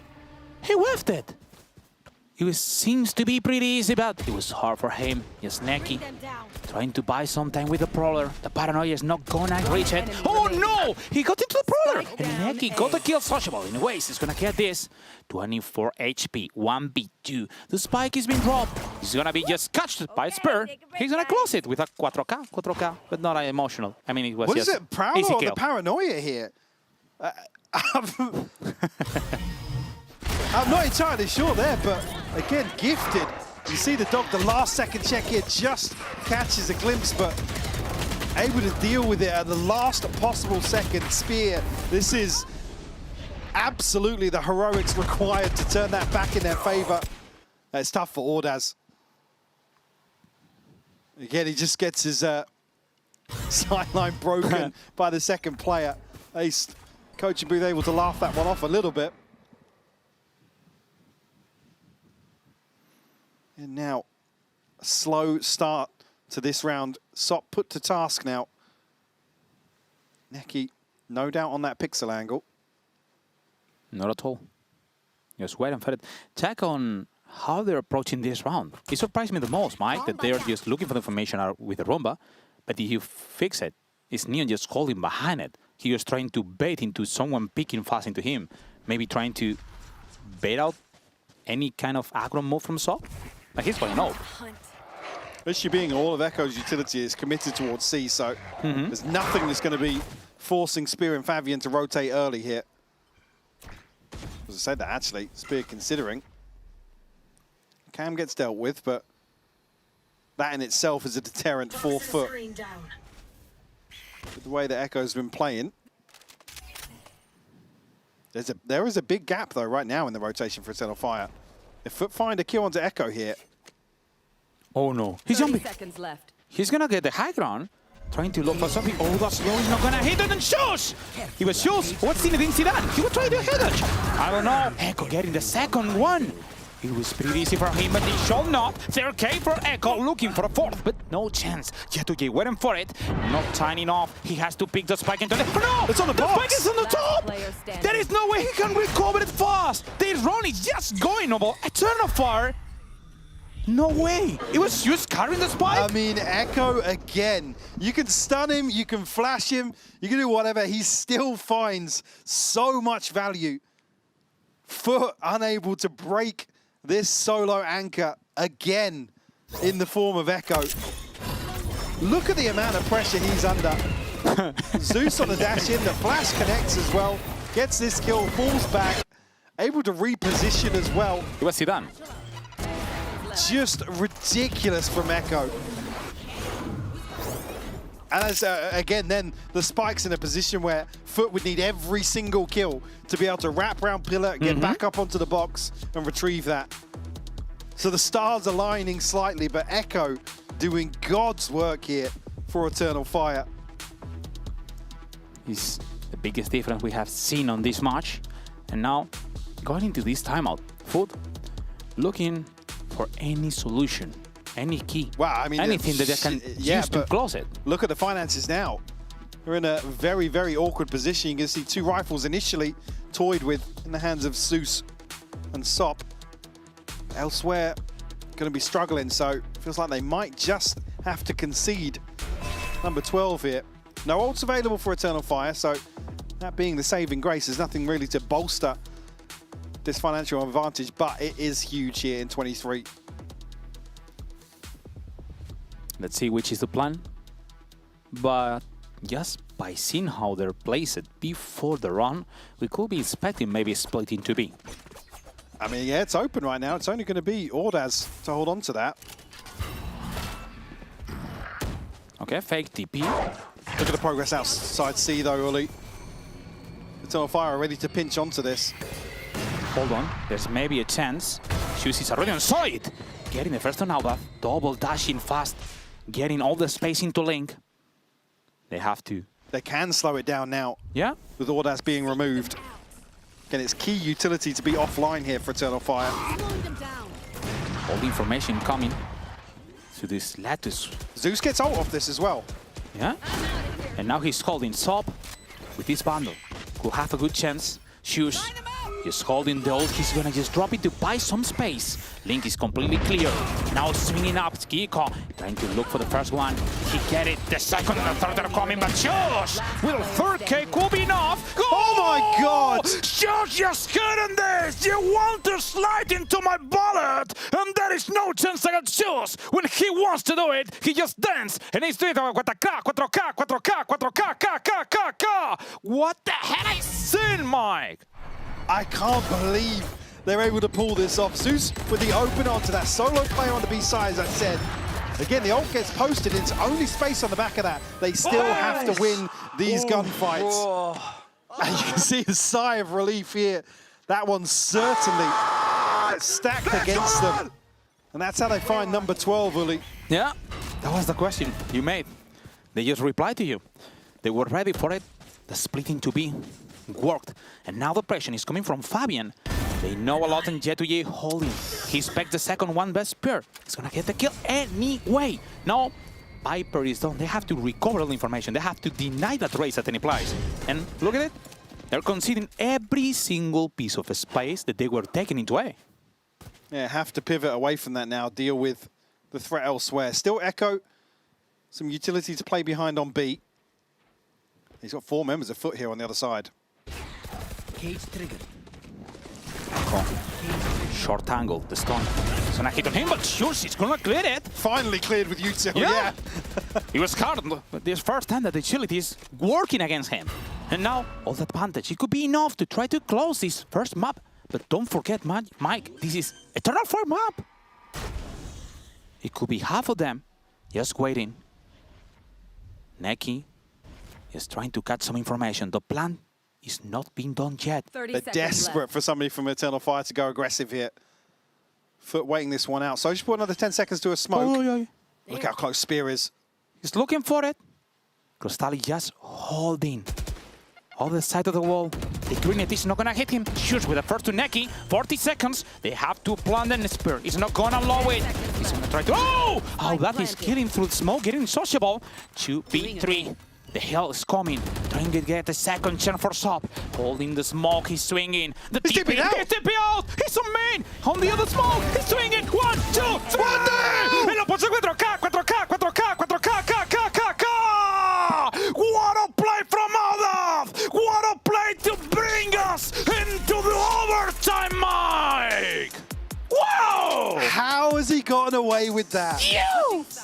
The TP into the backlines. This 8 HP, Uli! 8! This brilliant. is ridiculous. I mean, it's timed to perfection for the smoke to drop as well. That is one of the most ridiculous rounds I've seen. One enemy remaining. I'll have to ask my producers to get the sign of don't do this at Ranked. Don't do this at home. Please don't. They're gonna try to imitate. Absolute madness from Ordaz. Wow! And just sending some kisses, Mike. I can't believe it. That's how you get overtime. The first question was, how you get a 12? They prove it. And this is how you get the overtime. They have the answer for everything, Mike. I don't know what else we can see now in Lotus. Jet2J going to have plenty of company here. Outside B does have support, but does actually find the first one. Fabian will fall. But Spear gets dealt with as well.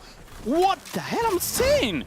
Every single trade was coming late and Neki got the last. 1v1. Ordaz again. Oh no. It's over again. It's an Omen against Omen. Who's going to be the most smart here, Mike? I have the spike. Slight HP advantage here for Sociable, but not much to really separate them. Ordaz will retrieve the spike, and that's it. Misread here from Sociable. Going to lean towards A. Just conscious maybe he slept up through heaven, but Ordaz now just waiting this one out. Got quite a while until the second smoke becomes available. But he does have plenty of options here. 30 seconds left. Sociable hasn't hard cleared through B. And look at all that. He's already on B side. He's looking for the space. He's gonna take this smoke to get the plant. Any fake step could just bait to any bad movement. Albert holding at the other side of his own smoke. He's confident, cleaning every single space. He knows no one on top side. Sociable, many dubs. He don't have a clue looking for it! And Albert is gonna clear it one more time. It's the same. Back to back for Ordaz, man. Just insane. Really coming alive here in the later stages of Lotus. After Initiate, it looked like Foot were just winning every single duel. They got 3 kills in quick succession, but there's pinch on to B. Neki finding a beautiful 2-piece. But it's just not enough. Ordaz able to best Sociable here in the clutch. We'll find number 13. Take the lead here in the first round of overtime. And going into this overtime, take a look. attack side, and Sop is bringing a glass cannon operator. He's going to keep the same plan, what worked through the last rounds, what worked through the last timeout they had, and the plan they have been given. Let's see if it's enough to try to get into the second overtime, or the Eternal Fire is closing this. There's nobody challenging here towards there. It's a very passive hold.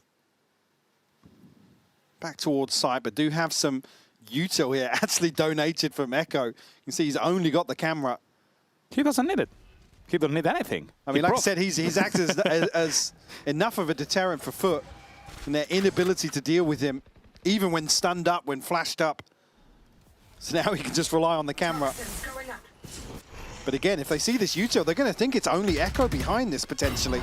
I will be scared if it's Echo there, not gonna lie. The flash is prepared, they're splitting into B, getting the space, and Sociable with the kill on Neki. They should be able to get a plan now. Deeping, holding, the plant is coming, and everything's getting ready for Rita, but Sop, caught in the first one! Spear has an answer, this refrag is coming. Maybe a bit late, but fast enough. How about swinging shoots, getting the kill? All the advantage, all the numbers after Foot, just with the second one and only Spear alive. Can he do it? In a 1v4? Is gonna be a clutch? No, no way! Jet2J, stop him and bring us into the second overtime, Mike. For able to whittle their way through this, find number 13. Like I said, there's a real intention here for Eternal Fire to almost spur them on to challenge Echo once more with its util. Sociable spam being the one to open things up, and Sop actually catching somebody in transition is key to Foot's success. Zeus continuing to look sharp here. That's 30 on the board for him.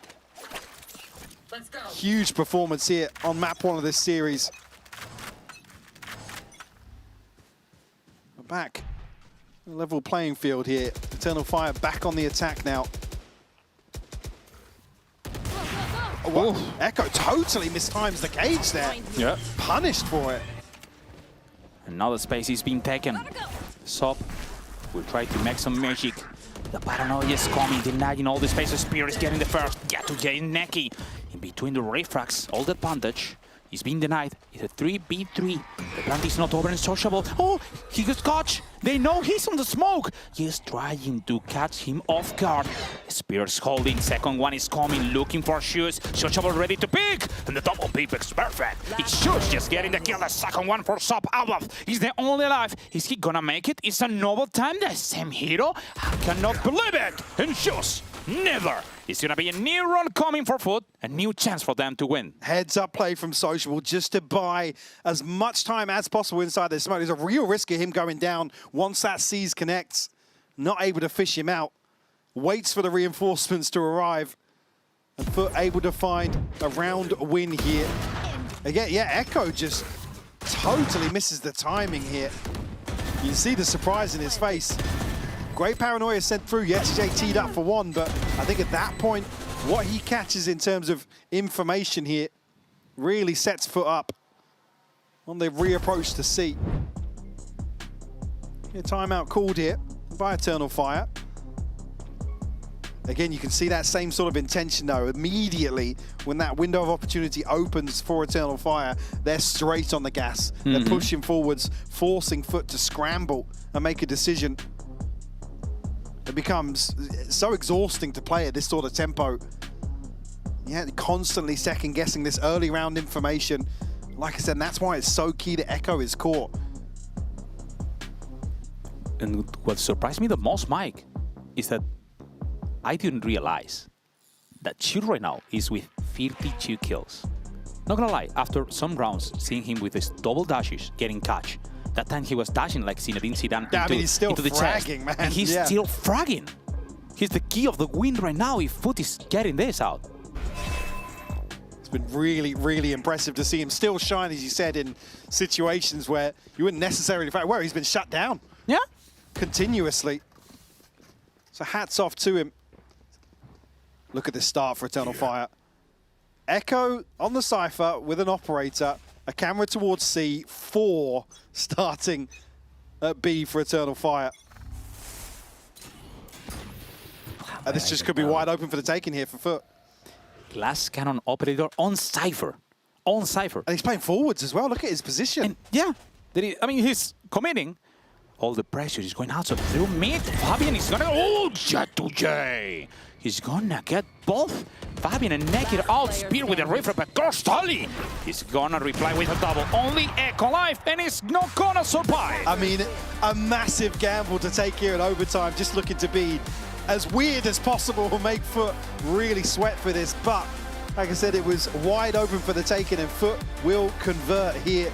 They will take the win on Lotus, 15-13. Zeus, for me, the standout individual here for Foot. As we said, constantly under pressure and doing a very thankless role in a number of these rounds, but still delivers insane numbers for Foot.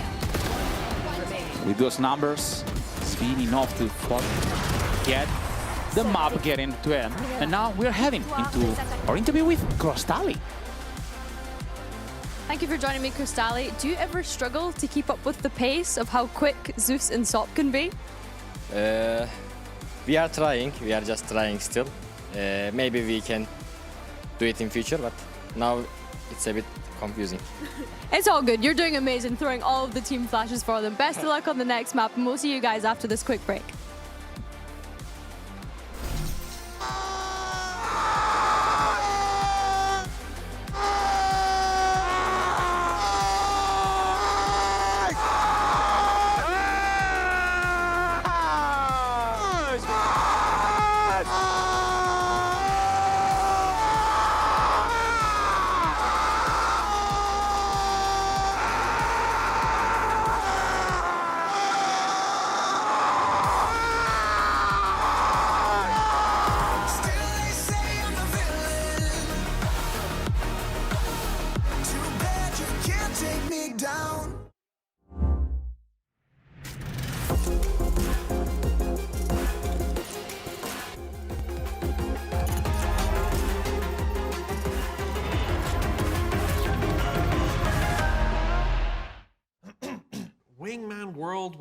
Wingman World while what?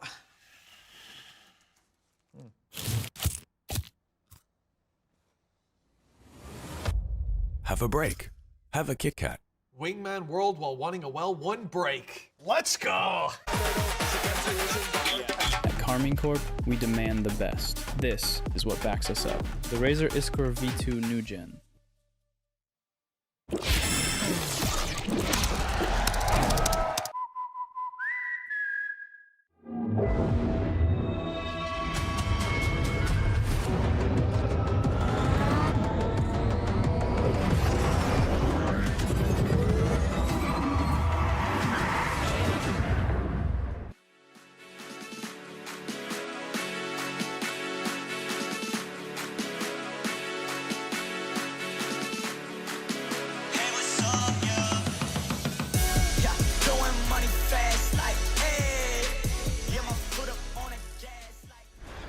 Los necios dicen que el destino importa tanto como el camino.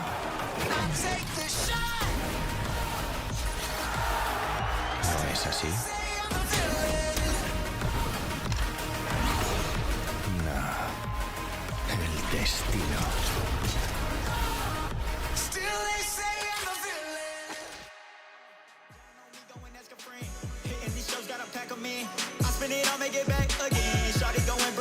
Friend, we can take it to the back of Benz. Do it like you would for TV.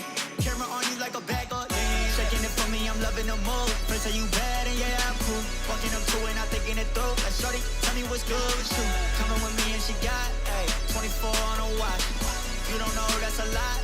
What she want is what I bought. Yeah, if I want it, I'ma get it. Yeah, I just talk the way I live it. Yeah, I got plenty women, they all wanna ride, even in the city. Yeah, but now I pull up in the Aston.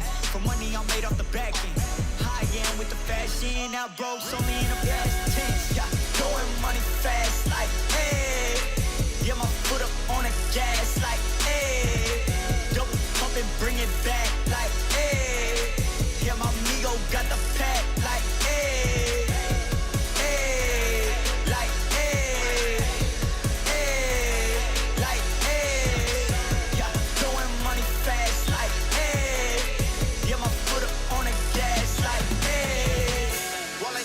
Check.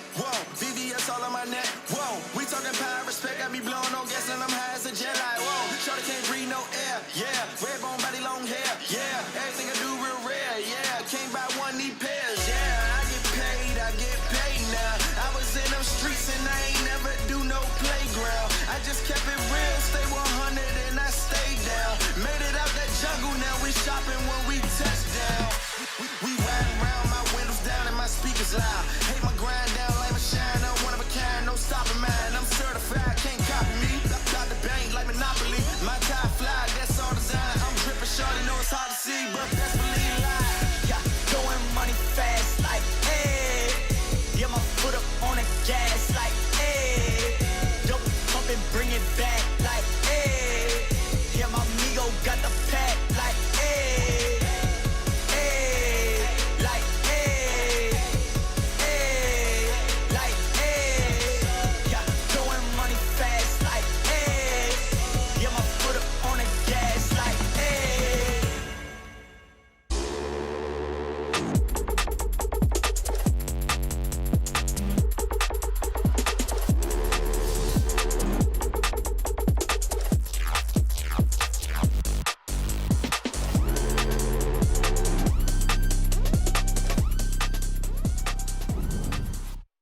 You had a 0% win rate on Lotus in Stage 2 heading into this map. What did you change to secure this win? To be honest, we have been practicing with a different comp like 5 days in a row, and then we thought like this is not our identity, and this comp was our identity. Although it has some flaws in this comp as well, we managed to play one of the best possible game we ever had.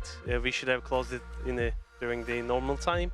But like it's kind of my heart is racing right now. So. Yeah, I mean, like our team's obviously kind of role locked, right? And that makes it hard to make an optimal Lotus comp. So we have to just lean into kind of what we do good, and then be aware of the comp's flaws, and then just do what we can to minimize those flaws. And it's more about maximizing our strengths really than anything. And so that's kind of our approach. But yeah, we played with something else for a while, and it just wasn't us. I want to know what comp that they were packing with now. I like that Bambino, you know. Say 5 different ones. Yeah, like it's low to. I want to know. Like there I was like a Sage there somewhere. I'm telling you. I'm so telling you. I like that Bambino is like, you know, very, you know, reflective of like, yeah, maybe we can't run everything in the most optimal way. But either way, Foot managing to win out Eternal Fire's map pick here, and a dominant performance from them, I must say, in the end. I feel like sociable, an spectator in all of this. Absolutely insane what Zeus was doing on the other side as well for the Cytosphere. Like so many rounds made absolutely no sense. I know that we've spoken about the past, about how good Zeus is on Waylay, but man, this map was so incredibly enjoyable to watch. Yeah, usually I'm sat in the green room like trying to like look at the mini map and trying to figure everything out, and today I just sat back and just experienced Turkish Valorant. Just Mini had fun, guys. Wash over me. I think straight off the bat we saw Zeus and Sop, players that we highlighted as not performing as well as they usually do. Straight off the bat, a couple of rounds where together they're just dynamic duoing it up and just taking over with all this aggression. Started off with like a nice A main aggression, and then here we just see a beautiful retake happening here. Zeus on that Waylay, it feels like every single time he's on it, he's phenomenal on it. He might be the best Waylay in the world at this point, like genuinely, like he just gets so much value. I hope they don't put him on anything else on like Split and stuff. I know that the Raze might be better, but he just seems to drop 30 almost every single time he's playing. And he can make a case for himself. Like you can prepare against a lot of teams that might run the Raze, that might run whatever, but he's always going to be different in his own way. And the more reps he gets, the crazier he gets. Because how do you prep against that? Yeah, there's going to be 2 guys that are going to be dashing onto you. Kristali might hit a flash eventually because everything's happening so incredibly fast that the game cannot actually process how quick it is. It was so quick, but I do feel like that is just good old Turkish Valorant that we get to see, because of course on the other side as well, Eternal Fire, they had some incredible fraggers. I know that you guys were pretty passionate about some things that Spear was doing. Bro, Spear, Echo, there were so many rounds that made no sense. This 1v3 to begin with. Yeah, I mean, like Echo, another player that we were... Oh, no, this one we need to... He could raise ult here. He's like, no. Oh, wow, there's a guy here. He gets the... Like that level of... Who does that? He's in our region. That level of micro decision making is incredible. Like knowing that like you can't get the ult kill there and it's better to pull out your gun, like that is phenomenal. And it was just happening all over, like just the big kind of fragging rounds. Like there is more depth to these teams than that stuff. I'm usually trying my best to be like, look, it's not just fragging, but today I think I just enjoyed all the clutches, all the 4Ks, all the Whilst he was in the Superior. air, double satcheled as well, Bro. by the way, makes that conscious decision to pull the weapon out. We had to slow it down for people to see what happened. It's actually insane that he's been able to do that. And I was talking about how he was a great Sentinel player before he came and joined this region. So if he yeah, plays a Sentinel here, I will actually leave the studio. yeah, and I would not blame you if you did that. I would not blame you. on Ascent. But yeah, let's start to talk about Ascent, of course, as well, because now we're actually moving on to Foot's map pick here. So let's see if we're going to see any of those changes. For the side of Foot, the last time that we saw them, they were running this exact same composition, if I'm not mistaken. No changes on that. Double duelist for them, and also for the side of Eternal Fire. Now, last time that we did see Foot play in this map, they stomped, destroyed, absolutely no chance for Pacific that was on the other side. But, you know, you decided what you do with that information. I think the Phoenix here is probably better than the Waylay, but again, it's Zeus. I think that historically we've seen him play that Phoenix, and it should be a role that makes sense for him as that kind of second duelist player, but he's never quite hit the heights with it. And so to me, this is a big kind of question mark over, should he just be on that Waylay? You want him to do Even the if it's not Derka, get like optimal. 6 ults in one round? Is that what you're thinking? Maybe tweak things around so he could actually be on the Waylay and... That's what I'm saying. Oh, yeah, sorry. Yeah. Yeah. Especially if Fabian pops off right now and makes him look like... What if he makes a case for himself? What if Eternal Fire wins on this comp and then Bambino and Vlad are like, listen, guys, it was literally in front of us. Yeah, for sure. But Echo jumping over onto that Vice as well here is, I think, one of the things to talk about also. Yeah, I think that the Vice has a great stopping power, especially against Foot's comp where they've only got that, you know, Sop's entry power there. It's going to be a big battle between Sop when he gets to that attack side against Echo, whether he can contain him. And honestly, I think both teams playing that double duelist, we're going to expect fiery Turkish Valorant as per usual. And I'm just here to enjoy it, experiencing and it. I'm so sad that Zeus is just going to walk on normal speed right now, and he's just not going to be dashing everywhere. But again, now it's on the ball is on Eternal Fire's park. Like, I need them to keep up the performance that they were having in Lotus, so we do get to see that second half be an actual value. Yeah, for sure. Well, let's see if both double duelists continue to walk on water, as Foot are just one map away from being able to lock in that playoffs. Let's send it over to our casters, Uli and Hypok. Thank you so much, Billy. We're ready to head into this Ascent. Mike, I'm gonna make you a question. Go on. Which is the key for Eternal 5? How's the key to try to win the map selected by Foot? I mean, this does really ride on Fabian and Spear to be the driving force, excuse the pun, driving forces here for Eternal Fire. Again, the comp discussion for me, I think it makes a lot of sense to expect to see Zeus on a different pick, but I think, again, this is the age-old discussion with the Phoenix, right? If you can come out, you can find the value from the run-it back. Again, it's a great tool to really have at your disposal. I think coming to Ascent here, with what we saw on Lotus, in terms of tempo, in terms of aggression, I'm leaning towards Eternal Fire's composition here to be the one to really set the tone. Let's see if they able to set the tone. We will be checking every single round. Now, we're starting into the attacking side from Eternal Fire, looking out for some information around main B. They didn't spot anything but the wire, enough to know that right now holding into the side should be Jet2J with all his kit prepared for it. Look at the mid pressure they're trying to apply it into full defense. Yeah, they are ready to collapse here. They actually will commit to this, so eyes towards top mid, still being held from arches. Yeah, Echo does get spotted. That will be the green light to head towards Jet2J. He's going to have his hands full here, but good for the first at least. Very quickly traded out though. Issue being now, Echo's been removed, so they don't have that late round piece. They have to commit towards this, and Crostally connecting onto Ordaz, further thinning out the numbers, but Fabian, this is being read. Sop's holding this. Sop is so smart, just holding for the... Oh! Not even smart, not enough. Maybe because Fabian surprised him and Neki get the kill. Crostally trying to stop Fabian to get into the side. They have to get that space and try to defeat 6 HP. He's gonna cross over, and Crostally is not gonna forgive him. It's gonna be the pistol wrong heading for Foot. Yeah, heads up proactivity here from Foot. Like I said, removing Echo so early on allows them to really pressure onto this site hold, but on the other side there, Fabian obviously reading the situation very well. And they slip through to spawn.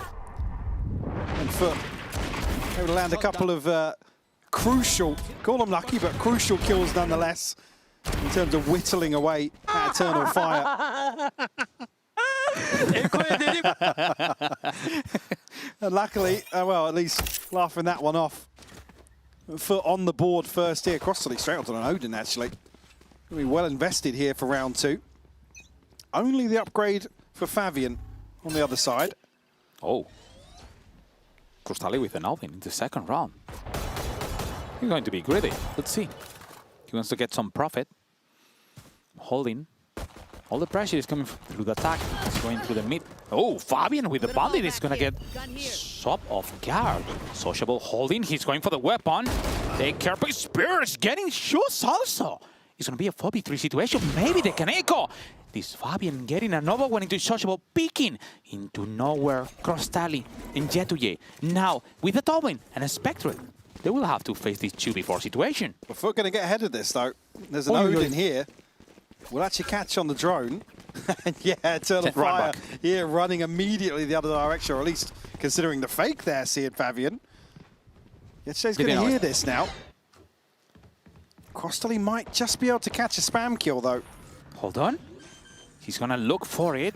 He's in the cave and it's Jetuye also getting killing to Neki. The Recon is good. He has to hide from it. No one is going to break it. Too many information. Looking through the wall, trying to sneaky get into someone. He's going to look for a big and Fabian with the bandits. He's going to get the kill. Jetuye with not enough. Not enough to stop Eternal Fire of getting this on Mova Thrifty. Fabian, the only upgrade here, finds the opener. I mean, it's so bold for Foot to really, like I said, start brawling out in this situation. That's your discipline check early on. Should be a call to attention for Foot. man. Yeah, you can see the frustration here between Bambino and Vlad. Getting an absolute fumble from Foot here. Maybe a little overzealous. Really, you can't take anything away from Fabian's ability to open up here with the bandit. Even at that point, it's Crostali getting caught in terms of that recoil recovery that allows Fabian to find another kill. Not gonna lie, I was scared. At the moment I see Spirit smoking and dashing, trying to get the weapon. He was only looking to the Guardian. That's mine. Then I will think about it. And he get the kill into Spirit. I don't even know how he get that kill into shoes. That's nonsense. I think as well, it's like for Eternal Fire, they have to push all in at that point. They find the one crucial win condition early on, which is the opener from Fabian. They don't want to allow Foot to really recover in that previous round at all, just smothering them in pressure. Foot, unfortunately here, round 3, gambled the wrong way. It's only going to be Echo on the other side of this. See as well, Yetche at least still spotting towards spawn, but Eternal Fire have walked out on B. The decision making on Eternal Fire was clear. The drone and everything just to 30 seconds left. check that no one was playing around B. They didn't get into the stack. Echo playing alone. He's going to hear everything. He knows about the rotation. He knows they're going through mid. He's going to try to maybe get some kills here. Swinging. He's going to see the single. The first one. Real discipline doesn't exist, but he's going to get 1 and 2. The third one is touchable. He's going to look for the bundle. Smart move. It's a 3v4. But being honest, there is no time. Yeah, I was going to say, what do the exits look like here? Because Yetche and Sop a million miles away from this. He's going to look to try and police Eternal Fire into at least giving up to the spike, but a couple of kills would be fantastic for Foot in terms of ult progress if it's possible, but well, there's the first potentially. Yeah, Yetche will get Fabian. Stun good onto Neki. That'll move another one as well, so at least some damage done on the way out. It's only Ordaz and Spear to survive. Again, it's not going to be a huge cushion on the back of that from Eternal Fire, but secondary objective achieved here for Foot. We'll have the Neural Theft. Crostali one away from Hunter's Fury. Neki actually already online on the other side of things. Elsewhere, unlikely to see. And the other, oh, actually, Fabian didn't even catch Fabian. Look at the progress he's made. 4 kills already. Just missing 1 more to be able to invest here. And similar scenes here for Eternal Fire. Heavy lean towards B here on the barrier drop. And Echo disconnected. Looking to control the space towards top mid. Well, mid in general, actually. We can see on every single 10 of 5 move how much they have studied this match. So getting the first shoes with the second, they want to press into Market, but Market is being held by shoes. Flash was perfect. This is swinging. The first is coming out. That is getting the refract. But it's only Neki alive. Not enough. All tied up. We're going with this 2-2 into the scoreboard. Really well handled by Foot. Again, Echo maybe needs to play his timing a little better towards top mid already a couple of rounds now. That's going to enable Foot to really address some of these early rounds a little more comfortably. Maybe even send an extra player Echo's way. Unless Eternal Fire do just want to continue to hit sites. You see, obviously, with Lotus, the comp discussion is slightly different, but you really see this game plan around as soon as contact comes through, they want to capitalize elsewhere. Oh, it could be a ball out here. Sop traded immediately. He's with a flash, George with a double. He's Neki with the Stinger getting this kill. And maybe have a chance. Oh, Albert getting also into sociable. Now 2v2, and he has also the Hunter's Fury. Just deeping fast to get the plan. Neki has to just make missed the timing. Play. The timing is perfect for Jet2J. Costalisimo with the rat-ta-ta-ta-ta-ta-ta-ta-ta. Getting the first one. Exactly. Neki has to be smart. He's coming with the Nord itself. Getting the kill. 1v1 has the Hunter's Fury. Could be enough. Getting a spot. Shooting through. The wall is not gonna rebuild him enough. 2 shock doors, Hunter's Fury, and everything is held to try to win this clutch in a 1v1.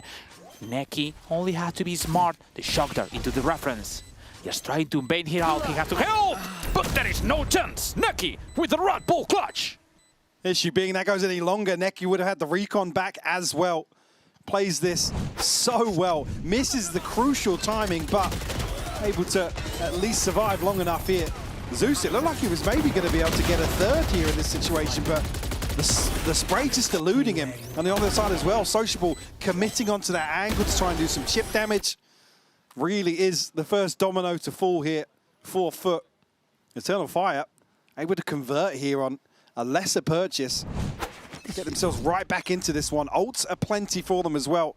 Just missing 3 in total between Spear and Echo towards a full house for them. The buy is still there for Foot though. They've got ults to play with also. Look at what the Terrify has gotten from the last 5 rounds. They've been in 3 occasions making some pressure into main B with this drone, clearing, and forcing them down. Conditioning them to set this war closer in order to be spotted and moving all the plan through Foot into having much more reactive, maybe defensive into the mid. Yeah, it's that similar sort of approach to really make Foot sweat. This camera is going to be difficult to find the value with the emphasis coming through tiles here. Until Fire Zeus. No way. I mean, should be dead to rights in this situation. He's not spammed out initially. Able to avoid the dart as well. Oh no, he's dashing, speed of looking, he's getting the kill, and also is coming in slow motion dancing. There is no chance, Jet2J. He got the kill, and Fabian, and also the Hunter's Fury with a 4! Getting left into Crostally. It's gonna be enough. All sociable at 5 HP. Sub with an operator is gonna be a 2v4. Hard to succeed. Let's see. Scouting the rotation. Fabian, smart enough. And Sub, right now, is completely sold out mine. Yeah, tough position to really dig himself out of. We'll find one onto Echo, but it's Fabian to find a third. Between him and Neki, this counter Hunter's Fury pays off massively in terms of opening up mid for them. Again, Foot, I mean, it's Zeus here. He's call it unlucky not to find the skill here, but Spear, bold in approach. See Crostally desperately trying to provide some support, but totally incapable of stabilizing there in that situation on the side of Foot. Yeah, it'll just be pistols to follow here in round 7 for them. Got Zeus and Sop with ultimates, but again, going to be tricky unless they can really snowball off an opener. And Echo now, actually, operator in hand for him. Still towards top mid. You see Foot now will add an extra body towards this mid hold. If you want to press our mid, we will be every single one here. But one. And that one is going to be a Jet2J trying to make the play into A, at least to have some information in both sides. Eternal Fire, buying time. They have no rush right now. they can just chill down. They know there is an economy advantage, and they should just try to take some advantage of it. Echo holding middle, and take a look, they're backing up. They're looking into B side, and all the rotations, all the move from Terrify seems to be conditioning to ending into this A side where only Jet to J stands. Yeah, I mean, he's got a cam to spot, but semi-committed on Gen. It's going to be really difficult for him to find much, if anything, especially with Fabian's woken this up now. We'll get the first, but can't get that rifle. No way. He will try. The Smokey was even helping, but finally they got the kill anyway. Sop has ult. Maybe this ult could be enough. He wants to be overcharged. Let's see if they want to try this retake. Maybe he will just commit into the spike. Spear holding the top, preparing the molly shoes. Shoot ults, maybe a chance, and they're coming. The ult is going through Sop. He's trying to buy some space. Shoots with the first one. Brrr. Looking for the kill. Looking for the second one. Brrr. Sop is getting the kill, but Spear and Neko are gonna clear it out this round. One more time coming to Eternal Fire with the numbers and the weapon advantage, Mike. Yeah, up to 5 now. Eternal Fire finally feel like they have the formula, slowing things down early on, waiting for Foot to try and at least find an opener in mid here. And no confirmation on the back of just how many bodies were in position, but the cleanup is beautiful from Eternal Fire here. Echo doing work with the operator from main. Not much that Foot could do in that position. You see, obviously, Sop back himself in this situation in terms of the investment, but yeah, really tough to crack an A site on the retake like that. Zeus still ultimate in hand, Yetijay 2-way from Maneural Theft, so still in a decent position here in terms of this ult cycle, but it's Foot to take a timeout here. Again, you think about the game plan and obviously reading into Eternal Fire's focus on mid, Foot haven't really been rewarded in stacking 3, sometimes even 4 players there. So certainly looking towards an adjustment here, potentially on one of the extremities. I mean, what other than that, we've seen them fighting to B main on the back of Zeus and Sop. And whether or not Echo's going to be the target once more towards mid. Yeah, curious really to see what Foot's approach is here. Fabian's actually going to have an operator now. Let's see if he's going to be rewarded. He's over towards Tiles right now. And if we think about it, we'll see the Foot adaptation maybe coming into this round. But what really intrigues me is what is Eternal Fire detecting? What is Eternal Fire trying to do to don't get overcome, but any change that Foot is coming? Let's figure out. Let's hear. Eternal Fire comes. Alın ben AVM'e mi diyeyim? Evet. Olur. Onların arkasında kalıyor da ya. Beklesene. Onu kol atıyorum, AVM'nin yürür. Arda pikleyeyim. Antik alayım mı? Çağır. Paranoya yatsana bize. Beklesene pik yapıyor adam. Paranoya atıyorum. Pik yapıyor. Attım. Paranoya oyna. Oyna şunu oyna. Buton main önü. Bir buton Ardes. İşaretledim, işaretledim. Heaven'da Cypher dörke. Heaven dörke. Bir attım ona. Dikin anasını. Haydi atlamış olabilir. Trap var. Yok Heaven piklemeye geliyor Heaven. Heaven nasıl gördün? Oğlum kapan ananı sıkın. Heaven oynuyor. Heaven oynuyor dörke. 2-3 Anladı. Ay ananı sikim. Kapı kapanmıyor. Pozisyon alamadım ya. Intim. There was chaos. Yeah, very chaos. You can even hear the frustration here. Yeah. And a couple of members of Eternal Fire getting shut down ahead of the curve.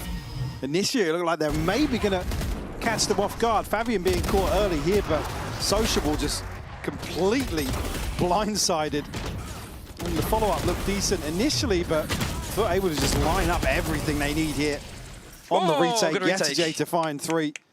And yeah, Bambino's right. Perfectly timed here, ahead of the spike. Barely breaking a sweat on the way back in.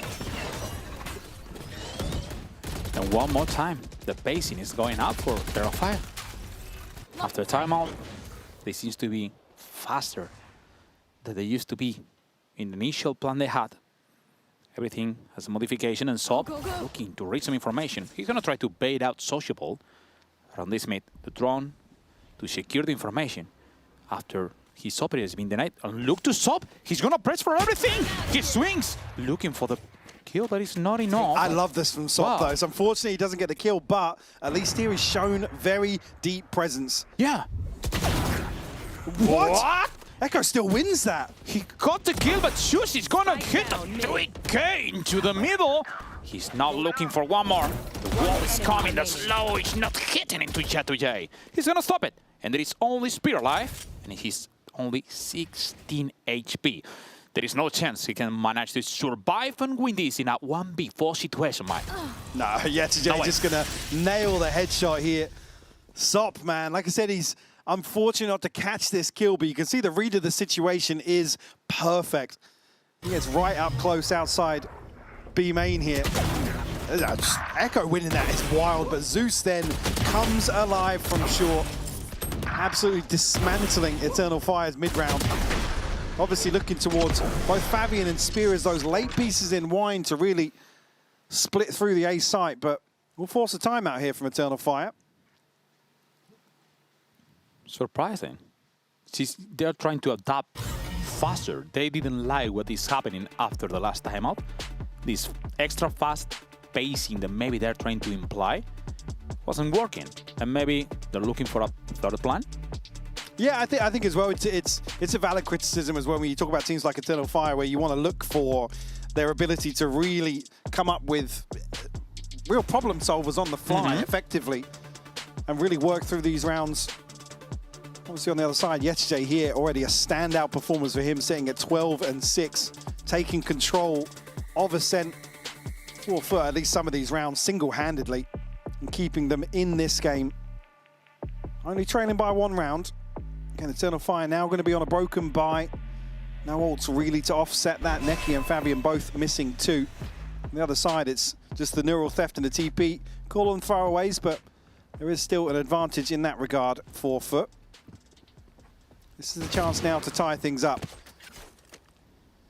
Again, you think back to some of these lesser purchases in Eternal Fire, still approaching with just a ferocious pace. It's caught Foot off guard a few times. Drone looking for some information on mid. This time, they were prepared. Last time, I was thinking, why the hell? Why the hell is Shoes breaking it? Why is Shoes the one who is on the worst spot to break the drone and be completely sold out? This time, they were prepared to maybe help a bit Sop, that he's not completely denied. Oh, double dashing, breaking the space. It's enough to scare Sop and get him out. Yeah, it's just to bail Echo out as well. He's tucked in that corner. Somebody has to break the sight lines. But again, credit to Sop. He doesn't hang too deep on that angle. We'll burn up some crucial utility in a lesser buy like this. Yeah. Certainly from the perspective of Fabian and Spear. Orda, I didn't even catch Ordaz getting tagged down to 21 as well, actually, yeah. Look at this move. Sociable is going to be looking for information into main. They want to make any kind of aggro to mid. Look, there is the drone coming. Echo smart. Does it clear him? Yeah, it does. He didn't know he located, and it shoots just getting Echo. Sop with the double. There is no chance. Last bullet, enough to get the third, and he's sliding, but he has no bullet. He was just baiting. He's smiling, trying to bait all that into Sociable, who is getting the kill. All tied up. Great collapse here from Foot. Sop landing every single shot he needed to. Again, it's a crucial catch on Echo, just with the drone, allows Zeus to be the one to really be the catalyst here in terms of spurring Eternal Fire on, forcing them into this B-side hold. You see Sociable as well, the respect being shown, throwing extra body here, even versus a lesser purchase. Because Foot know it's going to be 3, potentially 4, pressuring onto Sop with the operator. But still delivering here. Actually almost catching up to J2J now. Meet aggro by Foot? It seems so. They're going to try to do Darkest Peak, but this time with a Neon, not a Jet. A lot of information coming through this operator on Sop. They're holding for him. Top side, he has to back up, but the kill is done. Shortcut, buying some time. He's looking for a second one. Who's swinging? Double swing through the smoke. Smart move from Sop, just getting out here. He has to kick the numbers. Sop is playing so well right now in terms of his just audacious plays into the map. Really catching Eternal Fire off guard.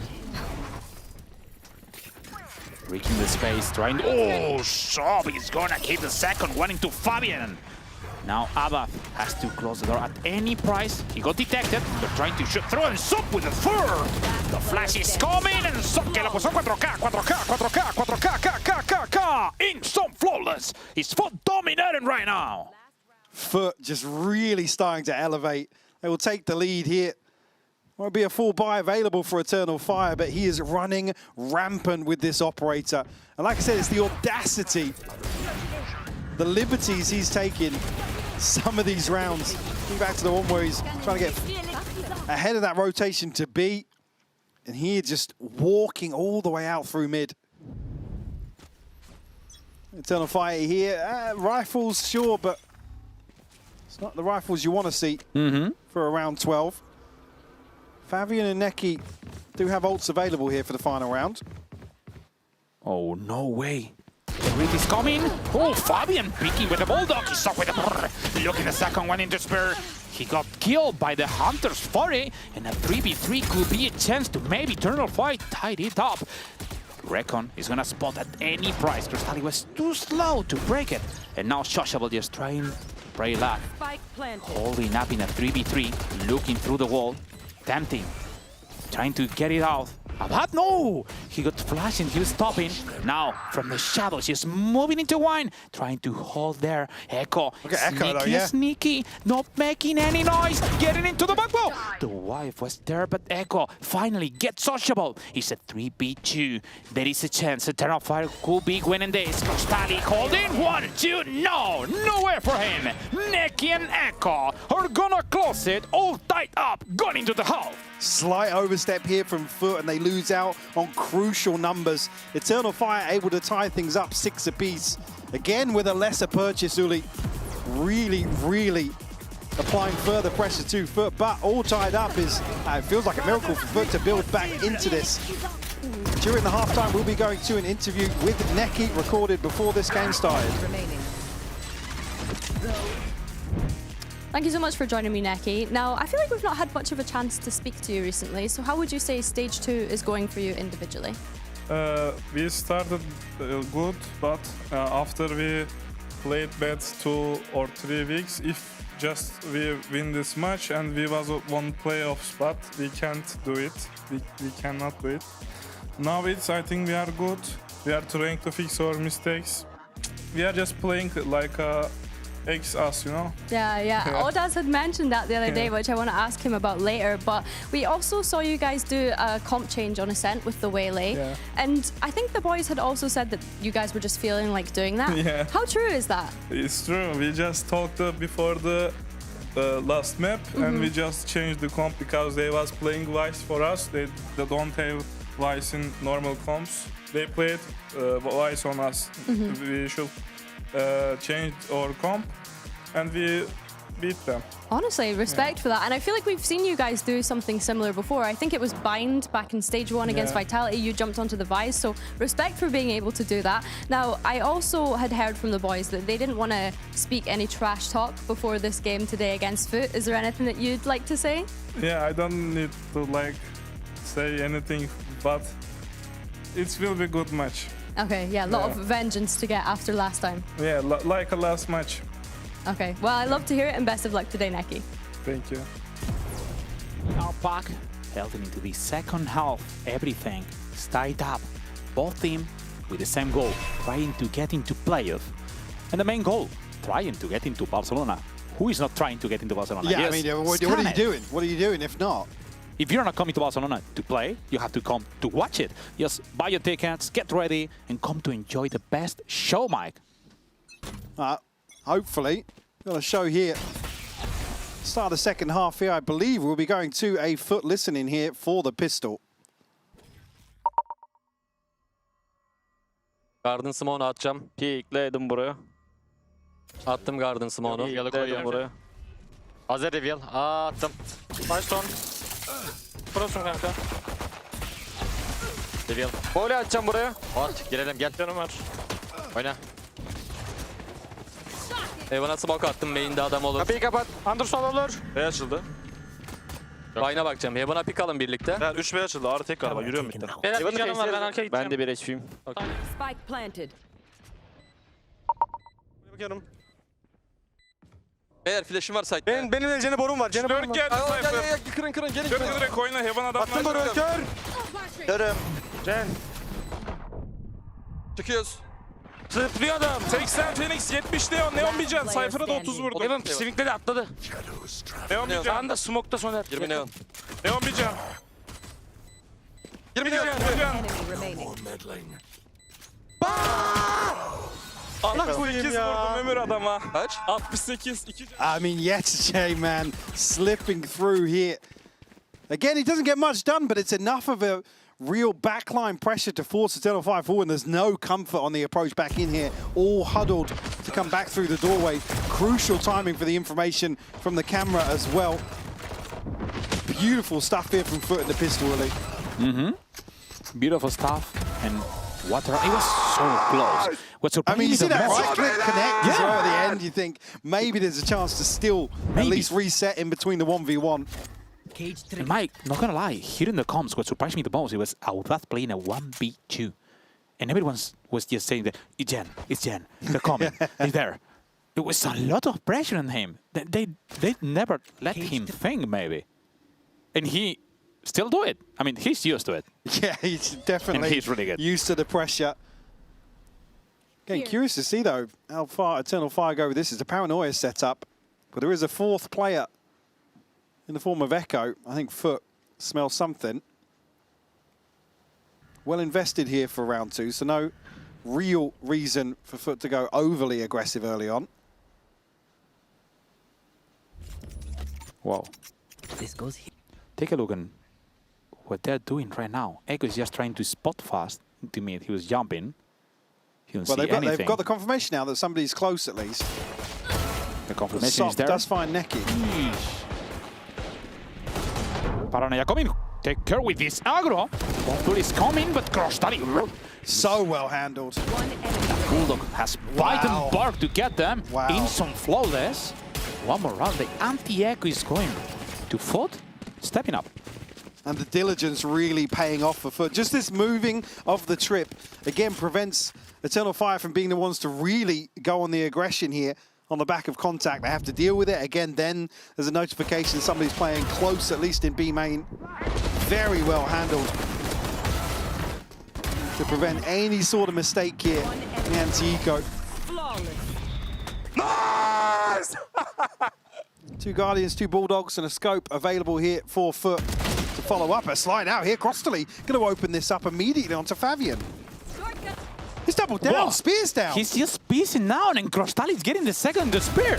It's a 4v3 just pushing down. Jet2J finally getting Neki. That advantage, the numbers are coming through Foot. And now they can try to get this off. Check down on Audath. He's trying to reach some information through it, but it's going to be really hard. I mean, Foot can freeze here.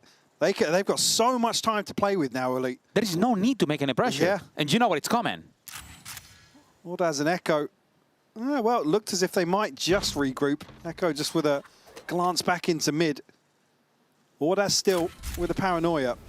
That could be pivotal to get something done here late on into the round. Again, Echo's a million miles away from this. They're hedging their bets, Elite. It should be the run.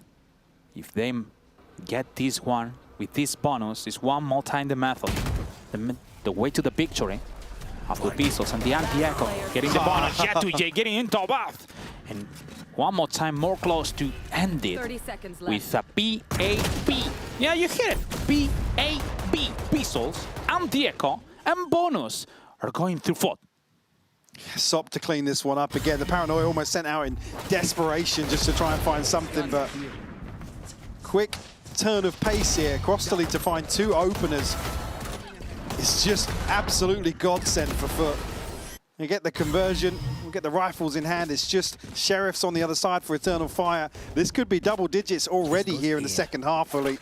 We feel like a bit of a death sentence for Eternal Fire. Again, there's going to be a huge cushion behind this with how clean it's been in the openers. And what surprises the most is we're used to be seeing Eternal Fire during the eco rounds to have a plan, to have something exploring, and his identity is pretty aggro. This time, they're relying into a defensive setup around mid. and you don't have any weapon advantage. Stacked into pizza here, just relying on Fabian and Spear to really... Okay, look at this. They're looking for a lot of information on Mene. But again, it's not really going to help them too much. But I mean, Foot could just brute force their way into B here. They've actually invested an extra player in the form of Echo over on this side of the map. So you have all the information on main, and you're just sending everyone into A. And now you have a ward here that you can, well, if you break it, they know they only have to commit. And they seem to be ready for it. The drone is coming.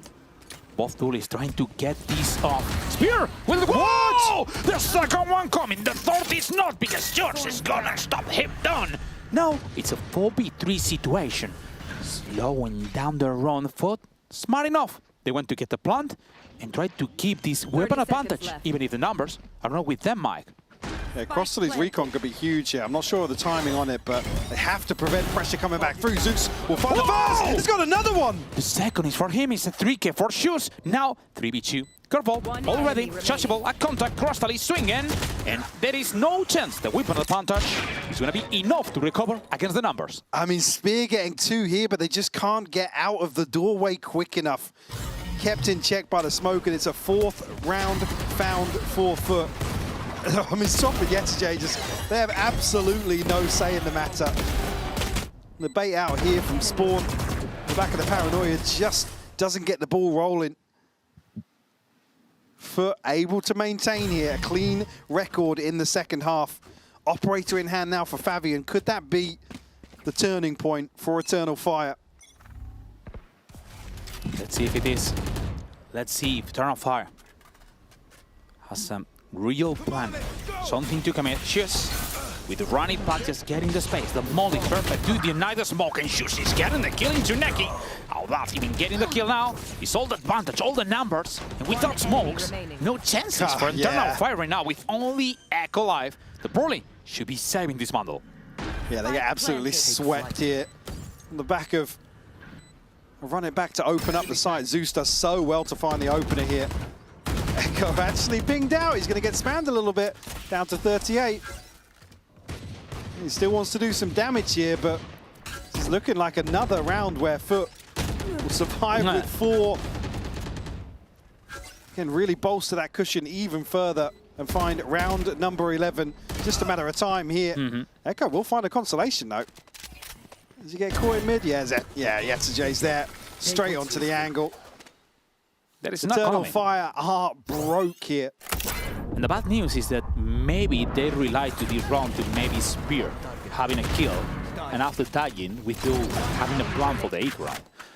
Now they have no ults, not that many economy, and they will probably have to force or something. Oh yeah, they definitely have to force it for sure. I mean, I'm seeing Guardians already. We'll see how the buy will settle, but Eternal Fire certainly up against it now. Do we see a big overhaul in terms of the approach here on the defense for them?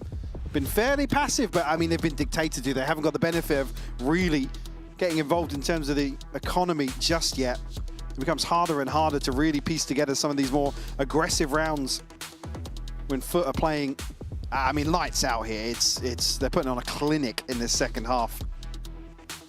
And they have to keep it. Let's see if it's enough to try to get over it. This is going to be the second time that Foot is facing Eternal Fire during this year. The first one, they need to go into the decider. This time, they seem to be in a sweep, dominating, trying to close it up, in order to qualify into playoff and become the first, well, the second team heading into playoff. See here, though, I mean, he's at least getting a rifle in the hands of Spear. He's one away from a Blade Storm, so a chance to potentially snowball. The other side, Crossley, Hunter's Fury available, Stop, and Yetajay not too far behind. This feels like it could be the beginning of the end for Eternal Fire, though. Ordaz has got to be very careful to play his life here if Foot decide to get aggressive in towards B main. You got to walk out in mid, though. 2 players from Eternal Fire, Fabian and Spear. Grid him off. He has no way to TP back. He's committing to an artist pick, trying to get any kind of advantage, any numbers. It's going to be rough. Take a look on the sub, just getting the space. Smart enough. With the outlaw, he allocated the first one. And now has even 2 shadow step to get avoiding it, and a second shadow step to get into the stairs in order to at least get some side control. They're desperate to find this over here. Sop found it, but Spear straight onto the trade. Fabian's still unnoted yet. Crossley's been looking this way and will be punished. That's the spike noted as well, really. And Yetajay just thought to jump into the smoke. Eternal Fire have proved that if they are giving too much space, the thought is going to be hard for them on the defense. And it seems they will be facing them over. 30 seconds left. With the numbers and everything going through. Eternal Fire is sociable, coming with a paranoia. Echo holding and Fabian with the 3K is going to be enough to hit this round and bring it one more time to Eternal Fire. Finally, Eternal Fire go forwards here, take some space away from Foot. Again, whilst they're huddled into B main. I mean, it's a freebie to Spear to trade onto this UC as well. Yeah, TJ just desperate to mitigate the ping from the recon, but first round posted here after a bit of a drought for Eternal Fire. Now got the benefit of some of these ultimates aligning for them to potentially piece together a bit of a comeback. Here. Holding the mid, double swing, Spear. And Fabian holding it. Smart play, knowing that they have Fabian ult, but not enough. The plan should be around it. The plan should be around this ult. And now Spear. Oh! He gets tagged as well. Alexic, meanwhile, he was dashing back, man. You gotta be careful not to get spammed out here. Echo, though, meanwhile, from short, comes alive. Where is everyone? Let's say we'll get the information on the back of that, though. Neural Theft is invested.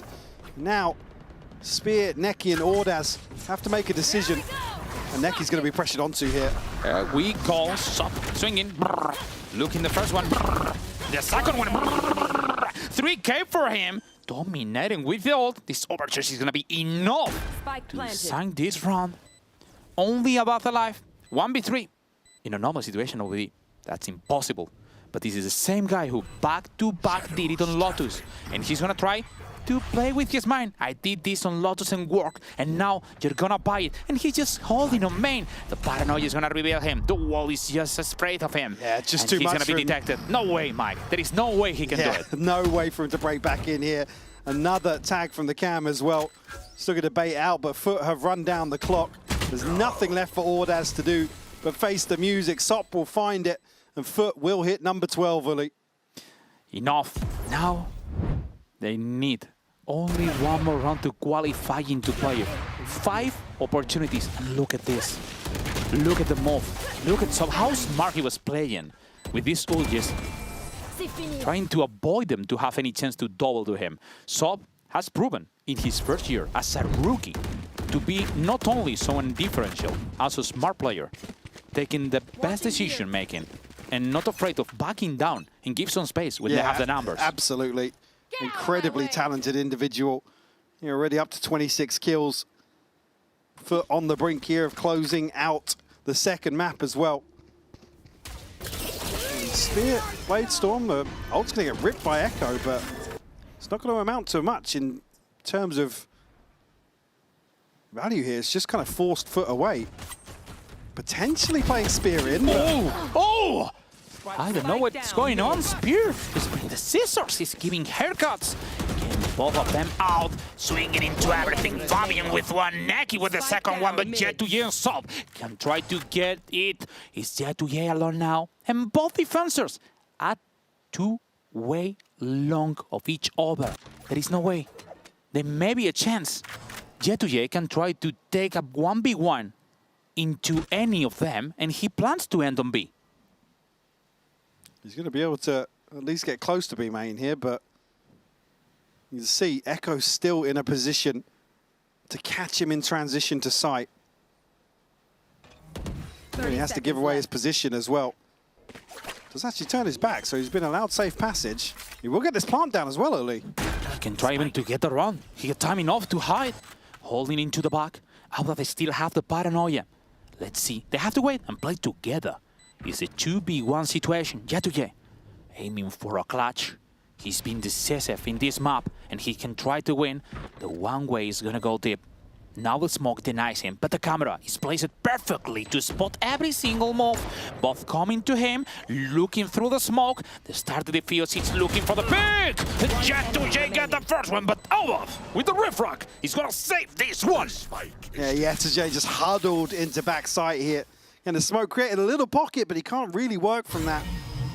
Just waits for the initial tap on the defuse, but Spear, there's a moment here where you think he's gonna miss out on a massive opportunity, but then the trades from Eternal Fire aggressing back out from Market.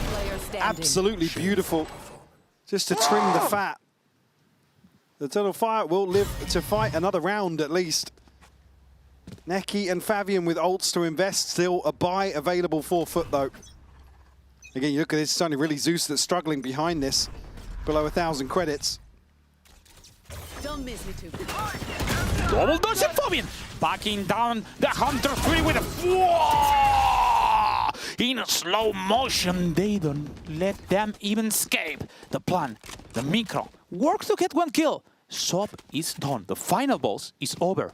Maybe now they steal a chance in a 5v4 situation.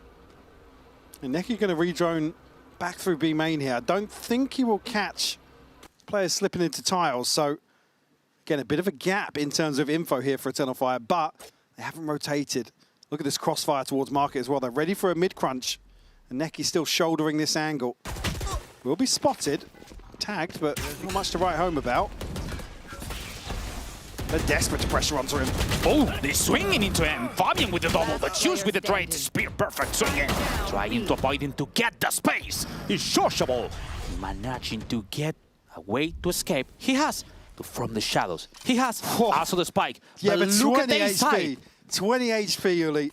He's going to get caught here for sure by Echo. The headshot will land. Eternal Fire will convert another one. Two have saved. Can they make 5 and bring us to another overtime? Wow. I mean, with the way this is going, we're actually going to be the ones to call a timeout. It's a crucial round because, like I said, it was only really one player struggling financially behind that previous purchase. Benefit being they got some ultimates to play with here, Uli. Most notably Zeus and Cross Delete. And the investments come through from Eternal Fire now. It's, I mean, next closest for them is Ordaz with a TP. And still, they are struggling to piece together a full buy at least. I'm seeing Guardians and a Judge considered on their side. Have to see how things settle to follow this timeout. What an important timeout. Food just looking to qualify into playoff. And don't forget, there is many relationships around. Sop, they used to be a player for this team. He didn't even get to play on VCT EMEA. There's history here, yeah. Blood was the coach before the rebranding into Eternal Fire that qualified them into the VCT EMEA. And after that, he never get to coach them into the VCT. And now, into this match, they're looking to send them into the lower bracket, into a Sunday match, looking for the qualifier. Meanwhile, they want to get into playoff right now. Yeah, there's certainly no easy matchups left with what we've seen so far this week as well. Eternal Fire, still 3 rounds to find for them. They're in the right place here. Could be an absolute bloodbath towards A main. Oh no, take with aggro! Sliding shots with the double and Sub getting into Echo. The numbers are for foot. This 4v2 situation could be enough. And Nova playing with the Judge, getting the space spotted. He's holding into this prison, trying to break over and look for the kill into the spike. The Recon is going to spot now. He's got broken instantly. The Paranoia just denying the pick. He's going for it, and Sop is dying until Neki. He's going for the information with the drone. However, he's going to be broken into the space. No! Let's ball it! It's Neki jumping for it. Cross Tally, get him the kill! Aldous with the double! 1v1 and Jet2J is gonna do it! GG! This squad is coming for 4! Arrive with more roles to play around, and that become the difference. They are through to playoff without needing the Sunday safety net mic. I mean, absolutely sensational here from Sop in particular. 8 openers found here on Ascent. Certainly the deciding factor in this matchup. Eternal Fire, man, they just never give up willing to go forwards here and really try and take the initiative in one of these late rounds, and they just get crunched immediately. Similar sort of conclusion we saw on Lotus, where they took a massive gamble in terms of that investment for Echo on the chamber with an operator, but Footman standing up to the challenge today. Always tough with these matchups. Again, they're so hard to call in terms of, again, just delving into the unknown. Things get very unorthodox, but Foot looking as if they want to stabilize now. Again, probably a big sigh of relief to topple Eternal Fire today, Elite. Indeed, and looking into tomorrow qualifying match, Eternal Fire has to get some answers, has to get something to do. Because right now, what does Eternal Fire do when Fabian first contact is denied? They're struggling to the attack side every single time when he's denied. And that's a good question, and they don't have any time to prepare. It's just one night, and they will have to be ready. So we're gonna go into the post plan with Jet2J and Bambino. Thank you very much for joining us, guys. Congratulations for making it to playoffs. Jet2J, you in the clutches today was insane. Tell me about that. Yeah, actually I can end it before the 2v1 on B, but yeah, I did play good today, and also I play good on Giants match as well, and I'm so happy about my performance. After group stage 2, after group stage 2, I am happy to help in the team because I wasn't helping the team. It's nice as well that you guys get to keep the streak of being able to beat Eternal Fire. Let's not forget the last time that you played, it was for that qualification to London. So does it feel just as sweet being able to do it this time round and make the playoffs? Yeah, for sure. I mean, play-ins is lethal. You know, these tier 2 teams are strong, and it was so scary. Like I can't lose. I'm sorry. If I face with tier 2 team, I'm so scared. Yeah, how happy are you that you didn't get to? Because EMEA has been suffering a lot, especially coming into play-ins. It is weird for us to see you here. We were just showing your schedule and the stage that you guys had, because obviously if it wasn't for the Na'Vi showing up like they did in week 1, you wouldn't even have to go through the hurdle. But after all that and going into this play-in, you guys made it completely flawless. Expectations versus reality, did you guys expect it to go this way?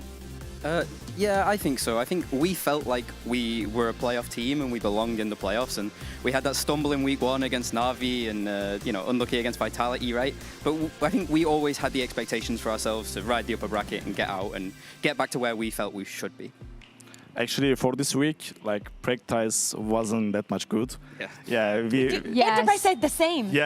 Like we had so many bad practice to win them officials. but then it's okay now. After that win, I guess we really need it because of, it's not because of playoffs, it's just because of we should start believing each other, and that makes a lot for us. Speaking of pracs, I believe you and Vlad were speaking about the different like Lotus comps that you tried out. Is there anything more that you can tell us about that? Can you like? I can't leak the comp, come on, because we might go back to it. But like we tried a lot of the popular comps right now. Like we were looking at what the top teams are playing and seeing what works for us, and we tried everything on the map, you know. But I think we found something that we feel comfortable in, and like if opponents pick it, you know, we're happy to play it. So, but I can't leak the comp, you know. Okay, but what about the weaknesses that you were talking about? Because especially when you did the coach confession, they were like, yeah, there were some holes in here. I mean, there's no Senti. There's gaps everywhere. Yeah. Right. That's how it is, you know. Okay, fair enough. And you mentioned you need to do more, Jet2J. That's what He's doing enough. I'm sorry. Probably you had like 2 insane clutches in that game. You mentioned identity as well, but how would you both kind of describe what your identity is at the moment? What sets you apart from the other Turkish teams? I mean, I feel like we're a team that's very much like led by our double duelists. Like obviously you saw today, Zeus had a 30 kill map, and then Sob had a 30 kill map, right? So I think a lot of our playstyle is about enabling these guys to really like take point and really get the fights that they want. And then we have a really strong backline with Yetu and Crostally that are like super good late round, really nice planners, very vocal players. And I think this is kind of us. Yeah, for me, I guess we have a gameplay ego. It's not about like character. Like no one is, of course, egoist on this team. But in game, we have ego. I guess that makes us like different from the other Turkish teams, because we have really good confidence about playing it. I like that. Love to hear that. Yeah. Especially now that you have made it onto the playoffs.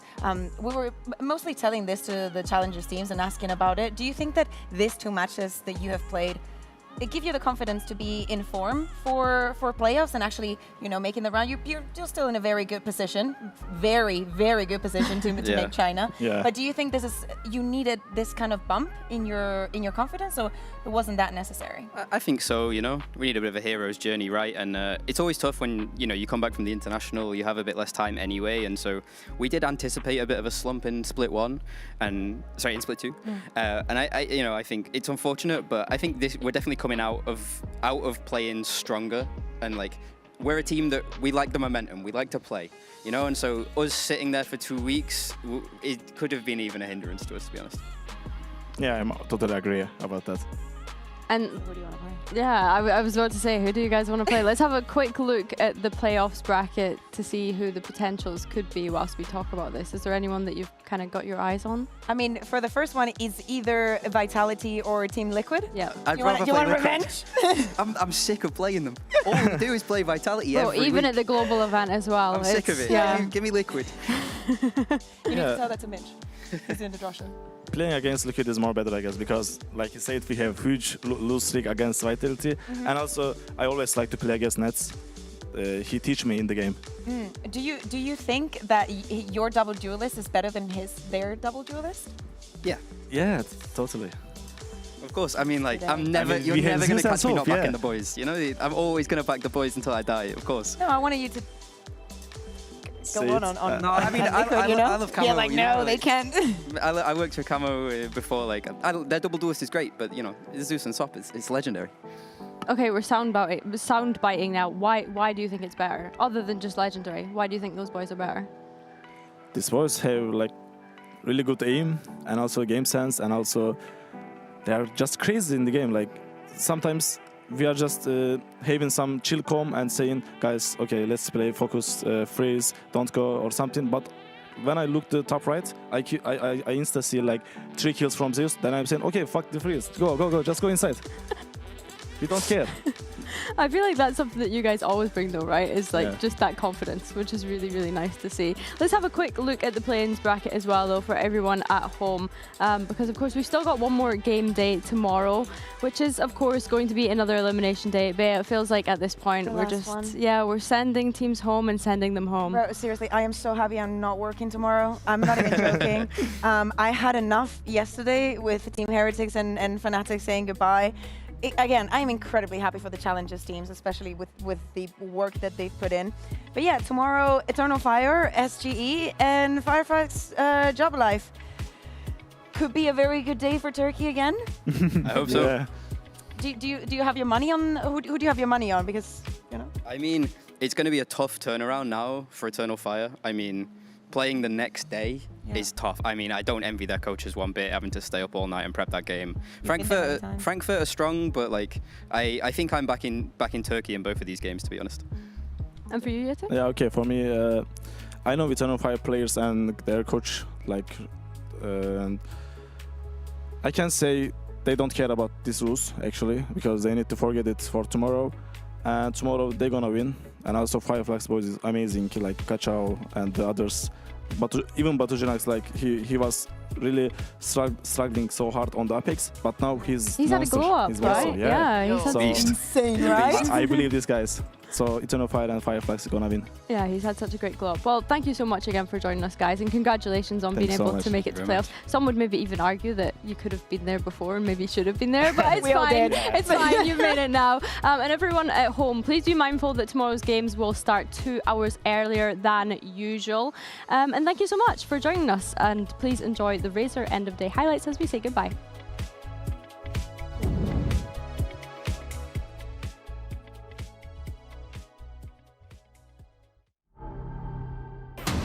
There's a real chance, and Hillary luckily manages to close. Yeah, that's a big kill. Never mind, Kachao goes back for more. Because he is going to have to be the one to close it, and he will. Nice, Gossi. Come on, let's go, boys. Both players have fallen. Kachao is the man to look to save things here. No!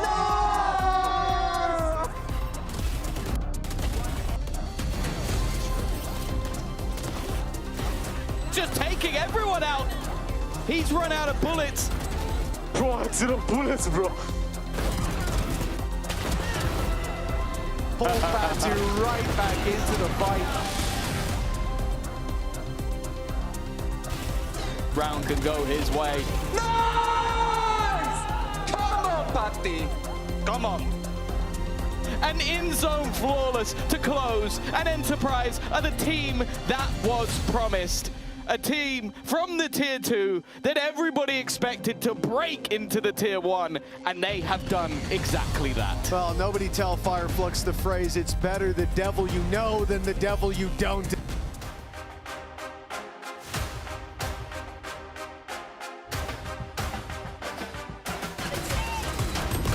Just holding, swinging out, and Spirit getting the kills.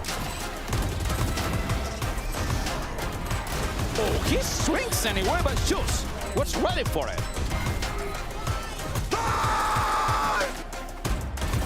Looking for some information. The dog has located and they're starting to Nobody shot the dog! And Juice swinging for the third K. Juice! He's gonna do it one more time! Nice! There is still a chance, but Fabian says no chance against me. Pretty easy for Fabian. On the other smoke, he's swinging. 1, 2, 3. Y la pulsa 4K, 4K, 4K, 4K, Gonna have plenty of company here. 1v1. And Alba, he's gonna clear it one more time. The timing is perfect. Crash one. Neki has to be smart. Getting the kill. Hey!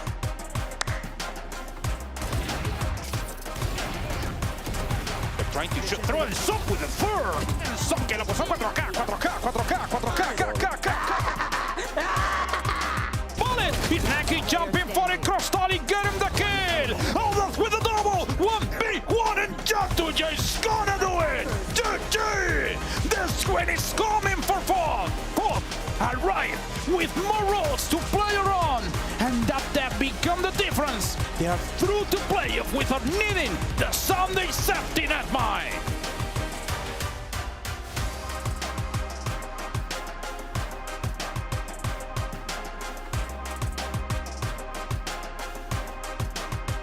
Hey! Alberto was looking for you, by the way. Really? Yeah, you better get that Okay, quick. I'll go check.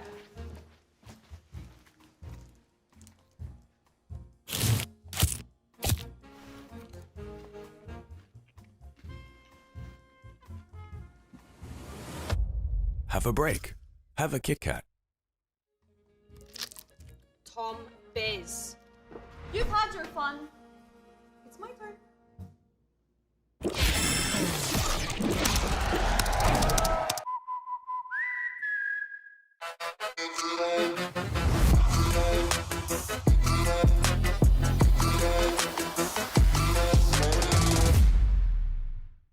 Want to find your fastest server every time? Express like a pro and optimize your connection in one tap. Express and game without ISP throttling. Express and shield yourself from DDoS attacks. Express and choose the VPN trusted by gamers everywhere. Express VPN. Experience gaming the Express way. Fast, stable, competitive. Outplay the world. It's time to Express. Unlock free cosmetics, including Lightning Kicks Buddy and more. Scan to subscribe. And the winners, 4 years of history. VCT EMEA Team Liquid. That trophy has never been done before. No team has ever lifted our trophy outside of Berlin. But that's about to change. VCT EMEA goes on its first ever roadshow. And it's coming to Barcelona. Our biggest crowd, our biggest stage, and a trophy lift under Spanish skies. We will be there. Will you?